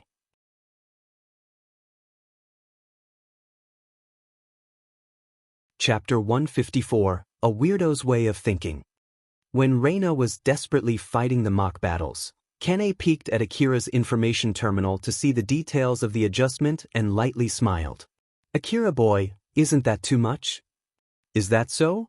But I think she's doing pretty well, you know. That's because of the equipment that Ain-san especially prepared for her. What about you? Can you win with those handicaps?" But it's not about winning or losing, it's about whether it's a good training or not. Akira did not think that he had a good winning chance with all those handicaps. He would have to perform some reckless moves in order to win. But for some reason, he did not feel like saying that, so he just came up with a different excuse. Kane lightly laughed. She did not expect Akira would give such a childish reply. "Well, that's true. But if you use that level of difficulty as the base indicator, you'll need to do some reckless stuff to be able to win. And once you get used to doing something like that, you might also do some reckless stuff out of reaction during a real fight. Personally speaking, I recommend doing an easier training where you can more or less maintain a 100% winning rate." Akira looked surprised. He never expected that someone who looked so reckless as Kane would say something that prioritized safety. "What? Nothing." Akira looked away from Kane. Shiori seemed to be moderately amused by that exchange. "Well, that doesn't really matter. By the way, Akira boy, are you free? Want to have a light spar with me?" "No. Now, don't say that. This is also a training, something like an equal exchange." "Equal exchange?" "Yes, you can't do mock battles when Milady is doing mock battles. It can even be said that Milady is taking your chance to do training. So to compensate for that, you can have a CQC training with me. I bet even if you can have shooting training with them, you can't do CQC training with them, right? I'll be sure to properly train you. You can get training for free when you would normally need money to get this kind of training, you know. So what do you think? This is a good chance for you, you know." Kane's argument sounded reasonable and unreasonable at the same time that it threw Akira off for a loop. It was true that Akira did not get much chance to have CQC training. While his training with Alpha using his augmented suit was basically him fighting an incorporeal body, so there was a limit on how far it could go. Indeed, it was a good chance for him to get more experience without having to go through a real CQC fight. Now, if only his training opponent was not Kane. After thinking for a bit, Akira then carefully asked a question. "So basically, you'll help me train, right? Since it's training for me, I'll have you follow my wish regarding the training. For example, I might ask you to go easy on me. And also no aiming for my head even if it's just a feint. If you're okay with that, then sure, I don't mind either." "Of course. I'm really glad I asked. Let's start right away." Kane excitedly jumped off from the observation point. Shiori did not expect that answer from Akira. "Akira-sama, are you sure?" Well, it seems that she's being serious about teaching me, and it's true that it's important to have a training opponent against whom I don't need to hold back at all. They could easily kill someone if they were not careful when they were having a CQC fight with their augmented suits.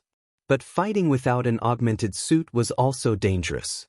So it was true that it was important to have a training opponent that Akira could fight using his augmented suit without holding back too much. Just to be safe, if something were to happen, I'll help you. Alright? I'll be counting on you if something happens. Akira lightly bowed to Shirori. Akira and Kane readied themselves while facing each other. Kane was smiling in excitement. I'll hold back just like you asked me to, but you can go ahead and seriously aim to kill me. Come now, I'm ready when you are. Akira took a deep breath to calm his nerves. Although it was only training, it did not change the fact that his opponent was stronger than him. He could not afford to be careless. Akira, how much support do you want? It's training, I don't plan to do anything reckless, so don't give me any support unless you really have to. Like if it's getting dangerous or in case of emergencies. Okay, give your best there. Yeah. Akira slowly closed the distance to Kane. Kane originally planned to gauge Akira's strength using training as a pretext, but her plan immediately went awry. After all, she was obviously way too strong for Akira. Akira got his feet swept clean off the ground, got grabbed and slammed into the ground, or received straight punches and kicks that stopped him on his track. While on the other hand, Kane could easily deflect, block, and evade Akira's attacks before countering back. His strength was nothing worth noting. Kane looked excited at the beginning, but it did not take long before she looked disappointed. She was so disappointed in Akira that she looked rather bored while being his training partner. This is really disappointing. Is this his full strength? It doesn't seem like he's holding back either. Back then when I heard a slum boy fought and defeated 8 attackers all alone when they tried to rob a relic shop in the slum city, I thought that it might be him. But I guess this means it's someone else, huh? The children who were taking a break there were surprised and felt a bit hopeless seeing how Akira kept getting beaten by Kane. There was no reason for Akira to pretend to be weak. Judging from his reaction and how the other children reacted to that, Kane realized that Akira's real skill only amounted to that much and felt greatly dispirited by it. When she saw Reina return back, Kane decided to stop the training. Akira boy, Milady has returned too, so let's stop here. Akira was trying to even out his breathing as he said, "Thank you very much." "You're welcome." "Well, you're not that bad, so it depends on how much you train yourself in the future." Kane returned back to Shirori who was welcoming Reina back and confusedly asked Shirori a question. "Ain-san, did you really have a hard time fighting against him? If that's true, that's a little bit. You know." Shirori did not seem bothered by that at all and casually said, "You may say whatever you want." Kane looked closely and carefully at Shirori, but Shirori hardly showed any reaction at all. "What is it?" "It seems that Milady also had her fill, so let's return the equipment back and head back home." "Ain-san, you don't believe that was Akira boy's real strength, right? And you have an idea what to do to make him fight seriously, right?" Shirori seemed slightly annoyed. Kane did not let that go as she smiled amusedly. "So, what should I do to get him to fight me seriously? I have no plans to get dragged to your mess." "Geez, it's fine, isn't it? It's thanks to me who spotted Akira boy's vehicle and suggested to come here that Milady got a good training here, so isn't it fine to help me for a bit? Not to mention, Milady is having a hard time finding a training partner since she got kicked out of Katsuya's faction. Coming here was beneficial to Milady, you know. It's our job to be useful to Milady in the first place." "That's not exactly true for me though. I'm here as Milady's bodyguard and just helping out with the training while I'm on it. I don't mind stopping anytime, you know." Shirori sighed. It was difficult for her to say no when Kane brought up Reina's training. But she honestly did not want to just help Kane out. So she decided to pick another option. "In that case, I'll go and discuss it with Akira. So give me 1 million orum." "Why you're going to make me pay?" "Of course, we're helping each other when it's out of our job description, right? I don't mind if you want to stop here." All right, I'll be leaving it to you then." Judging from Shiori's character, it was unlikely that she would keep that money for herself. And more than that, Kane was interested in Akira's real strength. So after a short consideration, she decided that she did not mind paying that much money. We have a deal then, I'll deduct it from your wage. You won't get your money back even if I fail, okay? That's unfair. Shiori just left complaining Kane behind to have a talk with Akira. Although it was originally a half-joke to make Kane forget about it, not that they had a deal, she only had one job now. She smiled at Akira and made a request to him. Akira-sama, can you please do another round with Kane? Consider it as a request for Akira-sama. Akira frowned. One more time? I believe that we did enough just now though. No, this is a little bit different. It's not Kane helping you train, it's more of Akira-sama helping Kane train. The reward will be 500,000 orum. It'll be paid in full upfront. The request will be completed once Akira-sama works hard enough to earn that 500,000 orum. That will be all. Will you accept it? Akira slightly frowned since he felt like Shiori was able to see through him. He then started considering whether to take that request or not. That was when Shiori suddenly said, if I may, it might be not good for Akira-sama to wrap up the training with Akira-sama's complete defeat. As Shiori said so, she glanced in Ario's direction. Akira followed suit and looked at Ario and the other children. It was true that he looked rather pathetic there. For some reason, after seeing how they looked at him, Akira thought that some of them might think that they have a chance to win if they try to challenge him in CQC. After Shiori gave that slight nudge on Akira, she then continued. If I may add my personal opinion, I believe that Milady started to work hard since she's aiming to be as strong as Akira-sama, who was able to fight side by side with the other hunters. If I may, I wish that Milady's goal would stay somewhere high. Akira glanced at Reina. Reina seemed rather conflicted and slightly disappointed. She's already using pretty expensive equipment there, combat power-wise. I think she's already above me though. Is that so? At the least, I don't believe so. Moreover, strength is not only about pure firepower, it's not decided solely based on the quality of equipments. At first, Akira took some time to think about it. He then made an expression as if he just gave up. Alright, but I'll be the one to decide when the request ends and I won't take any objection, okay? Very well, thank you very much. Shiori lightly bowed and paid 500,000 orum to Akira. That was just to be safe in case Akira wanted to get cash instead of a bank transfer. Akira received that, returned back to his vehicle, took out some medicines from his rucksack, and swallowed them. Akira, are you sure you're okay taking that request? Well, I do want to test your support too, not to mention that I don't want Ario and the other children to misunderstand something here. Moreover, I don't like the fact that I kept getting beaten up one-sidedly. Akira said so as he smiled smugly. Alpha smiled back confidently at him.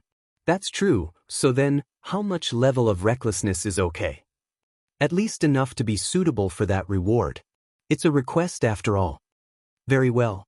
Not to mention, it seems you're willing to go as far as to take some medicines beforehand. Let's change the setting of your augmented suit a bit. If she already has her guard down, we can use that to defeat her quickly and show her your strength. Akira smiled, seeing that it seemed Alpha was raring to go too. Akira and Kane were facing each other again. Akira had a serious face just like last time, but that was not the case for Kane. She seemed half convinced and was still suspicious. I'm ready when you are. Also, it's my training this time, so it would be great if you can give your full power. Honestly speaking, I wasn't holding back my punch at all though. I guess that doesn't really matter now. Come now, I don't mind if you want to aim for my head, you know? Roger that. Just like last time, Akira slowly closed the distance. Looking at that, Kane thought that her guess was indeed correct. Her expression slightly turned disappointed for a split second. Right at that moment, Akira used the full power of his augmented suit to propel his body forward and close the distance in one quick and fluid motion. That sudden move, as if Akira was completely a different person, caught Kane completely off guard and slowed her reaction. But that did not pose trouble due to her fighting skill. She saw Akira trying to dive straight at her as she moved to block that incoming attack. Right at that moment, She immediately shifted her posture and blocked a powerful kick aimed at her torso. That right straight was a feint? Not to mention that both his gaze and attack were seriously aimed at me? Isn't he too good at making a feint? After receiving that kick, Kane immediately shifted to counter that attack as her leg drew a sharp arc from under her maid outfit. But Akira took a step back and leaned back. Kane's leg just cut clearly through the air. He did not get thrown off balance even when I countered with that strong kick. And that reaction time. He immediately moved away to evade my attack right after his kick. Or more like, he didn't even look at my kick, did he?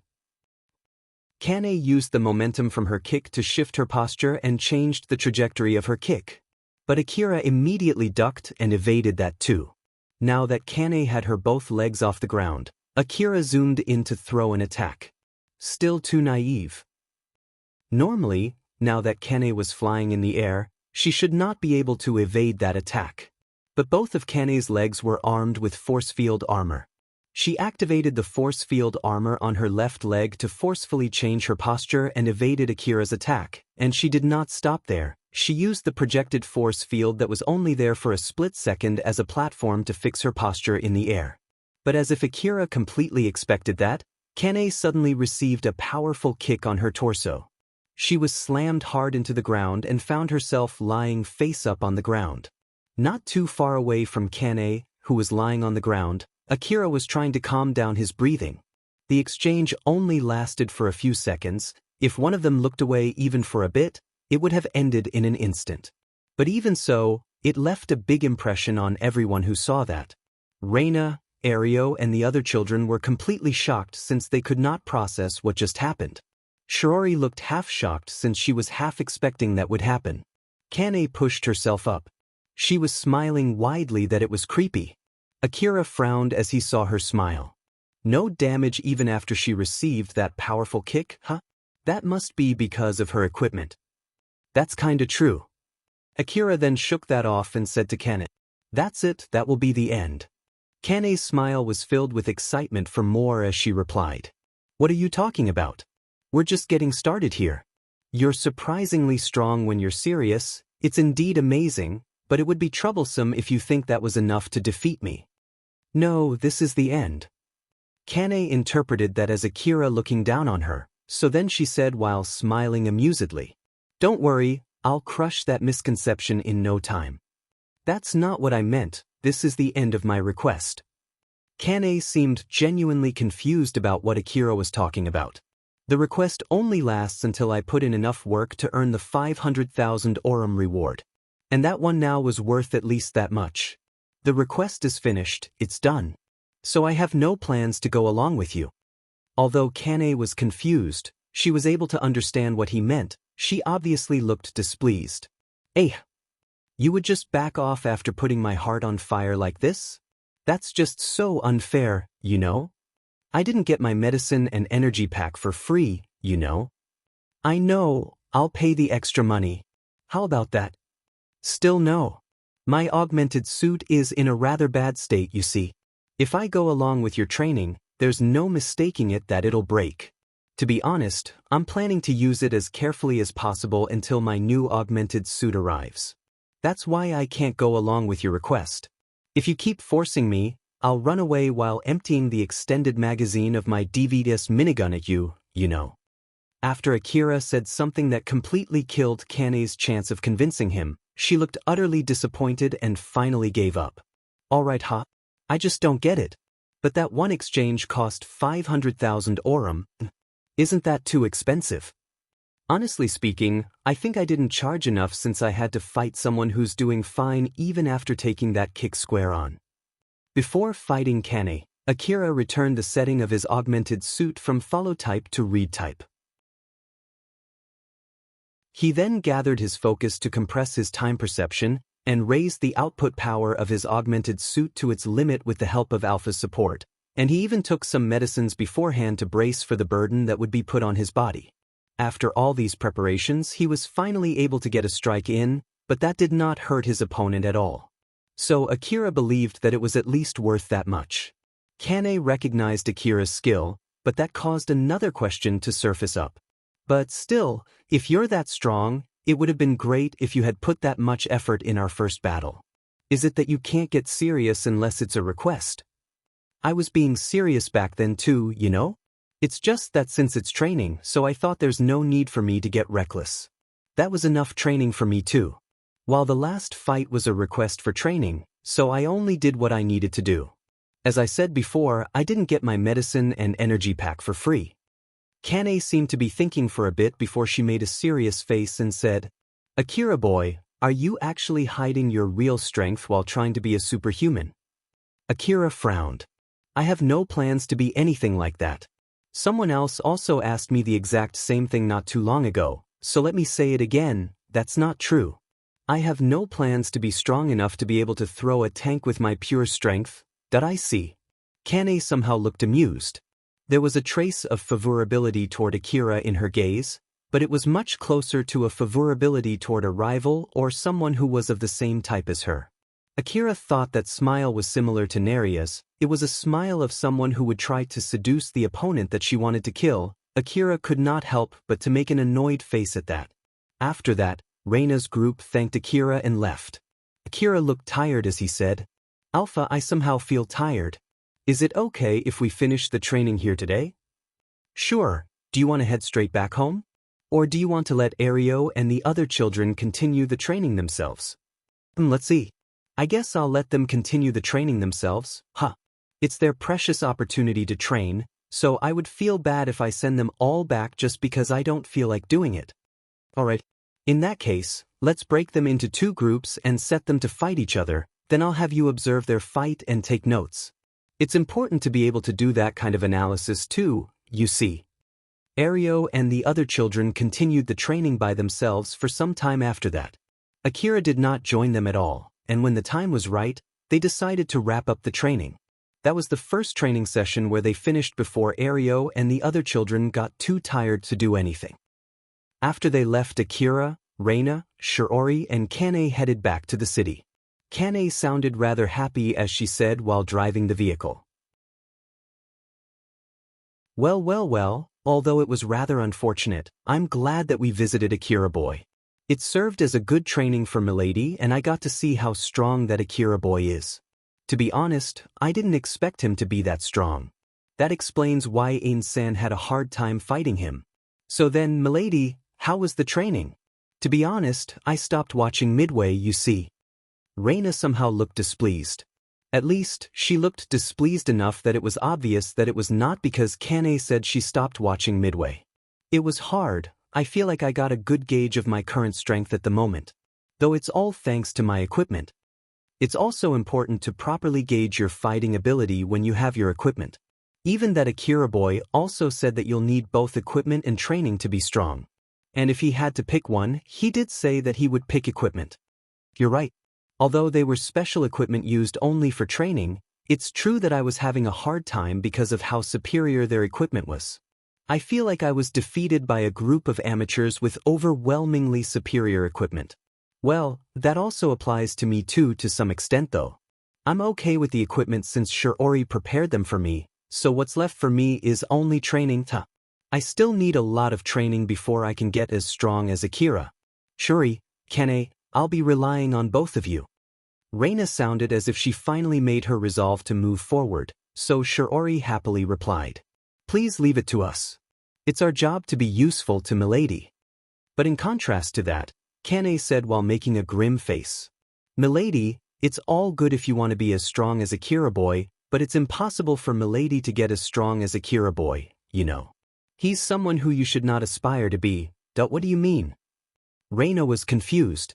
Kane then answered her question with a serious tone. He's not right in the head in all kinds of meaning. Akira boy's augmented suit is not an advanced augmented suit like Milady is using right now. Its capability is relatively low and its user burden compensator is also relatively bad.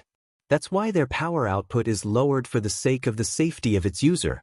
But, although it's only my guess, I believe that Akira boy modified that limiter or maybe even completely took it off. So it should have been putting his body under immense stress. And well, normal people would die if they do that. Akira Boy's move suddenly changed as if he was completely a different person after he accepted that request from Ain-san, remember? Oh, did you even see that fight? I did. He suddenly became surprisingly strong. That's the difference when he was willing to put that burden on his body, you see. The reason why he took medicine beforehand was because he would die if he didn't do that. Is it really that bad? It didn't seem that bad though. In that case, would you like to give it a try? You should be able to try it if we change the setting on your augmented suit. Kane said that so casually, but Shirori immediately interjected as if she was scolding Kane. Kane, stop talking nonsense. Milady, it's really dangerous, so don't even think about it no matter what. Reina frowned. She understood the danger of doing something like that from how Shirori sounded there. Kane lightly giggled and said, to be honest, I think it's a good idea to at least try it once though. But as I explained before, it's basically awful. If it's really that dangerous, I can understand why I should not fight using that method. Reina seemed to fully understand the importance of that subject. But Kane shook her head and said, that's not what I meant, as in matter of fact, that's not the biggest issue. Shirori also stopped me though, but that was not the real issue. Even Ain-san also has a similar trump card too. It's not a bad thing to keep something like that in case of emergency. The problem is how Akira Boy is using that method without any hesitation even though he doesn't have a cyborg body. That way of thinking and common sense is simply abnormal. Abnormal? Although Akira Boy's augmented suit is a new augmented suit compared to the one that he used when he fought Ain-san, it's already pretty rugged to the point that he said he's already buying a new one. Normally, augmented suits won't get that bad so quickly. That would mean that he had gone through enough fierce fights to get his augmented suit, not his body, that bad so fast. So it's not an exaggeration to say that he's not right in the head since he thinks that it's a normal thing. Then to top it off, he said that someone also mistook him before and asked if he's trying to be a superhuman. That would mean he's been doing that without knowing it. Although I feel bad for saying this, but he's simply crazy. Shirori frowned. It must be rather severe since even Kane says so. Well, I bet it's because he's like that Ain-san had a hard time fighting him. After Kane said so, she suddenly made a rather confused look. But still, putting that aside, I still find it rather strange. People who are that strong usually have an aura that you can recognize. But although Akira is actually strong, why does he still look weak? And I don't think that he's deliberately trying to look weak either.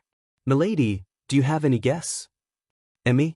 I heard that Milady looked down on Akira Boy thinking that he's just a small fry the first time Milady met him. Is there any particular reason why Milady thought he was just a small fry? Reina remembered her mistake and looked slightly displeased. But as she continued searching through her memories, her expression slowly changed to a confused one. Now that Kane mentions it, why did I think so? No matter how he looked, he was called to that place as a hunter and he had proper equipment too. Was it simply because there was something that I did not like about him? No, I only felt so after I talked to him. I thought that he looked weak even before I spoke to him. That's why when he refused our offer to work together, I got irritated and... Is it because Akira is just a small boy? But I think he's more or less of the same age as me though. Shirori was also searching through her memories as to why she misjudged Akira's strength. She then remembered Shikarabe's answer when she inquired about him and realized that Shikarabe also had made the same mistake as her. This could not be just a pure coincidence, there must be something behind it. Although Shirori could not identify what this something was, there was no mistaking it, something was causing it. As she thought so, she decided to be more careful with Akira. Ain-san, did you get anything? What are you planning to do with that information? As Milady's bodyguard, it's so that I won't lower my guard even if my opponent looks weak. But then Shirori replied back causally. Nothing in particular came to mind except the shame from the mistake I made. So you should be careful too. Yes, ma'am. Kane noticed that subtle change in Shiori's attitude and smiled excitedly. This Akira boy is really an interesting boy. The more I know about him, the more questions come up about him. I wonder if I can get a chance to properly fight him soon. And so, her interest in Akira got even deeper along with her smile.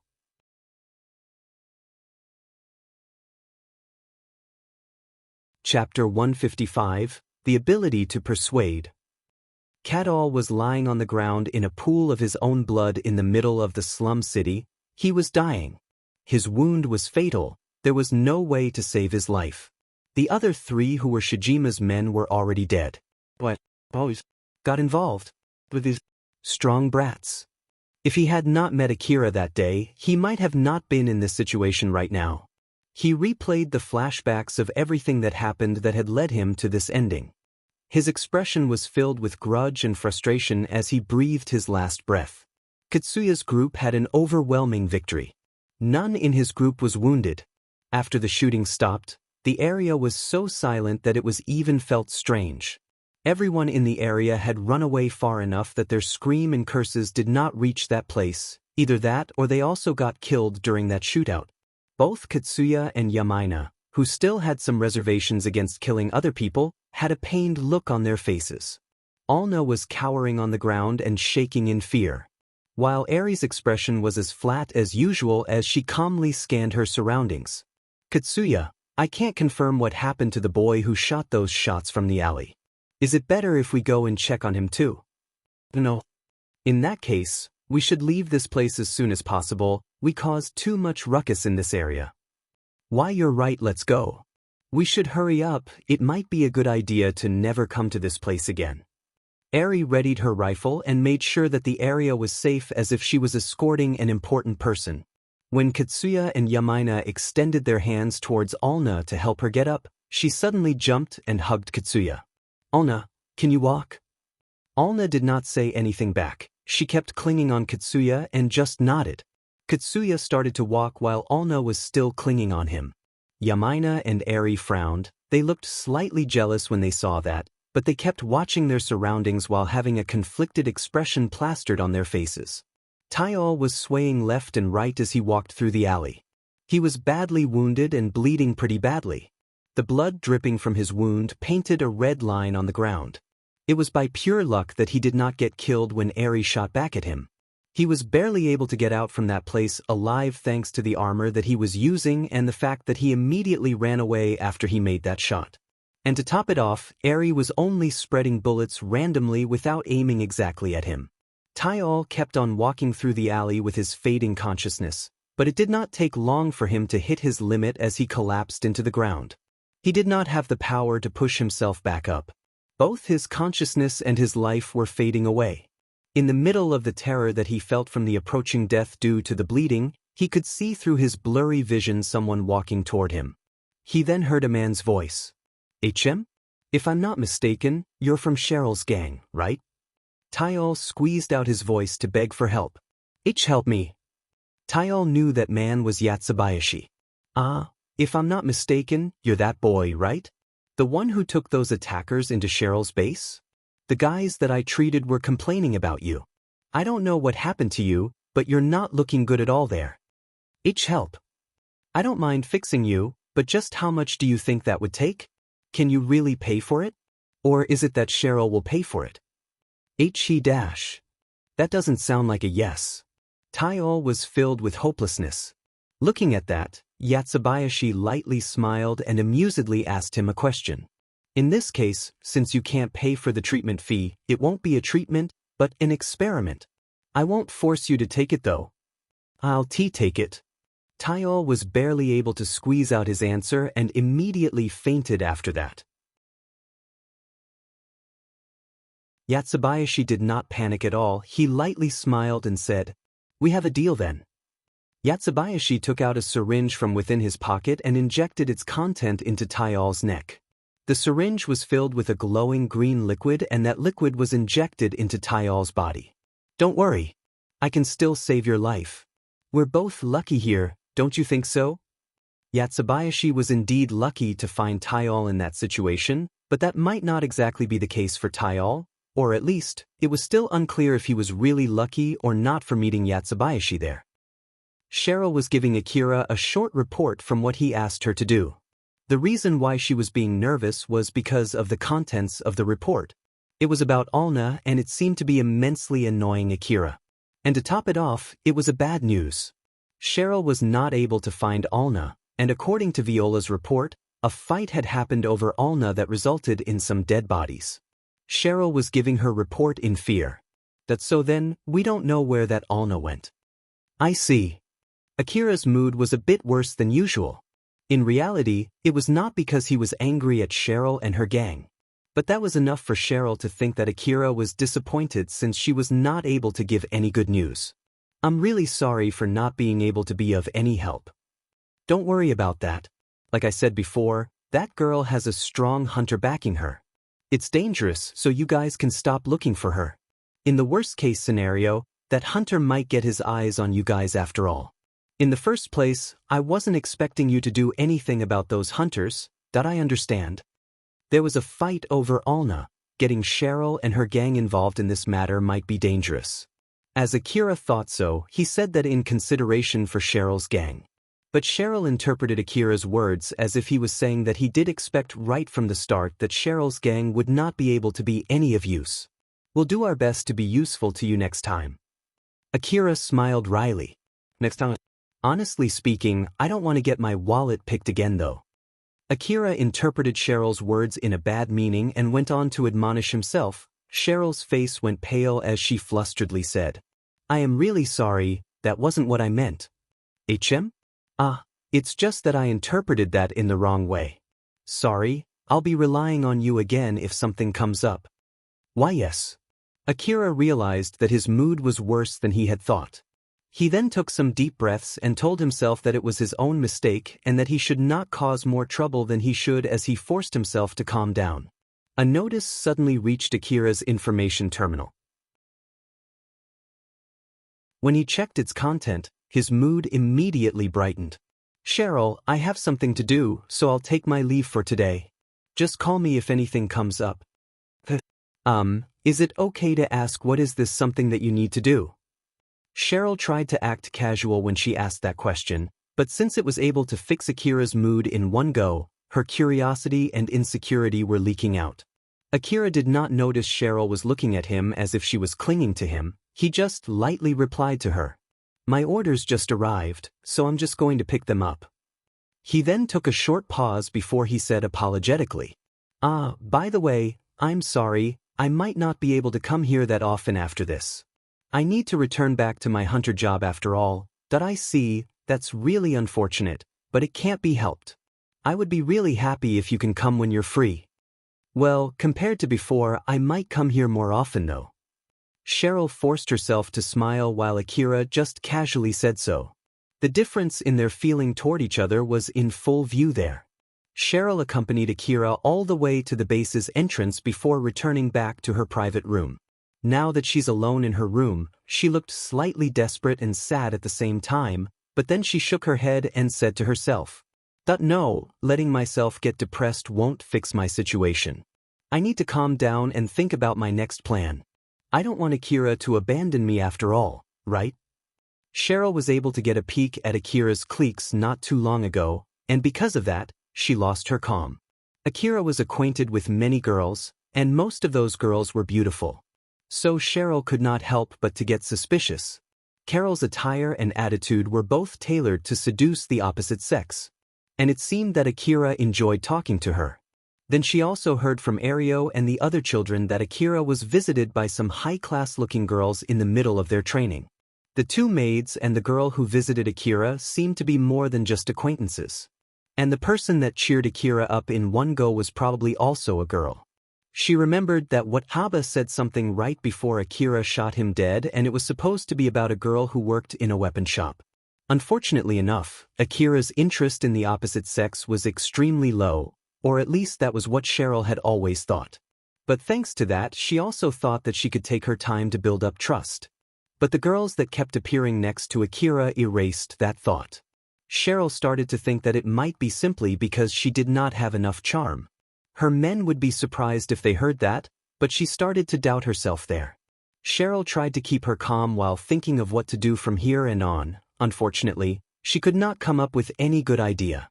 Right when she was stuck in her thought, someone suddenly knocked on the door. It somehow immensely irritated her as she shouted at the door. "Didn't I tell you to save it for later unless it's something important?" Ario, who was on the other side of the door, flinched. "Someone by the name of Colbert came. He said it's something about that pickpocket. Should I tell him to leave?" Cheryl calmly took a deep breath. Although Akira told her that it was okay not to get involved any longer, it was not something that she could just ignore. "Take him to the guest room. I'll be there in a few minutes." "Okay." Cheryl realized just how much she had lost her calm listening to Ario, who stepped away quickly.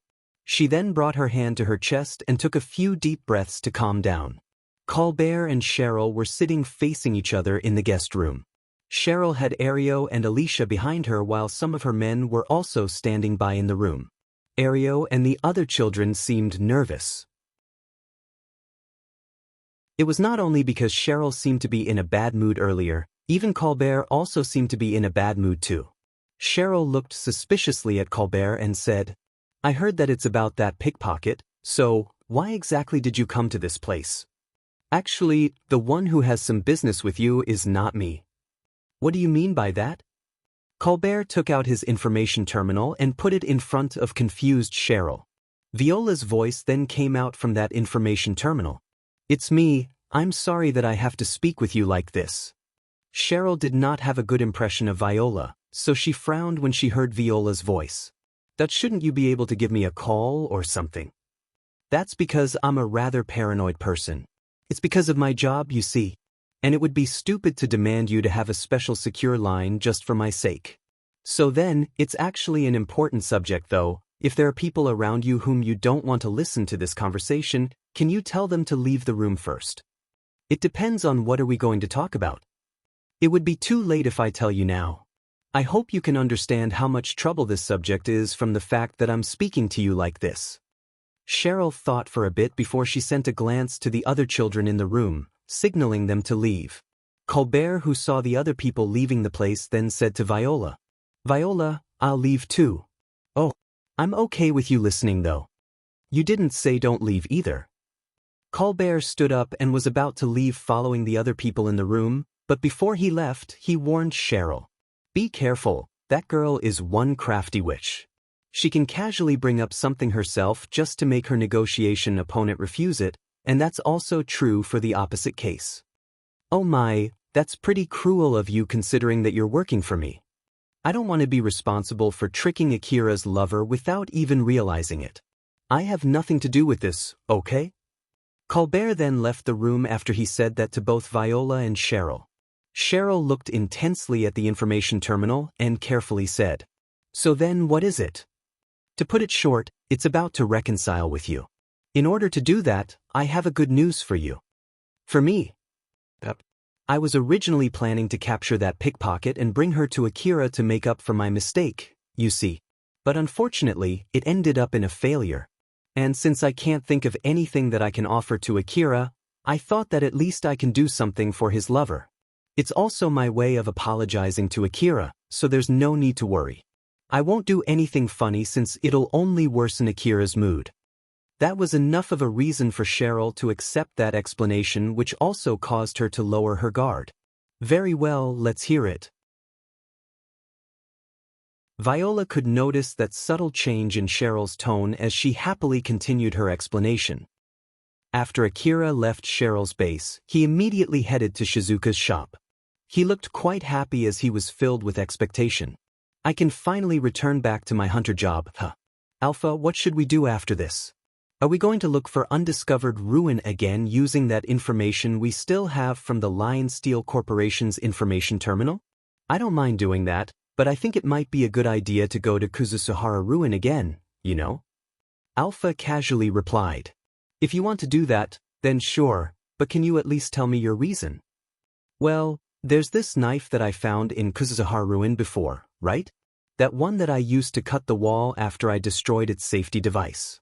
I just think that it might be a good idea to keep one of those things as a trump card in case of emergency, and it should not be that difficult for me to look for that relic in Kuzusuhara Ruin after I get my new equipments, right?" Alpha smiled inquisitively at him and brought her face close to his. "Is that all?" Akira winced back a bit. "Even if you say so." Well, it's just simply that I don't have much relics left and I want to get more relics to sell.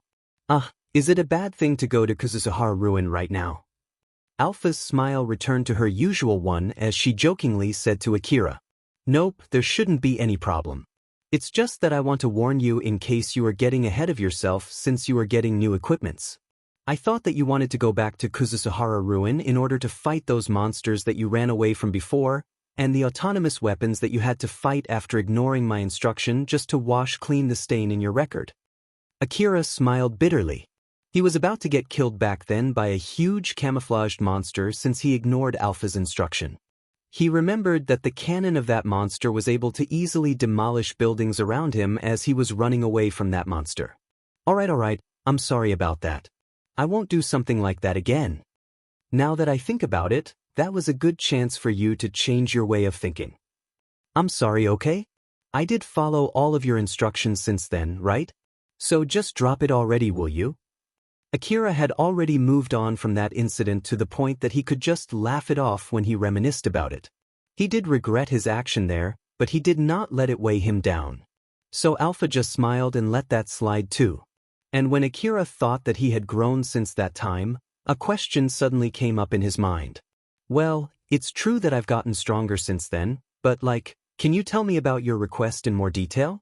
But if telling me will only discourage me, then I'm okay with not knowing it. Unfortunately enough, I can't tell you anything. It's a bit complicated from my side too, like those limiters and tests that I see. Akira thought that he had become quite strong since then and believed that it would not be strange if he was strong enough to go to the particular ruin that Alpha wanted him to go to. But it seemed that was not the case. He seemed to be a bit down there, seeing that Alpha made a suggestion to him instead. But well, it's true that you've grown stronger. So I guess it's fine telling you about relatively safe places for your current strength. Once you can defeat that huge monster and those autonomous weapons on your own, I'll at least consider starting the subjugation of the ruin that I want you to explore for real. Akira frowned. Those monsters? On my own? Without your support? Yep, without my support at all. No, isn't that too high of a hurdle? Wasn't it impossible for me to defeat those monsters even with your support? Well, you would need at least that much power, you see. I hope you now can understand why I didn't tell you the details of my request back then. Yeah, I understand it clearly now. Geez, I still have a long way to go, huh? Indeed, if Alpha told Akira about it back then, he would have dismissed it right away thinking that it would be an impossible thing. But when he thought about it, he once again realized how much he had grown since he now believed that it was not completely impossible. But still, I at least got a good gist of how far my goal is, huh? Akira's face was not filled with mockery. Instead, it was filled with confidence and excitement. Looking at that, Alpha smiled and cheered for him. It seemed that completing my request has been shifted from utterly impossible to extremely difficult. Once it's changed into a risky exploration, I'll tell you the location of the ruin. We'll only start exploring the ruin for real once you have a good chance to come back alive. I see. I'll also give my best without getting too reckless. I'll be in your care until then. Of course, just leave it to me. I'll be in your care too. Akira smiled faintly at Alpha while she smiled confidently at him, expressing their trust in each other. But Akira's expression immediately turned sour when he saw Katsuya in front of him. It was rare for Katsuya to be moving alone that day, and when they noticed each other, their faces turned stern. Their inner feelings were expressed right on their faces. Akira only looked at Katsuya as a troublesome guy with a mix of irritation, but that was all there was to it. Akira's hatred was solely directed at Alna, who stole his wallet and got away. Compared to that, Akira's hostility toward Katsuya was close to non-existent.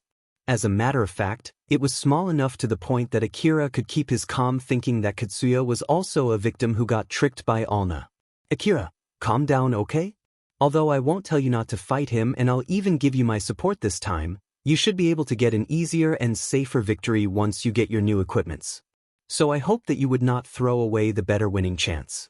Not to mention that it's a bad place for a fight too. This isn't the place where you can freely fight without any repercussion like in the slum city. I know. In the first place, it's not like I have any grudge against him anyway.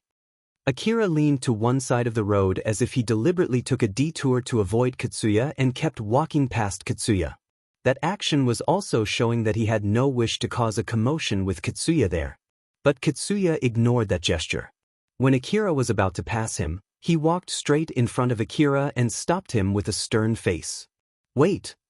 Katsuya's face was clearly expressing hostility against Akira. His voice also contained the intimidation and the commanding power of a hunter. Now that Akira's way forward was blocked by Katsuya, he looked at Katsuya annoyedly and said, "What? Stop messing with Alna. To think that you would even pay some people to bring her to you, do you really think I'll back off just because you did that?" "Pay people? What do you mean?" "Stop playing dumb. I know that you offered 20 million orum for surrendering Alna. What's the big idea here? Seriously though, what are you even talking about?" Akira seemed to be honestly confused, so Katsuya, who thought that it was all Akira's fault, started to question his own guess. "Back in the slum city, about 4 or 5 people who looked like hunters came to me and told me that they'll give me 20 million orum if I surrender Alna. That wasn't your doing? Weren't you the one who told them to look for Alna? It's true that I asked some people that I know to tell me if they spot Alna somewhere, but like hell I would pay them 20 million orum for finding her. I never promised them money. In the first place, who in their right mind would pay 20 million orum just for a pickpocket? That's. Katsuya reeled back from Akira's logical argument. Akira sighed, stepped aside, and walked past Katsuya. When he did that, Katsuya immediately returned back to himself, turned around, and yelled at Akira again. "Wait! I'm not done yet." "What now? You have no more business with me, right? I don't know what's going on, but one thing for sure, it's your misunderstanding. I have nothing to do with whatever you're facing." Akira did think that it might be Viola and Shijima's gang. But he then thought that it was absurd for them to offer 20 million orum for something like that and ruled out the possibility. So he was sure that it was Katsuya's misunderstanding. Katsuya then shouted, "That might have nothing to do with you, but that doesn't change the fact that you're targeting her." "Yeah, so what? Just keep your hands off her. If you do anything to her, I won't forgive you." "I see, got it?" Akira casually replied as if it was nothing. Katsuya was doubtful of that answer, so he asked Akira one more time. "So, you won't do anything to mess with her anymore, huh?" Akira then replied with the exact same casual tone as before. "Nah, I'll kill her if I find her." Katsuya was so surprised his face was tinted with the color of anger. "Do you think that I'm joking here?" Akira's expression suddenly turned serious. He sent a sharp gaze filled with hostility toward Katsuya. "I was only answering your question. Or more like, right back at you, are you being serious here? You won't forgive me? Do you really think I need your permission to kill the pickpocket who stole the money that I gathered by risking my life? Or does it mean that you'll kill me if I don't stop? In that case, I get it, I don't want to die after all." Katsuya was suspicious since Akira said something that sounded as if he just obediently accepted Katsuya's demand. But Akira's next words completely wiped off his suspicion. "That's why you'll have to die too." Both of them looked at each other with hostility. The only reason why they did not pull out their rifles yet was simply because both of them knew it was not a good idea to fight there. "Last time, I backed off because the difference in our fighting power was too large. But don't expect me to back off again next time." Alpha exasperatedly warned Akira. "Akira, stop provoking him, okay? I'm just answering his questions. I don't want him to misunderstand, after all. I know it's bad to fight here, and I have no plans to fight him here. So let's just slowly step away like last time." Seeing Akira slowly stepping away, Katsuya mocked him. "Humph, you're nothing but talk. In the end, you're still going to run away, huh? It's not like I have any reasons to kill you right here right now after all. If you want it so much, you can go ahead and point your rifle at me. That would make things way simpler and I would be happy to oblige."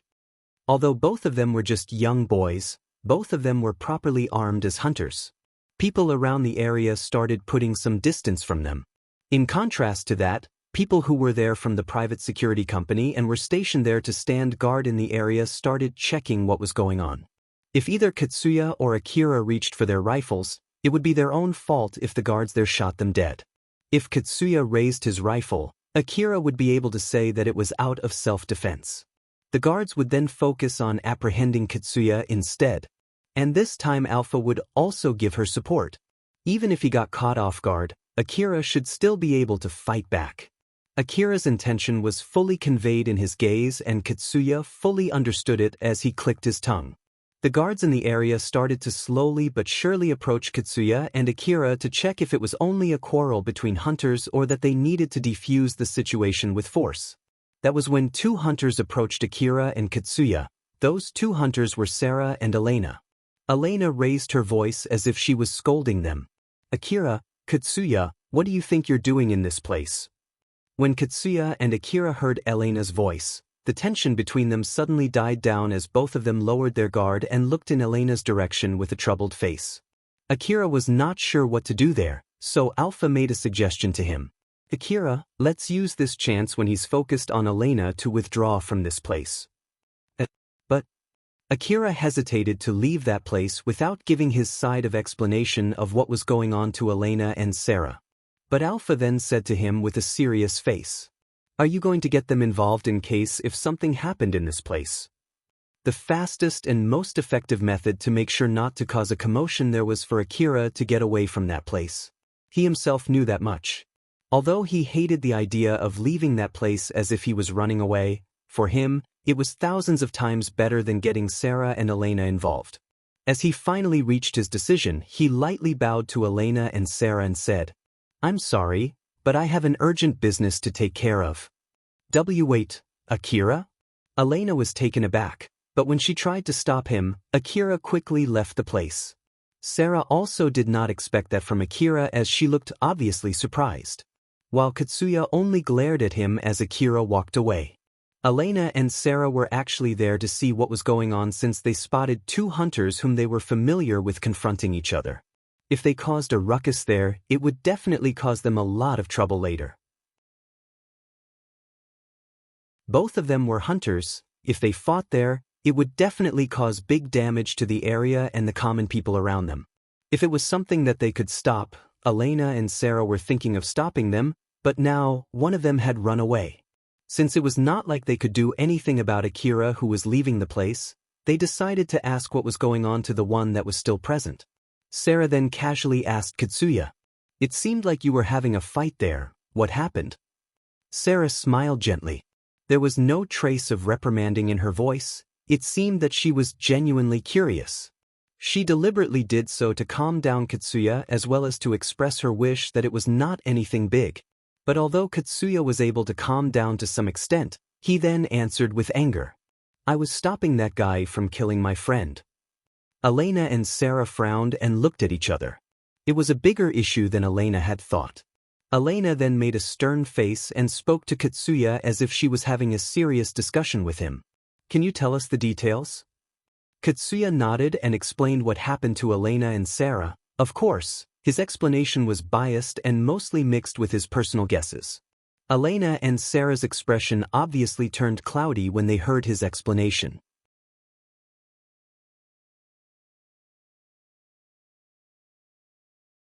Chapter 156, Reconfirmation. Akira returned back to his house first, hopped onto his vehicle and went to Shizuka's shop. When he arrived, his mood had mostly returned back to normal. He went into the shop, exchanged some greetings with Shizuka, exited the shop, and then moved his vehicle next to the shop's warehouse. Shizuka opened the shutter and welcomed Akira. "Once again, thank you very much for coming to my shop. Come, it's this way." Shizuka guided Akira into the warehouse. They then stopped in front of a mechanical cupboard. Shizuka opened the double door on that cupboard and revealed Akira's new augmented suit inside it. Akira could not help but to own when he saw it. Shizuka smiled and said, "It's a TL Type 2A Model 2N augmented suit. Its seller is Neoptolimos. It's originally not designed to work in tandem with an information gathering device, but as you requested, I also ordered the optional accompanying information gathering device." It was a thin body suit type augmented suit. Its basic color was black. It also had a headgear-like device which doubled as a display device. while it had some protrusions on its neck, back and torso. Besides that augmented suit, there was a coat which was also made with the same metallic fabric that made the augmented suit. The coat's size was relatively bigger than the augmented suit. It might be made with the consideration that its user would be carrying rifles and magazines under that coat. Its size readjustment function is also equipped with a simple automatic self-maintenance feature. Do you want to try it now? Yes, please. Akira took off his augmented suit and his clothes down to his underwear, and just like last time, Shizuka scanned his body to take his measurements. When she did that, the augmented suit's size automatically recalibrated according to his measurements as it started looking more and more like a human body. Akira watched on with curiosity. It's automatically recalibrating itself, huh? That's really convenient. But there's a limit on how much it can recalibrate itself though. With this, it can readjust its size with body's changes, so I think it's perfect for you. Is that so? Akira seemed to be a bit confused. Shizuka smiled amusedly at him and explained. So, you haven't noticed it yet, huh? Your body has changed a lot since the last time I took your measurement. You've grown taller and your muscle composition is getting better. I wonder if it's because you're in a growth spurt. Well, I've been earning well, so I've started eating more without caring much about the taste. That might be the reason. Akira said that casually, but Shizuka understood well the hardship that he had gone through so that he could say so. Akira had casually spoken about all kinds of stuff that he had gone through in the middle of their usual daily conversations, which included all the dangers when he almost got killed. Not to mention, the stories that she heard from Elena and Sarah too. From there, Shizuka could understand what he had gone through in such a short time. Akira spoke nonchalantly and indifferently, although all of those hardships he had gone through could be interpreted as a curse if he could not face them. Indeed, as long as he could face them, the fact that he could do that could be interpreted as a blessing. It was all a matter of getting used to it or not. The way Akira said it, spoke of just how far he had gone through all kinds of hardship again and again. If Shizuka had to make a guess, that must be because even before Akira had started being a hunter, he was so used to hopelessness and the feeling of resignation to the point that he got used to facing hardship without him realizing it. As a matter of fact, her intuition was telling her that her guess was correct. But at the same time, Shizuka also did not think that Akira should stop being a hunter. Position-wise, feeling-wise, economy-wise, she could not take over that burden from Akira. That was why, in place of that, she could only smile gently at Akira and remind him. They say that a hunter's main asset is his or her body. So make sure to take good care of your body, okay? Akira was a bit weirded out by that strange, sudden change of attitude from Shizuka, but he just frowned and nodded without knowing the reason behind it.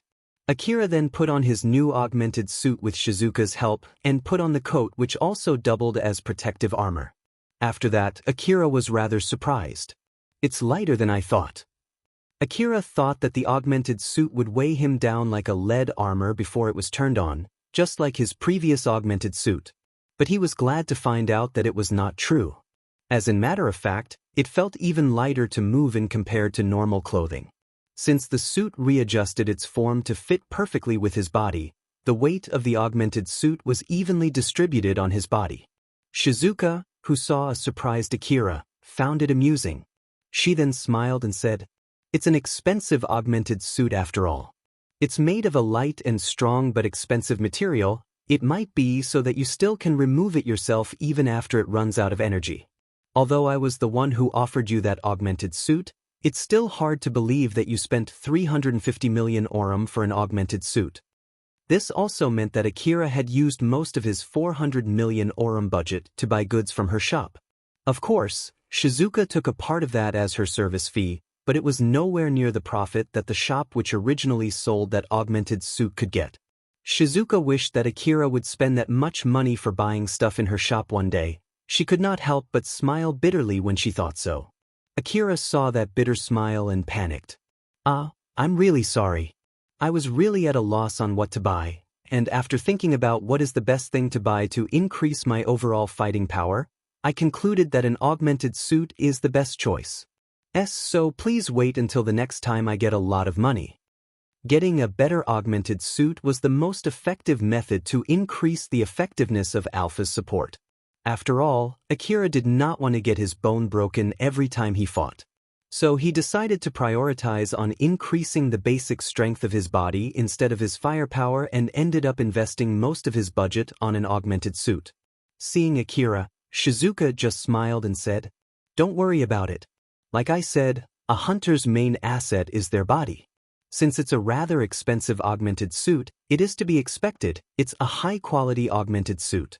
It should be able to greatly reduce the burden on your body from the kickback from using powerful guns. Moreover, from my point of view, I think you're someone who would do reckless things without realizing it. So if you spend your money on firepower, you'll get more and more used to fighting more powerful monsters, and I feel like you'll be doing more reckless things at that point. That augmented suit is designed to put more focus on reducing the burden and protecting its user. It should be able to reduce the number of occasions when you have to act recklessly. I'm sure it'll reduce your medicine consumption too." Shizuka said so with a smug smile, seeing that, Akira flusteredly smiled back. To be honest, it was not like he did reckless stuff because he wanted to, but he could not think of any good excuses to give to Shizuka either. Akira put his old augmented suit in a box and left it inside the warehouse to be sent for repair. As for how much it would cost, Shizuka said to him that no one could tell until he sent that augmented suit for repair first. Akira was thinking of keeping his old augmented suit as a spare if the repair did not cost that much. But if buying a new one was cheaper, he was planning to give it away to Cheryl. Even if he only repaired the outlook, it should be enough to give off an extra intimidating look. On the other hand, it could also be completely turned into an information-gathering device too. So, it should still have some uses. As Akira was moving the metallic mechanical cupboard into his vehicle, Shizuka was gathering rifle modification parts into a cart. Akira decided to buy some modification parts with the rest of the budget that was left after paying for his new augmented suit. He might be able to buy new rifles, but since there was a limit on how many rifles he could carry, it would mean that he had to stop carrying one or more of his current rifles. So instead, he decided to buy modification parts to upgrade the rifles he already had. Akira was deep in thought looking at the modification parts lined up in front of him. Not too far from him, Shizuka was still lining the rest of the modification parts that she brought there. She then warned Akira, "Don't worry, you can take your time deciding. You can even try them too, but remember that if you open any sealed goods, you'll have to pay for them. Although the parts that are not sealed are second-hand goods, they should be working just fine since I've checked them myself beforehand. And be careful. Some parts are designed to be used on rifles with certain built-in functions, so they might need some extra parts if you want to install them." "Okay, thank you. I'll return back to the shop. If you need anything, just call me." "Well then take your time." Shizuka then returned to the shop. Akira started to analyze the modification parts scattered in front of him. "Well, which one should I pick? Most of them are pretty pricey. I feel like I'll go over the budget if I don't choose carefully. Let's upgrade your AAH and A2D assault rifles with the assumption that you would use them without an augmented suit. And if you still have some money left, let's use it to buy parts to upgrade your augmented suit. I already have a plan on what kind of upgrade to do. The rest depends on your preference and how much you want to spend. There are just too many types of parts, you know. Though, it's better than having too few options. This is also a training, so you can take your time." Akira was humming while looking seriously at the various parts in front of him. Next to him, Alpha was smiling just like usual. In her office, Mizuha was at loss on what to do. The reason why she was so troubled was because of Katsuya's request. He asked Mizuha to provide protection for Alna. At first, she heard that Katsuya was simply trying to save a girl who was falsely accused of pickpocketing. Up to that point, Katsuya was only being nice and everything, and it was fine. But now she came to know that the hunter, whom that girl stole from, was looking for her and trying to kill her. Then there was also a fight against an unknown organization that was also looking for that girl to the point that some people got killed. Now that it had come to this, it was no longer that simple anymore. Mizuha then asked an acquaintance of hers to gather more information just to be safe. And from there, she knew that Alna was indeed a pickpocket, The hunter that was looking for her was someone who even participated in hunting a bounty monster, and it was true that a certain organization was trying to capture her. Normally, Mizuha would have refused to give that kind of protection to someone of Alna's status. There was no need to even think about it. But since it was a request from Katsuya, it could not be helped. She could not afford to sour her relationship with the person that was allowing her to maintain her influence and power. At the moment, Mizuha hid Alna in one of the camping cars parked in one of the parking lots owned by Drankum that were scattered in various places in the wasteland. It was at least able to satisfy Katsuya for now and bought her some time. With Alna staying inside one of Drankum's facilities, outsiders would not be able to freely come after her, but at the same time, she could also not afford to let Alna, who was an outsider, stay in Drankum facilities for too long. She might be able to do something about it if Katsuya accomplished something that would give her more influence. So, she decided to stall for time, hoping that something like that would happen. To be honest, Mizuha did not really care about Alna. As a matter of fact, she was a bother. As someone from the inner wall, there was nothing she could gain except scorn if she associated with a pickpocket from the slum.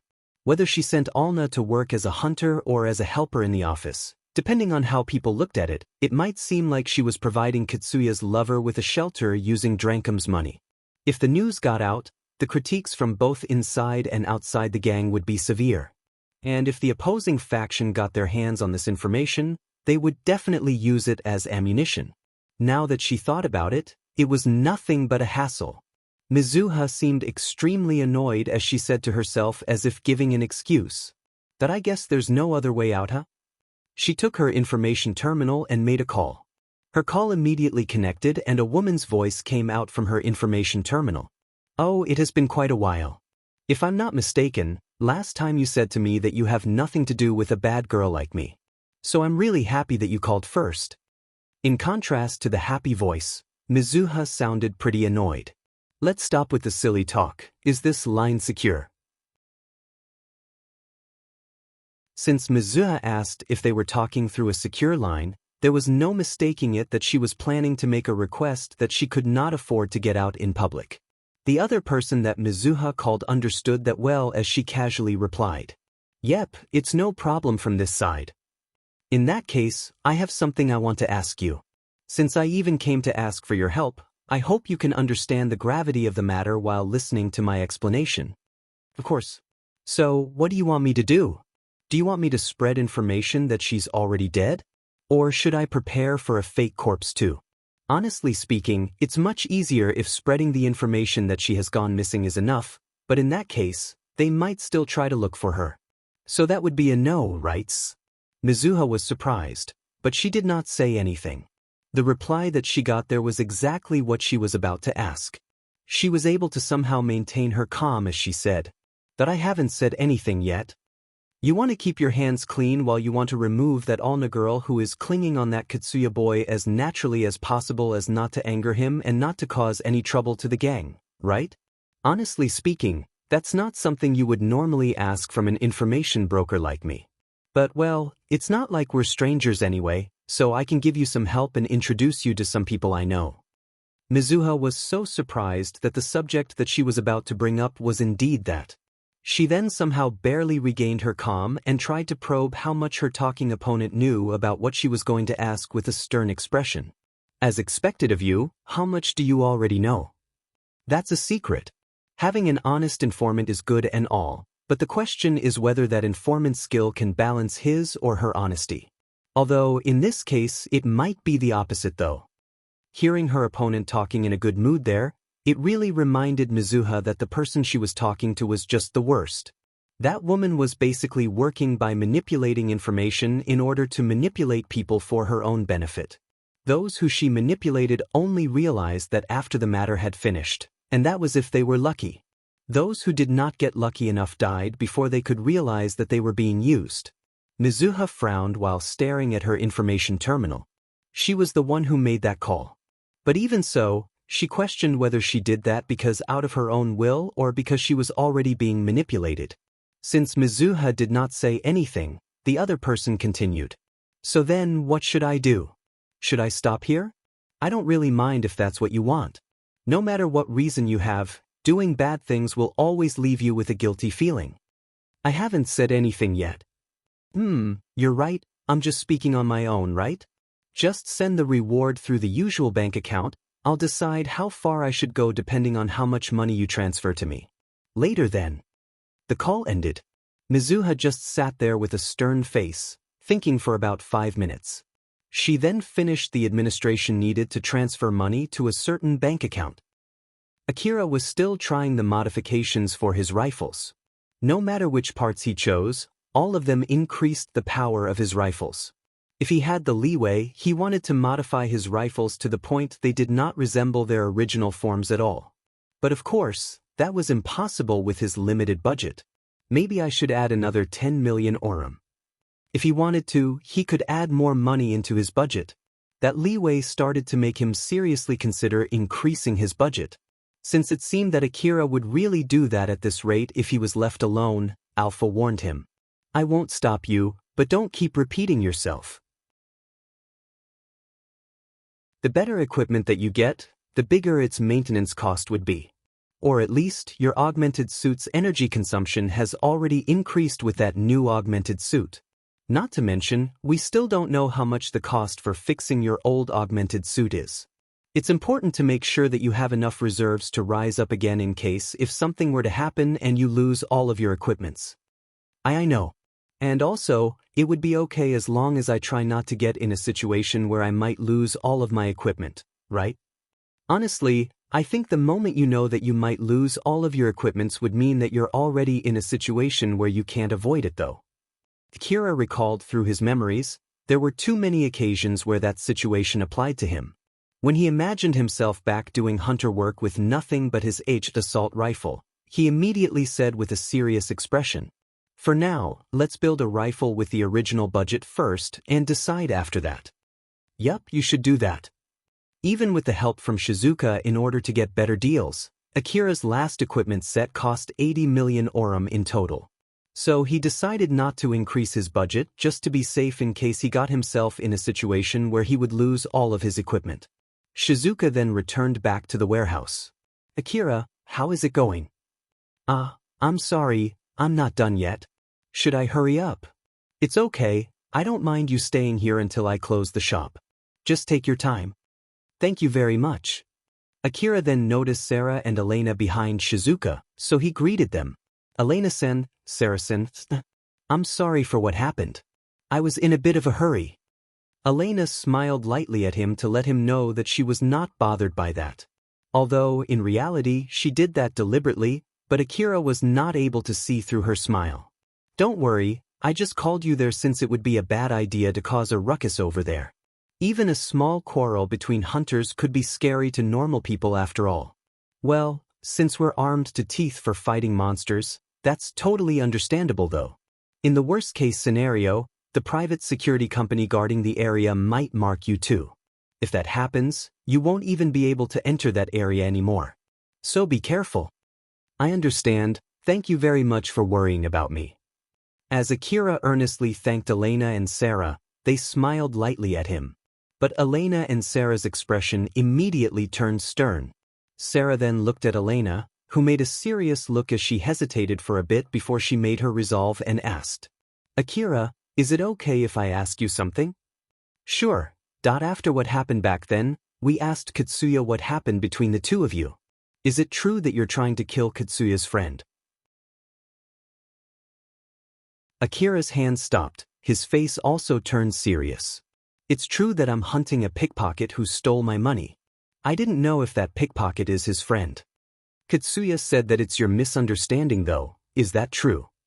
There's no mistaking it, although, I can't give you anything if you want me to show you a proof to convince you. You can't even tell us anything. Yes, that pickpocket stole my wallet, emptied it, and threw it away. So I have no physical evidence. There were no witnesses either. So if you don't believe me, it's not like I can do anything about it. So both sides don't have any proof, huh? Elena frowned.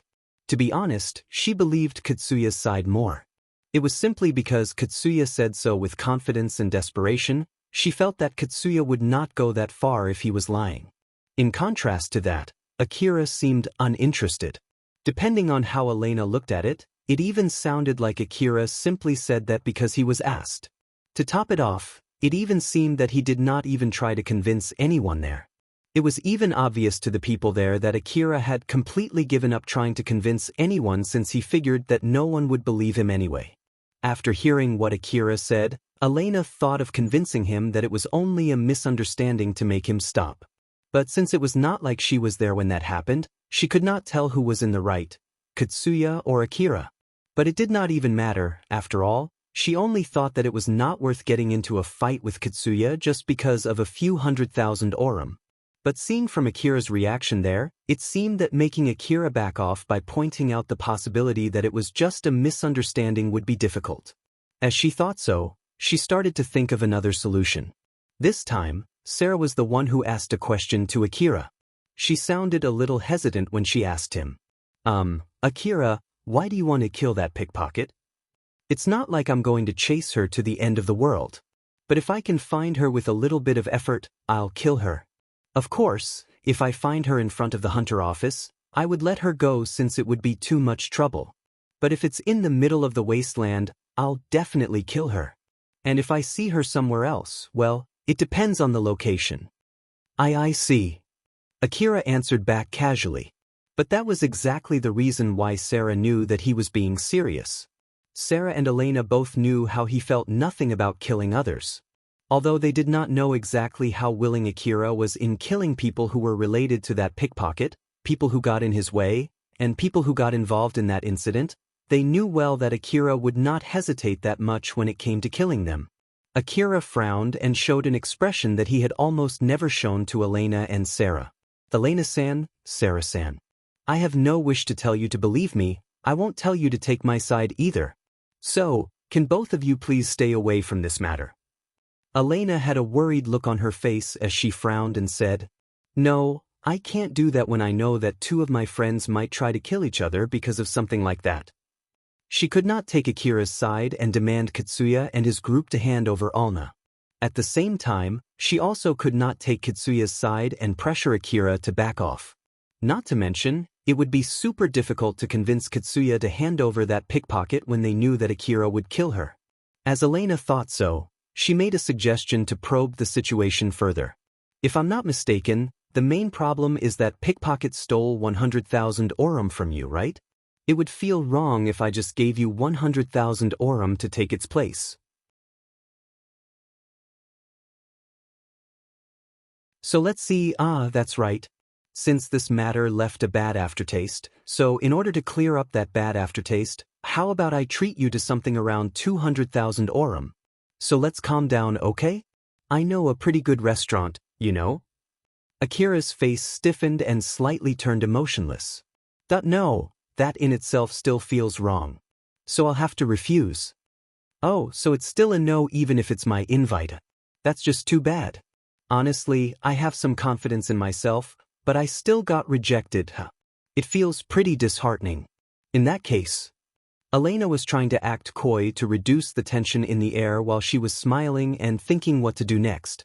But Akira suddenly said with a rather stern tone, Elena-san. Akira's expression returned back to normal after a few seconds. If Elena-san and Sarah-san want me to stop no matter what, then I will stop hunting for that pickpocket. Sarah was surprised. She found it weird that suddenly Akira sounded like he would obediently follow what she and Elena said. Are you sure? Yes, both of you have helped me so much until now, so I can at least do that much. Elena and Sarah looked at each other. Although it still felt a bit forced, it was still better since Akira seemed to be willing to go as far as to fight Katsuya just to kill that pickpocket, which, in the worst-case scenario, might cause a full-blown fight between him and the whole Drankum gang. Both Sarah and Elena agreed on the same conclusion there. In that case, Elena was about to say that she wanted Akira to stop no matter what, but Shizuka suddenly interjected rather forcefully. In my opinion, it's better if you think carefully first before saying anything. Shizuka jumped into their conversation abruptly, so everyone redirected their attention to her. She confirmed that everyone present was looking in her direction before she continued. Akira, I understand that you have your reason to kill that pickpocket, but it's not like you have to kill that pickpocket right away, right? And it's not like you'll get killed unless you kill her first. So if you can afford to wait, I want you to use that time to think carefully about it. There's no need to rush yourself to make a decision. Shizuka said so while looking straight at Akira with a serious expression. Akira thought for a bit before he mumbled. Think carefully about it. Shizuka then continued as if she was reminding Akira. Yes. Making you believe that it would be too late unless you decide now without giving you the time to think about it is how some people usually trick other people. As long as you have the leeway, use it to think carefully. Those people who say, I didn't expect that this would happen, are those who usually had the chance to take another option if they had thought about it more carefully. Just think about it. If they had considered all of their options and made their resolve before picking a decision, they would not have said something like that. Akira frowned as if he was thinking hard. Shizuka's voice changed to a gentle one. In the end, Sarah, Elena, and I are all outsiders in this matter. We don't know exactly what happened and what the situation was. That is a fact. But it's exactly because we're outsiders that we can offer a third-party opinion in this matter. It's not like we're saying that your decision is wrong. But we're worried that you're forcing your decision just because you have decided so when you were filled with emotion, although that decision is no longer worth the trouble now. From our point of view, it seems that our friend is going to do something that isn't worth the trouble because of the decision that he made based on emotion. That's why we just thought that it's better if you calm down for a bit. They say that an empty stomach can cause your mood to worsen. So if filling your stomach can calm you down and make you change your decision, then it might be a better idea to do so. That's why Elena invited you for a meal. Akira looked at Elena and immediately asked, Is that so? Elena and Sarah froze. During all their previous meetings with him, it was obvious from Akira's gaze, expression, and voice that he thought dearly of both of them. They had saved each other in the past, they had worked together as hunters too. It could be said that they were close to each other. But Akira's expression right now showed no trace of friendliness. He was looking at both of them as if they were only strangers to him, like people who he did not know that might pose danger to him. His gaze was saying that he was trying to make sure if they were enemies or not while he was waiting for their answer. Sarah was deeply shocked that the person who she thought was close to her would look at her like that. Elena was equally shocked too, but since she was used to handling negotiations, she was able to maintain her usual expression from the outside. She then tried to make a friendly expression as she agreed to what Shizuka said. That's right. If you get into a fight with someone from Drankum, it might cause the whole gang to fight you if you get unlucky. Especially when Katsuya is valued highly in Drankum to the point that they are treating him as an officer. I even heard that some officers in the gang are also actively supporting him. I'm sure you have your reason, but from the other's point of view, it looks like you're willing to turn an organization that even has connections with the city management against you just because of one pickpocket. So it does not seem to be worth the trouble no matter how we look at it. After all, in the worst-case scenario, it might even mean turning the whole city against you. Not to mention, it seems both of you got too emotional back there. So I just thought that it might be a good idea if you could calm down and think about it one more time. I'm sorry if I said something that offended you, although I'm just an outsider. No, it's fine. Akira's expression still seemed rather stiff. The mood there also felt rather awkward. Shizuka suddenly said in a bright voice as if to exorcise that awkward mood. By the way, Akira, are you still in the middle of picking parts? Since Elena is here, how about you ask for her opinion? If you're going to pick parts to work with your information terminal, I'm sure that her opinion would be valuable. Not to mention, if I'm not mistaken, Sarah's equipment is also modified equipment. So you can ask her opinion too. Akira hesitated as he asked both Sarah and Elena in a rather formal fashion. Is it okay? Elena smiled and nodded. Of course, right, Sarah? We have nothing to do after this anyway, so you can ask us anything. Sarah also nodded and smiled. Thank you very much. Akira bowed without showing his smile to Elena and Sarah. You're tuning in to the Passion Pages YouTube channel. We're so grateful for your support, and don't forget to subscribe to join us on this incredible journey through captivating stories. Your generosity through donations truly makes a world of difference, as it's the primary source of revenue that allows me to expand and enhance this channel for you. Thank you from the bottom of my heart for being a part of this adventure.